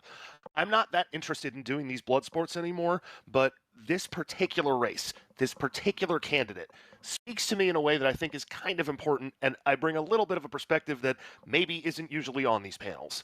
I've been a registered independent for my entire adult life. I did vote Kamala, so if the question is, have I voted blue no matter who? Yes, I have done that, but I have never asked anybody to do that because I'm an independent and I am not a partisan. I am not a Democrat. I did that through gritted teeth because I was not happy about that candidate, but I would play ball because that is what the moment demanded. In this moment right now, I am looking at a candidate who is risking dragging down every other Democrat with him. I'm looking at a candidate who is flawed on a level that I can barely express in words. And in this moment, if you want me to take you seriously, then you need to take seriously every flaw that this candidate is bringing with him. If you don't take it seriously, then all that tells me is that you are a partisan and that you haven't thought that hard about this, and that probably you're incredibly foolish because you're failing to understand that this candidate is going to affect other candidates that are not him. That is every other Democrat on the ballot. So if you actually care about a Senate majority or a House majority, then you need to get your shit together and you need to be prepared to actually answer these questions about this particular candidate, because without an answer to them, you're risking everything else for what? Because you don't even have an answer. Okay. That's where I'll leave it. We'll get in. Yeah, fuck it. I'll let it flow. To it, I'm sure. And last but not least, Alice, please. Hi, I agree with the premise, blue no matter who. But to me, to be meaningfully blue is to be meaningfully committed to egalitarianism in a way Graham Plattner has not proved. And the utility of blue no matter who is to pick winners no matter what in a way I do not think he can do. There's still time to replace him, and we should consider it. Until then, I think any positive advocacy for this man is doing far more harm than good. Okay. With that, let's get into it. Alice, can I ask you a question? Sure. If you, I hear what you're saying about like there's still time to replace him. So even though the primary is tomorrow night, I think the deadline is July 13th at 5 p.m. 13th at 5 p.m. Yep. Yeah, when it's locked in according to Maine's laws when it comes to that kind of stuff. And so once he becomes locked in, as I suspect he will, would your opinion shift? Can I jump in off that? And I don't want to take away your answer, ma'am. Please do. But Hutch, if you don't mind, I want to jump in on this conversation. Hold on, just PvP. Can you let her answer the question, and then you can go right next, okay? Yeah. Promise. Okay, go ahead. Sorry about that. Yeah, so after that lock-in date, I think there's more of an argument for it. However, even then, especially considering what I think is likely heavier stuff coming down on him, it's not the best use of our time to spend any energy positively advocating for him. That's kind of like you get what you get. Good luck to him. I think the more we push harder and center that as a topic, the more it sabotages other races. What gives you the sense that there's a meaningful path to replacing him? Because, I mean, I guess for me, if I would have seen more Democratic senators like publicly rebuke him or try to push him out, then I feel like maybe I would hold out some hope. When it came to like Biden, there was a lot of motion. There was a lot of very high-profile Democrats that were sort of leaving that door open. And I'm just not seeing that with Plattner. So I guess I'm just resigned to him being the nominee. I just don't see a meaningful path to replace him at this point. I mean, he was even talking to Schumer, right? Well, this is why I wanted to jump in, Hutch, and it's around this exact line of questioning. And I got to tell you, when the other side was opening up, I expected you were going to be the most reasonable. So I promise, I'm not trying to hijack the conversation, but you got to kind of start it on a good note here. So I want to ask you, do you know whether or not Maine runs open or closed primaries? I believe they're closed primaries. They are not. And this is why I wanted to jump in here, sir, because if you're asking me, is there a path to fix this? Here's the answer to that. Maine ran closed primaries until last cycle, which means all sorts of adult independents. And in the registration numbers for Maine, it's about 1 in 3 voters, 1/3 of Maine voters are registered independent. And a lot of them probably don't know that they can vote in primaries. They can. They just can't vote in both. Do you see evidence? Answer to how do you do anything about this? You're saying that you don't see any path to preventing his nomination, and I understand that. I'm not saying that our goal tonight is prevent his nomination, but if you're asking what is the answer to that, the answer is: have you asked independents to vote? Have you encouraged them to get involved in the process? When I ask if you guys see a path to replacing him, I don't mean theoretically. I mean realistically. Do you see a path? Yes. Like I just don't see. Do you think the polling that they're all using is dependent on Democratic primary voters, or do you think it's based on a blended mix of Democrats and independents? Because I'm going to tell you that I'm pretty sure that the first question they ask you is, "Are you registered Democrat?" No, hang up. Yeah, if somebody else wanted to jump in, I feel like I'm speaking. I think it's very, very, very unlikely for Plattner to be replaced as the nominee. But you bring up an interesting point for people in the. James from Poland apparently says, "Doobie owns you. Can't wait for your cooperation with Morale." I don't know if I ever agreed to a conversation with Morale. I would have to check my DMs. I'm not saying no. He's just kind of an asshole. You know? He can be very rude.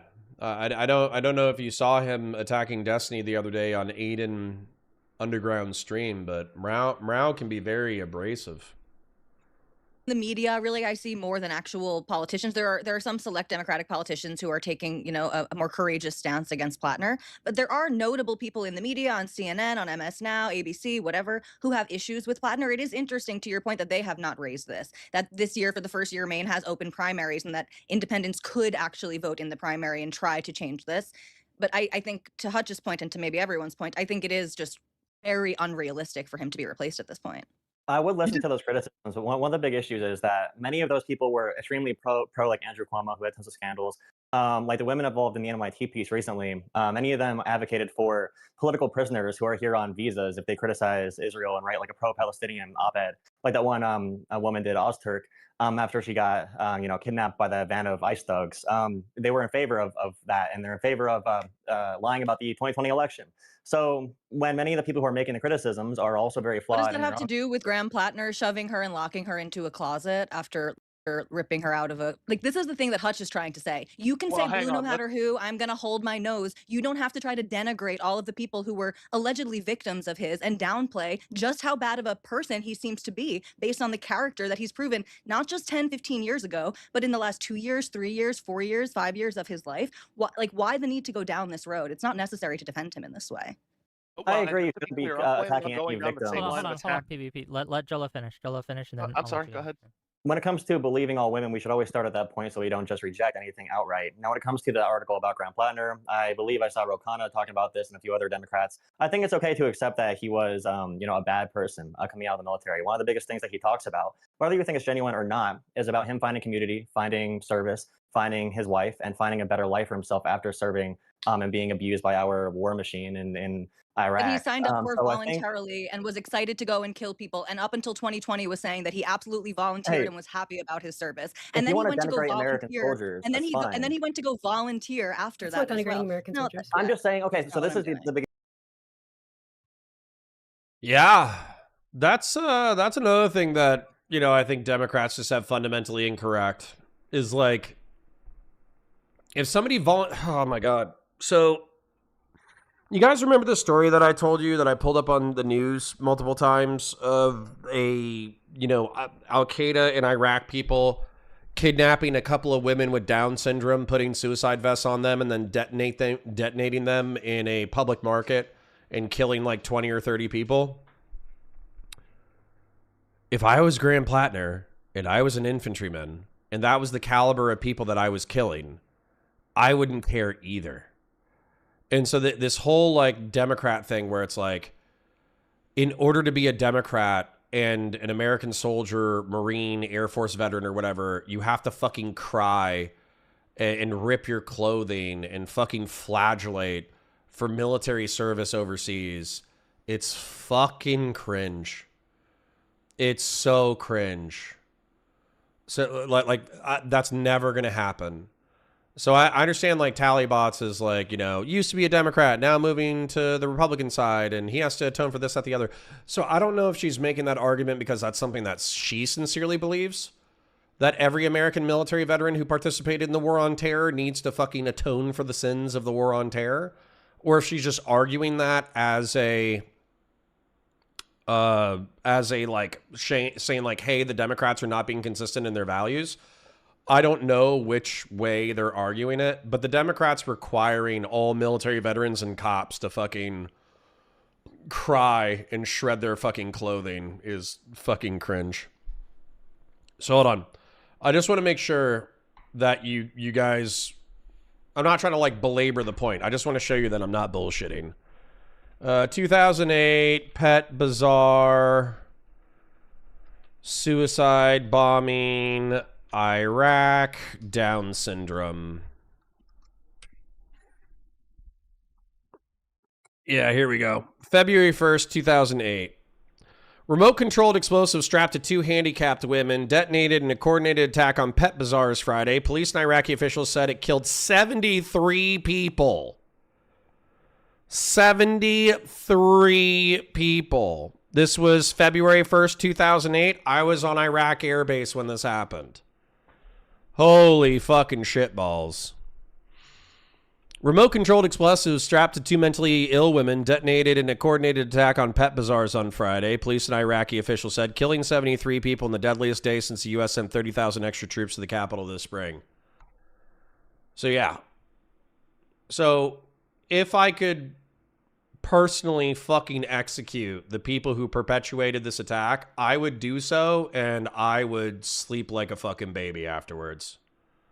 So no, you will not get me on a panel. Like, of course, like the Iraq war's fucked, hundreds of thousands of dead, blah, blah, blah, blah, blah. Iraq body count project fucking stats showing that 80% of casualties were perpetuated by jihadist militias. But no, I don't think Graham Plattner or my Army infantry buddies or my fucking Marine Corps infantry buddies should have to apologize for killing people like that. So, anyways. Big issue. When you have Donald Trump being the biggest piece of shit this planet has ever known, you have like in the Senate, You Tommy can hate Donald Trump without Sorry, I missed a super chat. Doobie with the 10 says, how do you square bashing people for not voting Kamala over Gaza enabling genocide, but also bash people for being blue no matter who over Plattner? Are we allowed to have red lines or not? I think so. Doobie specifically, I think hold on, let me think about this for a second, because once again, I'm not caffeinated today. When I bashed people, or the Democrats bashed people for not voting for Kamala in a clear calculation for lesser of two evils, I think it was because substantially we knew that Donald Trump was going to be worse on Israel-Palestine than Kamala Harris. So from a harm reduction calculus, it's quite clear that it would be substantially worse. Whereas with this one, especially if you're a moderate Republican like me, or you're a fucking recent addition to the Republican Party like Tally, Susan Collins is not a clear lesser of two evils. So for instance, let's say like Graham Plattner did what, let's say that like Pisco mind-controlled Graham Plattner, and with a 51-49 majority in the Senate, they nuked the filibuster. They added Puerto Rico and D.C. as states. They packed the court to fucking 50 Democrats, and then they repealed gun control.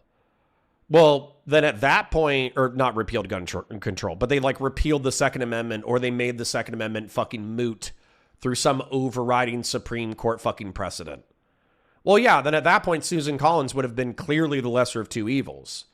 So the argument becomes, will a Democrat 51-49 majority be sufficiently emboldening to the Democrats that they can pass good policy for the United States of America? Or is it inconsequential? Because if it's inconsequential, then Susan Collins is actually the lesser of two evils. If it's consequential, then we need to know what the consequences are. Because Pisco's fantasy is my nightmare. So, Old School for 10, thank you for the 10, King. In the days after the Plattner info dump, the generic congressional ballot was narrowed. Usually in the summer, the Dems pull ahead. Evidence that Plattner is pulling down the Democrats nationally. He is or he isn't? So, interesting. Like Tommy Tuberville advocating for the annihilation of all Muslims after Muslims get shot in a mosque. When you have Republicans being deplorable human beings, no one's going to listen to you guys crying, crying about this. Because the standard is gone now because of Trump politics. If Republicans want things to be better, they got to make things better again. They ruin the standard themselves. Okay, I want to hear from. They need to make things better in the Democratic please. primary. Please, I want to hear from PvP, and then I want to hear from Alice, and then if Mooten's got some thoughts, and Hutch as well. No, I want to at least be polite enough to give one back to my opponent. Yes. Q-Man probably sarcastically says 4 tours and an extra fun Blackwater safari for the guy who believes in non-gay home defense rape. Yes. Yes. Hold on. Home defense. Bear spray and a tomahawk. It's a meme.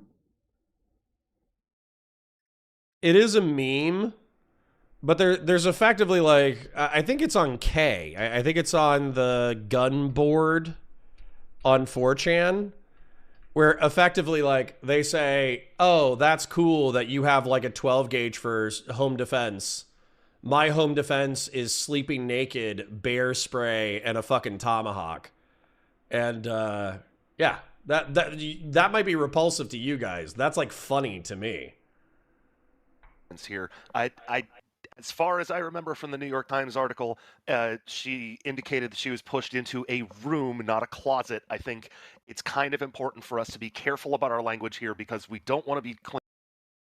I was in Combat Logistics Battalion 4, deployed out of Okinawa, Japan. So we were one of the few units that actually got to deploy out of Japan. So Claiming things that are stronger than what has actually been asserted.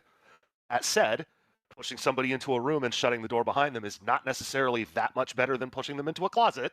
But I do think that the framing is important. And for what it's worth, I don't even need the New York Times article to prove that Graham Plattner is a liar about critically important issues of character. So I will open the floor back up. Okay, Alice, you had some things to say? Doobie said I pushed my wife and called her fat. I don't think I've ever called my wife fat. She's got a fat ass. She's not fat. I definitely didn't push her. So I don't know what that's all about. I'm a little curious to dive into more, I guess, that later whenever it's convenient, about what the path to replace him, what we mean by that, whether that's the demand to replace him, or like who will do it, or like any strategy around that. I just but I think do it's think totally the same. unrealistic for anybody to come within 24 hours and replace him. I understand that Well, July Manuel's still on 13th the is what we're ballot. talking about. Sure, I guess, but why do you want him replaced? Because I don't think he respects women. There's reason to believe there's even more allegations that make him more unelectable regardless. And I do not trust him to reliably legislate for even the goals that he claims he has. I want him to be replaced because I have serious doubts that he's going to be able to weather the storm. I mean, I'll support him if, assuming he's locked in, but I would prefer a generic Democrat at this point. Who would you want We to replace? all assume that there's going to be an October surprise, right? Does anybody on the panel? Real Serious says, did David Plattner actually bully his wife and shove her into a locker, laugh my ass off? No, apparently he shoved her into like a bedroom and closed it and wouldn't let her out or something. It was an allegation from an ex-girlfriend, not an ex-wife. So, as a matter of fact, the New York Post was the one that reported that story. And the girlfriend or the ex-girlfriend was actually accusing the New York Post of sweeping for Plattner. Which is interesting because normally the New York Post is accused of having a pro-conservative bias. And yet in this scenario, they're being accused of having like a pro-Democrat bias. I can't make heads or tails of that, Not think that there's going to be an October surprise? What can be more surprising other than criminal allegations? Which, if it was criminal, if there's He's into horse porn. Calling it now. I'll throw $10 on it, okay? It'll be bestiality or pedophilia. Maybe a phebophilia. So it'll be a phoebophilic roleplay, pedophilic roleplay, or bestiality roleplay. That'll be the October surprise. I'll put $10 on it. corroborated. I mean, there are already allegedly there are two women who were known to the New York Times who were not published in this article with claims of sexual assault against him. And according to Lindsay Fifield, the named alleged victim of Graham Plattner, according to her, they are currently weighing their options of how to present their story to the public. So yes, there is very likely more to come out about him. I am not a gambling man, and I don't want to make this bet, but if you put a gun to my head, I would bet you money we're going to see Graham Plattner's penis by the end of this, okay? That does not make me happy to say, but that is my realistic assessment of what we currently know about him and where we are probably headed. I was going to say that could get him more votes. I'm not sure. I don't know, man. I don't know either. I just think we're probably at critical mass with this guy. To me, when I look at Plattner, what worries me is that it does feel very familiar to me. It looks a lot like MAGA. You don't even have to squint your eyes that much. And so I don't know. I feel like if SA claims came out, I feel like we would see a similar reaction where would you still support him? If he's locked in, yeah.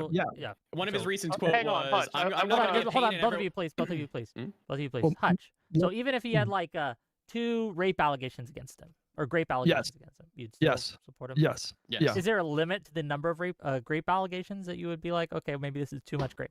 Maybe theoretically. I mean, This is too much rape. I'm sorry for laughing.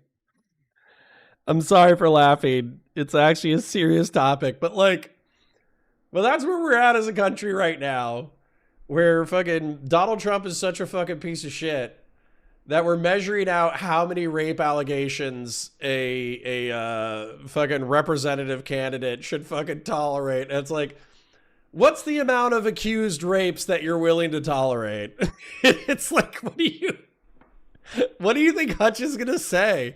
Is Hutch gonna be like 8 rapes? 12 rapes? 20 rapes? Like, we have this. The national discourse is crazy because we really did go from believe all women and Me Too to how many rapes are we willing to tolerate in people we vote for. I'm not saying that there's actually like anything. There's no substance to my point besides the fact that I think it's wild to whiplash from 2019 Me Too to this kind of like very aggressive disavowal of people who have engaged in sexual impropriety to now we're like, how many rapes is too much rape? It's a wild. I've been on the Twitch and YouTube roller coaster for a long time, and some of these twists and turns are surprising even to me. Yeah, the amount of rapes is too damn high.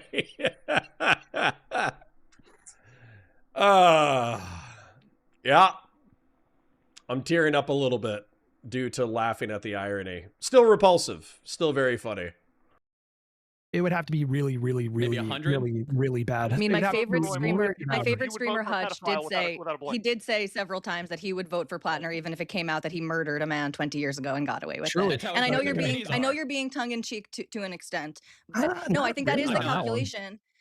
And listen, I think to be fair, and again, this is just so obviously reminiscent of 2016, right? This is like a shoot a man on Fifth Avenue, and people would still vote for me. And Plattner's might be proven right by this. And I think this is just, if it was a mistake for Republicans to vote Trump in 2016, I think it will also be a mistake to vote Plattner in 2026.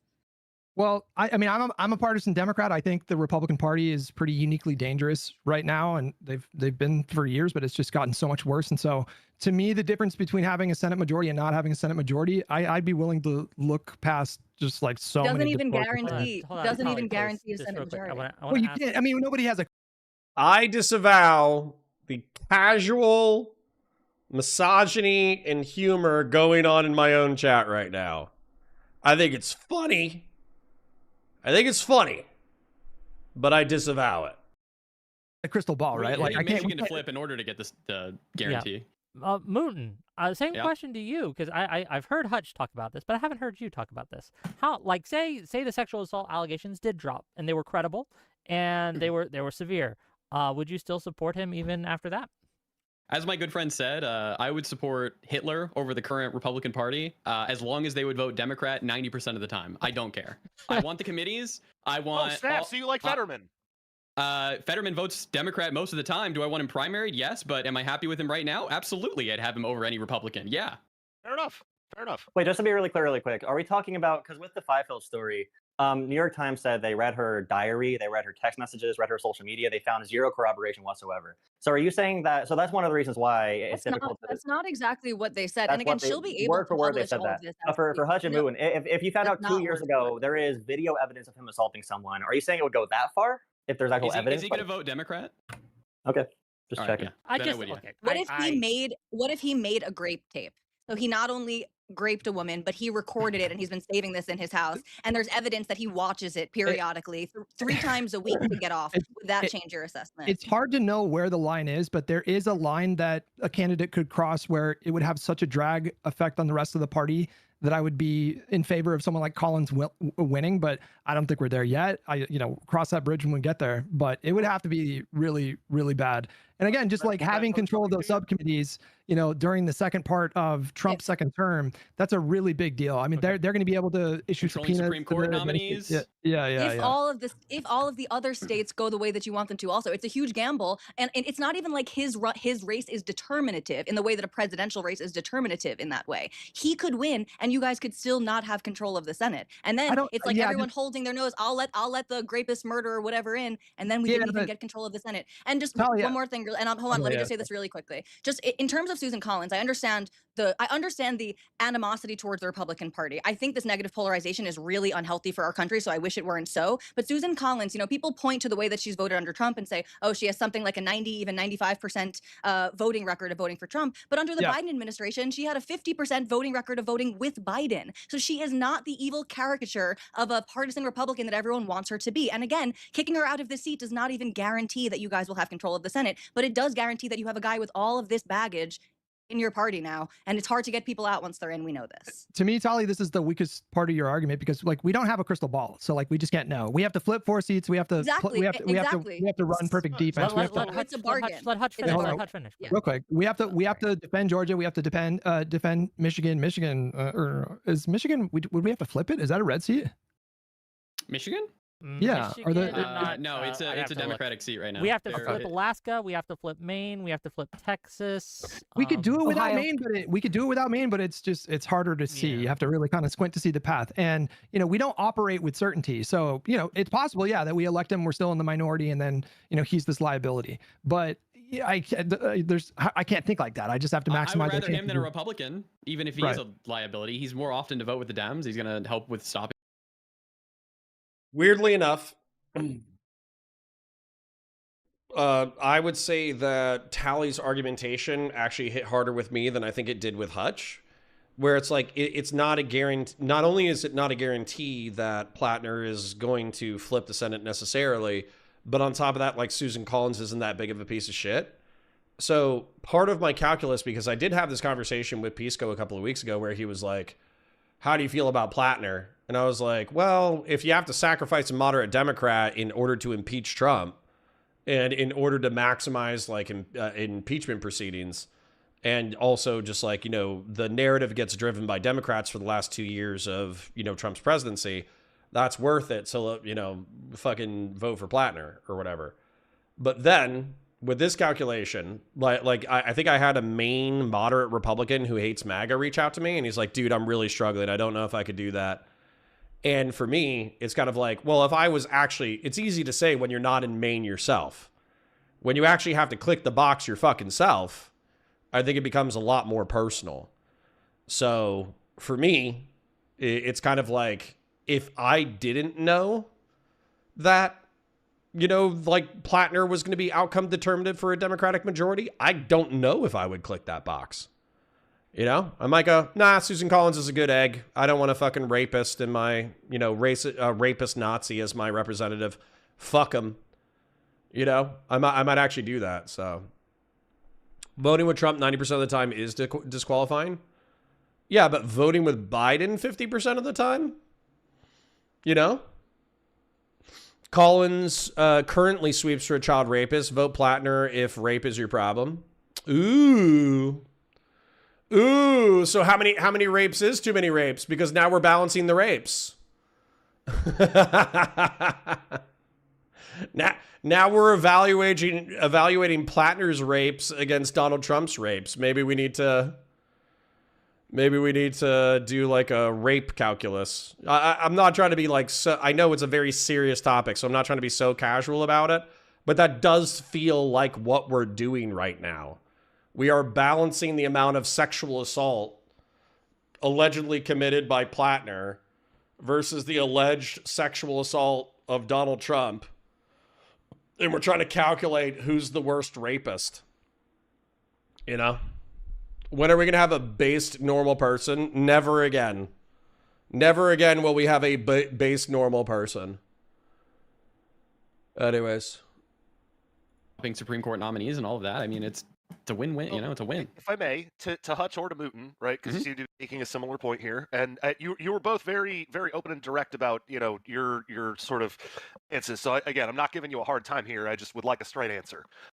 So yes, we don't have a crystal ball, but I would like to pose to you that when you say, "Oh, well, whatever, he's a liability," would you like every Democrat to have to answer the question, "How much did you know about the Nazi tattoo? You think he's a Nazi?" It doesn't even matter, right? I don't between care if between they all have of us to on this answer the panel, it doesn't even question. matter what the actual substance of that is. Do you want every other Democrat to have to answer for that for 6 years? No, of course not. I don't like him as a candidate. It's the least bad option for me. Like, I really wish It's less bad for you to have every Democrat up and down the ballot for 6 years answer the question, "Are you a Nazi?" than it is to say we can get the Senate some other way. I can forgive a little hyperbole, but I don't think the senators are going to be asked for 6 years straight if they knew about his fucking Nazi So, tattoo. No, it's not. hold on, just real quick, It's just real quick. kind of a big But you one, right? understand? It's kind hold of a on, Hutch. bomb that you wanna not necessarily throw underneath your own team. Yeah, of course. Real Serious says, it is crazy how specific Americans are when it comes to each Senate seat. I feel like here people only care within some provinces and the rest of the country is like, let the chips fall where they may. I do understand that, but Real Serious, we kind of have like a federal issue right now where the concentration of power originally, somebody correct me if I'm wrong, I could just be regurgitating fucking American mythology. But originally we were viewed by the founding fathers as 13 at the time, but we were viewed as separate states. And state is government. And so effectively, if you did not violate the Constitution of the United States, you could make laws about anything.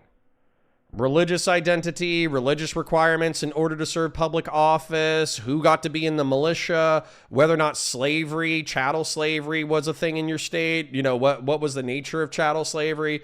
So from 1776 to 1865, the states had a shitload of authority on what went on within their borders. But what happened after 1865, because chattel slavery was viewed as such like an obvious evil, that number one, it should be prohibited from heading westward. That's actually what caused the original schism.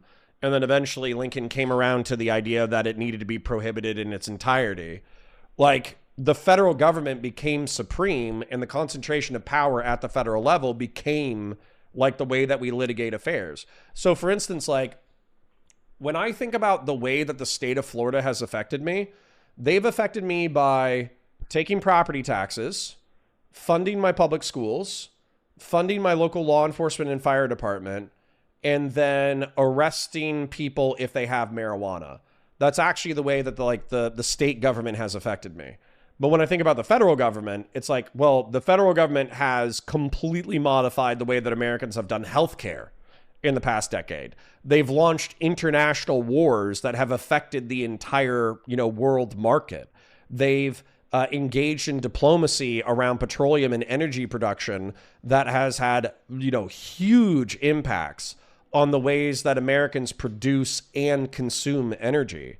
And so while the state level is probably where the most amount of leverage actually gets applied, the truth is that the federal government, when who wants to talk about like there was a sugarcane overflow in Southwest Florida like 5 years ago, and it bloomed the algae to be so toxic that it killed like 10 million fucking animals, including dolphins, manatees, fish, alligator. All of them fucking died because of this industrial runoff.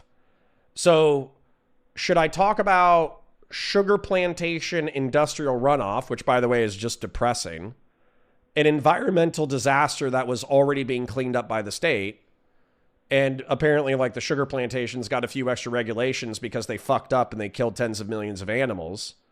Or do I want to talk about the Russian-Ukraine war? Or do I want to talk about Israel-Palestine? Or do I want to talk about like energy production, international energy production? Or do I want to talk about commercial shipping lanes? Like, obviously for me, the latter is more exciting than the former. And I think that's why American politics has, number one, become team sports. Number two, it's become team sports at the federal level. So, yeah. Not very many people want to talk about sugar plantation industrial runoff. course, but nonetheless, like the main voters have. Yeah, go ahead. One of the reasons that at least I'm hesitant to support this man, even if he gets locked in right after July 13th, is one of the problems we're going to have is everyone, because this race has been nationalized. Everyone's like, Alaska's going to run against Plattner.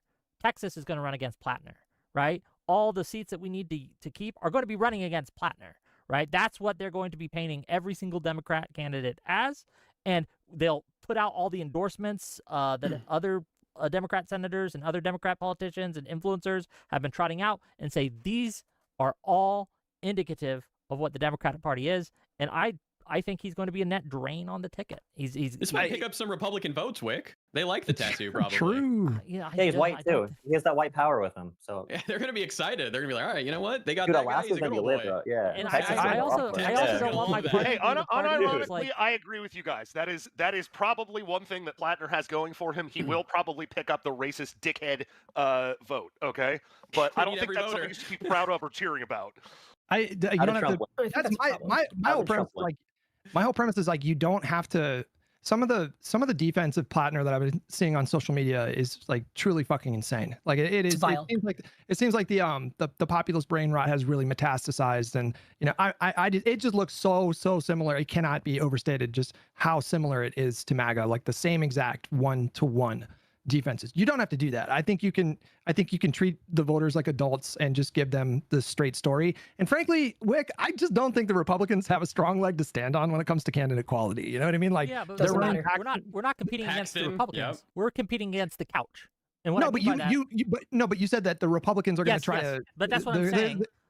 They're going to draw comparisons and they're going to be effective at it. And the people who will stay home, there are going to be a lot of those. Right? No, but my point is, I don't know how effective they can be when the Republican Party has had a candidate quality problem that is 100 times worse than the Democrats for years now. So. I want to put it right to your face, okay? We got a candidate quality problem over here in Maine. We got a candidate quality problem in Texas with Paxton, right? Yeah. But we also have a candidate quality problem in Texas with Tallarico. And all you need is a little tip of the scale, and yes, Paxton will beat Tallarico. I think Tallarico is going to win Texas, and I think that little adorable Christian twink is going to be president one day. That's how strong of a candidate I think he is.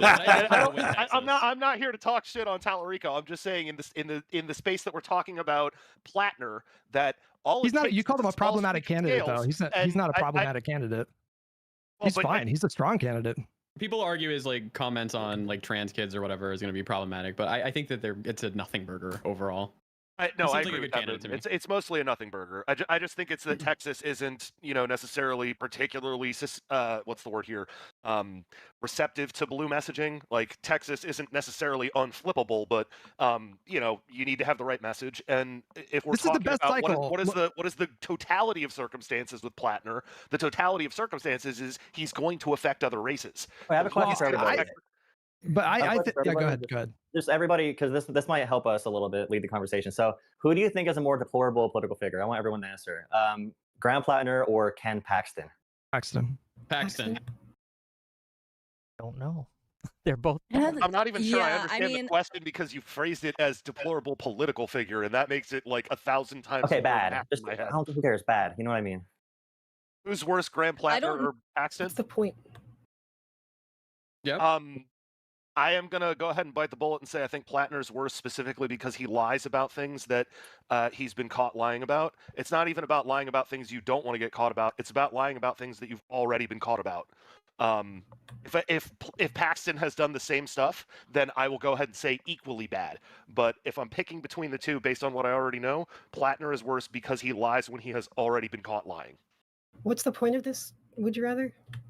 Because we're talking about Tallarico being an underwhelming candidate. I'm just saying, like, when we have Tallarico is a super suspicious character because he was created in a lab. Okay, Tallarico is not a real human being. Okay. Hold on, let me show you. Tallarico. Where's like a 1 minute short of him talking?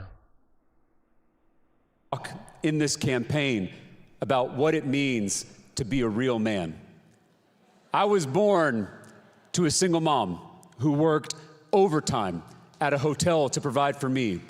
And the luckiest day in both of our lives was the day we met my adoptive dad, Mark Tallarico, the man who gave me his last name, the man who raised me as his own. Every Saturday morning, my dad would mow our lawn. And then without... Okay, so whatever Tallarico, his dad doesn't exist. He's a test tube baby. They basically took Obama and Bernie Sanders and they spliced it into a single human being. And that's James Tallarico. So just in case you haven't noticed, his cadence is white Obama. His politics are Bernie Sanders. So let's just take another look and just you tell me whether or not you think he's a test tube creation by the federal government splicing Bernie Sanders and fucking Obama into a single human being. Without anyone asking him, he would go next door and mow our neighbor's lawn because she was elderly and a widow. He never talked about it. He just did it because that's what a man does. Call me old-fashioned, but a man takes responsibility. He upholds his commitments to his family and his neighbors, and he does what's right even when no one is watching.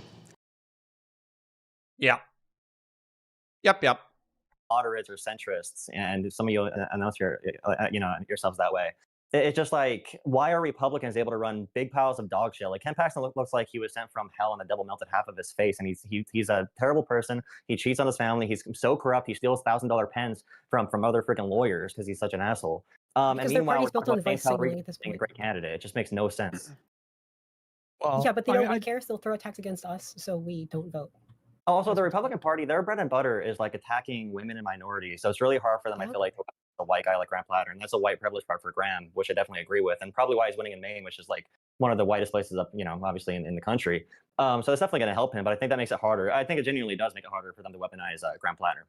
I think Democratic Senate candidates and other Democrats in other races should just throw Platter under the bus. Just was it Warner? Was it Warner? Just straight up say like, yeah, this is disturbing. This is, but ultimately this is up to the voters of Maine. It's not a lie. Hutch, You know I'm what I with mean? you 100%. Like for once, I'm actually straight up with you 100%. We'll throw him under the bus, and it's up to the voters of Maine. Yeah. Say what Mootman said. Say what Mootman said every time. Like Republicans should love him. Let's just say that like over and over again. That's why I don't think there's any virtue in this blue no matter who like advocacy for Graham Platter, because what we're seeing is just the rise of MAGA, and the more we center him, the more he's just becoming a role model to a really problematic strain of sloppyism, and it's getting sexist really, really, really fast. I'm already getting called bitch a lot, like over this week, like speaking up on this. Like it's here, it's coming faster than we think. Throw him under the bus, distance him. We should focus our energy on other things. He deserves no additional defense that he can gain with his own campaign in the state of Maine. I got a question. Go ahead, Moon. If you had to vote for Senator either Plattner or Paxton, who are you choosing? Plattner. No, and I don't even think that's a fair question. What state do they represent? They're running in 2 different states, dude. Well, I mean, they're a senator, so they're going through. Oh to no, represent the whole United States, that's kind of, right? absolutely not the same question. If we're asking if they're representing Maine, or if we're asking if they're representing Let's say if they're representing Maine, who would you rather vote for? That's really going to change your opinion which state it is. Absolutely, because I think it would be really, really, really easy to replace Graham Plattner in Maine. So if we're asking that question about Texas, that's a much, much, much harder question for me, because now I'm really thinking about that. But if you're asking me that about Maine, then no, that's significantly easier. Part of my beast with conversations like this, obviously we only got like 10, 15 minutes left before I dip anyways, but like, part of my problems with the conversations with like this is like, I appreciate the passion that Jola, the fucking red guy, is coming in and fucking arguing, but what are the chances that Plattner is going to be replaced? Now, his passion could be representative of a small segment of the population that is actually interested in, replacing Graham Plattner now. And maybe he's hoping that if he's passionate enough, Twitch and YouTube politics might see his perspective. And then if there's like something that gets released, I don't know, in the next like hour, because I'm pretty sure like the nomination process is already done, then maybe Graham Plattner steps down and another Democrat steps into his spot. But at the same time, barring Plattner getting absolutely nuked by some personal issue that makes it so he has to withdraw, I think this is a done deal. So I appreciate the passion, but you know, what are we actually doing here? So who would you vote for? In Maine? Sure. No, I'm. Don't say sure. It's your question. I've already asked it twice now. Who would you vote for in Maine? Okay, no. Hey, I'm not trying to be a jerk. I'm just trying to be clear here. In Maine, I would probably refuse to vote. Is my answer. Okay. And again, I'm saying that full-throatedly. No waffling. No trying to trick around your question. I appreciate you because answering. I am an independent. I am not a Democrat. I am not a partisan. And if you gave me that choice in the state of Maine, my answer would be I'm staying home. It doesn't make a difference. I have two But this doesn't matter. complete flaming jackasses, and it is not helpful to me in any way whatsoever to put my thumb on that scale, because whether I get what I want or I don't get what I want, I will have tarnished my own reputation by having said that I was willing to have that person represent me. So I would vote third party, I would write in, and I know my vote would go to waste. And I would ripping the U.S. apart and hand DSA quite instead of being vague. Tonight, and forgive me as a conversation, right? If the Dems are running, Somebody said fast forward to when Soy Pill shows up because that's when it pops off. So we only got a few minutes left, so I'll fast forward to where Soy Pill jumps on. We're relevant. Okay, On what but then basis? would you wait? Hold on, no, it doesn't matter. We don't have to get in the minutia of that. She's right, because she's saying I'm willing to do all the other stuff: bathroom bans, affirming care bans, medication bans, passport revocations. All of that's okay with you as long as those things that you do agree with happen, right? No, and not all of those things are happening or going to happen, and certainly They're not in literally every fucking state. happening. Shut the fuck up. This is not happening. This is just not happening. Okay. Oh, it's not Okay, happening. I want. I forgot we it's just not closed our eyes happening. and ears and saying it's And not I happening. think part of being no one agrees with every single thing that either side of the aisle does. This is just a true thing that we all know and accept when our party. I is want to make sure. Hold on. I want to make sure. Bad things happen to the Soy Pill, Democrats, please. but because I want to protect. I want to make sure transgender, you don't it's give a fuck. Vishy gets a That's the point. chance to have his statement. So maybe give some other callers a chance. It's Vishy. What do you have to say? What's your PvP, question? I gotta talk to you. brother. What are your... I'm not trying to be the center of attention, okay? I know I'm vocal. You're no, it's not that. It's your. Okay. I don't want to be mean. What are your actual principles? Because it seems that you just have none. Like genuinely, what do you care about politics? You say you want us to get out of your. We want you to get off of your ass to vote, but you don't care about policy, right? Is that like a thing that you don't care about? I wouldn't say I don't care about policy. Well, I think that's a fair criticism. Okay, if it's unfair, I don't understand that because Well, one, no, you don't I know who didn't to say vote it was for. unfair. I said it's fair. Yeah. I So said then why the fuck You're would we not want you to? understanding me? That's fine. I get. Why would we want your fucking vote at all then? To get you off your ass? If you just don't care about policy, what's the point? Okay. You're over here like I'm the independent, non-partisan motherfucker. But then you Hey, don't. Dad, you tease me as much as you want to, dude. I'll give you a solid answer. You want my answer? It's not gonna be solid, but sure. Oh, it will be solid. Do you want to know what my actual principles are? Because this is going to tell you why I will not vote for Plattner under any circumstance. Sure. It's under two categories, and this is why I've been harping on the independent aspect, because sometimes you're going to look at it and you're going to go, well, that's inconsistent. That doesn't make sense. And I'm just going to say back to you, you haven't thought about it hard enough, right? My principles are liberal and conservative. If you understand, if you understand the actual meaning of those terms, liberal and conservative, yes, I am Chesterton's fence, but I am also liberal. I am very much in your lane if you are a Democrat. And that is why I get offended when you ask me to vote for you when you're doing things that make me say I have absolutely nothing in common with you. You didn't vote for the Democrats in the general. What do we have in common? If we have things in common, I can have that fight. We can What do we have in that common? fight. What We can Democrat argue principles do about you what vote for? does and doesn't make sense. What But Democrat principles if do we you vote don't for, have PBD? anything in common, we have a problem. What do you vote for that Why it has did in you common not with vote for Democrats? Biden? Why did you not vote for Biden? In 2016, and again, this is where I'm going to ask you guys to rewind the clock, right? I'm talking 2020. No, I know. What I know you you're vote for? talking 2020. You have to put your. Give us the concise. I know, answer, I know, Wick. I know. No, you don't. You have to put yourself in my mind space because in that vote, January let me hit 6th, myself on the head with a fucking shut the sledgehammer. fuck Put up! myself in your fucking January headspace. 6th had not happened yet. In that Yeah, moment, January when 6th I was what cast that changed your mind. ballot, Got you. January 6th had not happened yet. Okay, but So wait, if I could go back, In if I could 2024, go did you vote for back and Kamala? change my Yes. vote, Did you? I Okay, would. okay. I am not arguing with you there. Wait, Okay, But in that you're like one moment, tier above Tali. All right, cool. Sure, but I'm asking, why does January 6th matter? Why didn't you vote? Why didn't you vote for Biden? Why didn't he earn your vote? What policy did you have a disagreement on? Policy doesn't matter. that in that moment, I was as worried that Democrats were going to do stupid shit as I was worried that Republicans were going to do stupid shit. But you just got off Trump's absolute crazy presidency, his wild ride, Mr. Bones' wild ride that we were on for 2016 to 2020, and you were like, well, you know, Biden would probably be just as bad. Why are you trying to argue? He just said policy. Weirdly enough, I feel like a lot of people kind of forget this. 2016 to 2018, they're, you know, what was it, like the Muslim ban? The Muslim ban? But the economy was fucking humming. And besides that, like, we weren't in international wars and COVID hadn't hit yet. It was really like, it was really like 2020 where shit fucking popped off, where we had the Summer of Love, BLM, we had COVID, all that kind of shit. And arguably, like, BLM and all the unrest was coming from the left. So I understand how a moderate or centrist could actually blame that on the left, even though I blame it on Trump because he's president and he's a dipshit. So, yeah, like I think he's looking back. Whatever the opposite of rose-tinted glasses are, that's what Mooten's doing with his fucking rear view fucking ass driving. But anyways, it is approximately 2:30.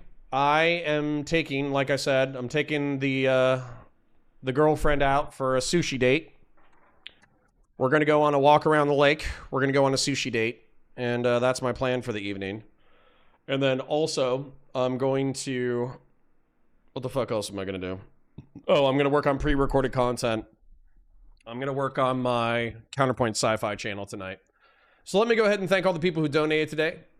Real Serious, Old School, Doobie. I'll engage with chat for a second, but I'm also kind of, I'm not going to lie, I'm pretty tired. James DeLosink, Old School, Rifleman, Michael Marty, Real Serious, Vazraka, Shapingro, Patriarch with the 10 gifted, thank you. Sorry for extorting you, but, you know, if we're going to watch dry Geopol shit, then, you know, I need my Geopol nerds to show up in force. Doobie with the 10, Hedonic Samuel with the renewal, Doobie with the 10, Shapingro with the gifted, Re-Examination Show with the 2, Well QC John with the 20, Doobie with the 10, Grassroots with the 10, Grassroots with the 5, Vazraka with the gifted, Fashion 40 with the 5. Thank you, ladies and gentlemen. So, I am... Tell her I said hi. Okay. The lib mind cannot comprehend that Republicans don't care about January 6th the same way Republicans can't comprehend how Dems cheered on Charlie Kirk's murder. Interesting. The Muslim ban was watered down because Giuliani told Trump what he really wanted was illegal, and that's why they moved to Obama's 7-country ban. Yeah, for sure. So, goddamn, sushi ain't cheap. That's true. You know it, bro. You know it. If Trump cared so much about the riots of 2020, he should have called in the National Guard similar to Clinton. Yeah, sure. Yeah. Yep. But, you know, it's a later day. I appreciate you, ladies and gentlemen, who did come and hang out with me. Thank you for your financial support. Thank you for your viewership. Go watch whatever other slop or bullshit you want to watch. I'll see you tomorrow at 9:30 a.m. on Valor Media Network. Thank you for coming out, and I hope you have a beautiful day. Ooh, in with the last minute oil. In with the last minute oil. Diminished Darknut. Literally, I was about to click the fucking end stream button, and Diminished Darknut came in with 10 gifted. Thank you, Diminished Darknut. I appreciate you. So, all right. Based. Based. Thank you. Thank you, kings and queens. All right. I'm going to go be a human being for a little bit. But I appreciate you. And I hope y'all have a beautiful night. I wish I could... Oh, well, thank you. Thank you, Diminished Darknut. All right. You guys, go be humans and go be sane. And I'm going to go be human and try to be sane.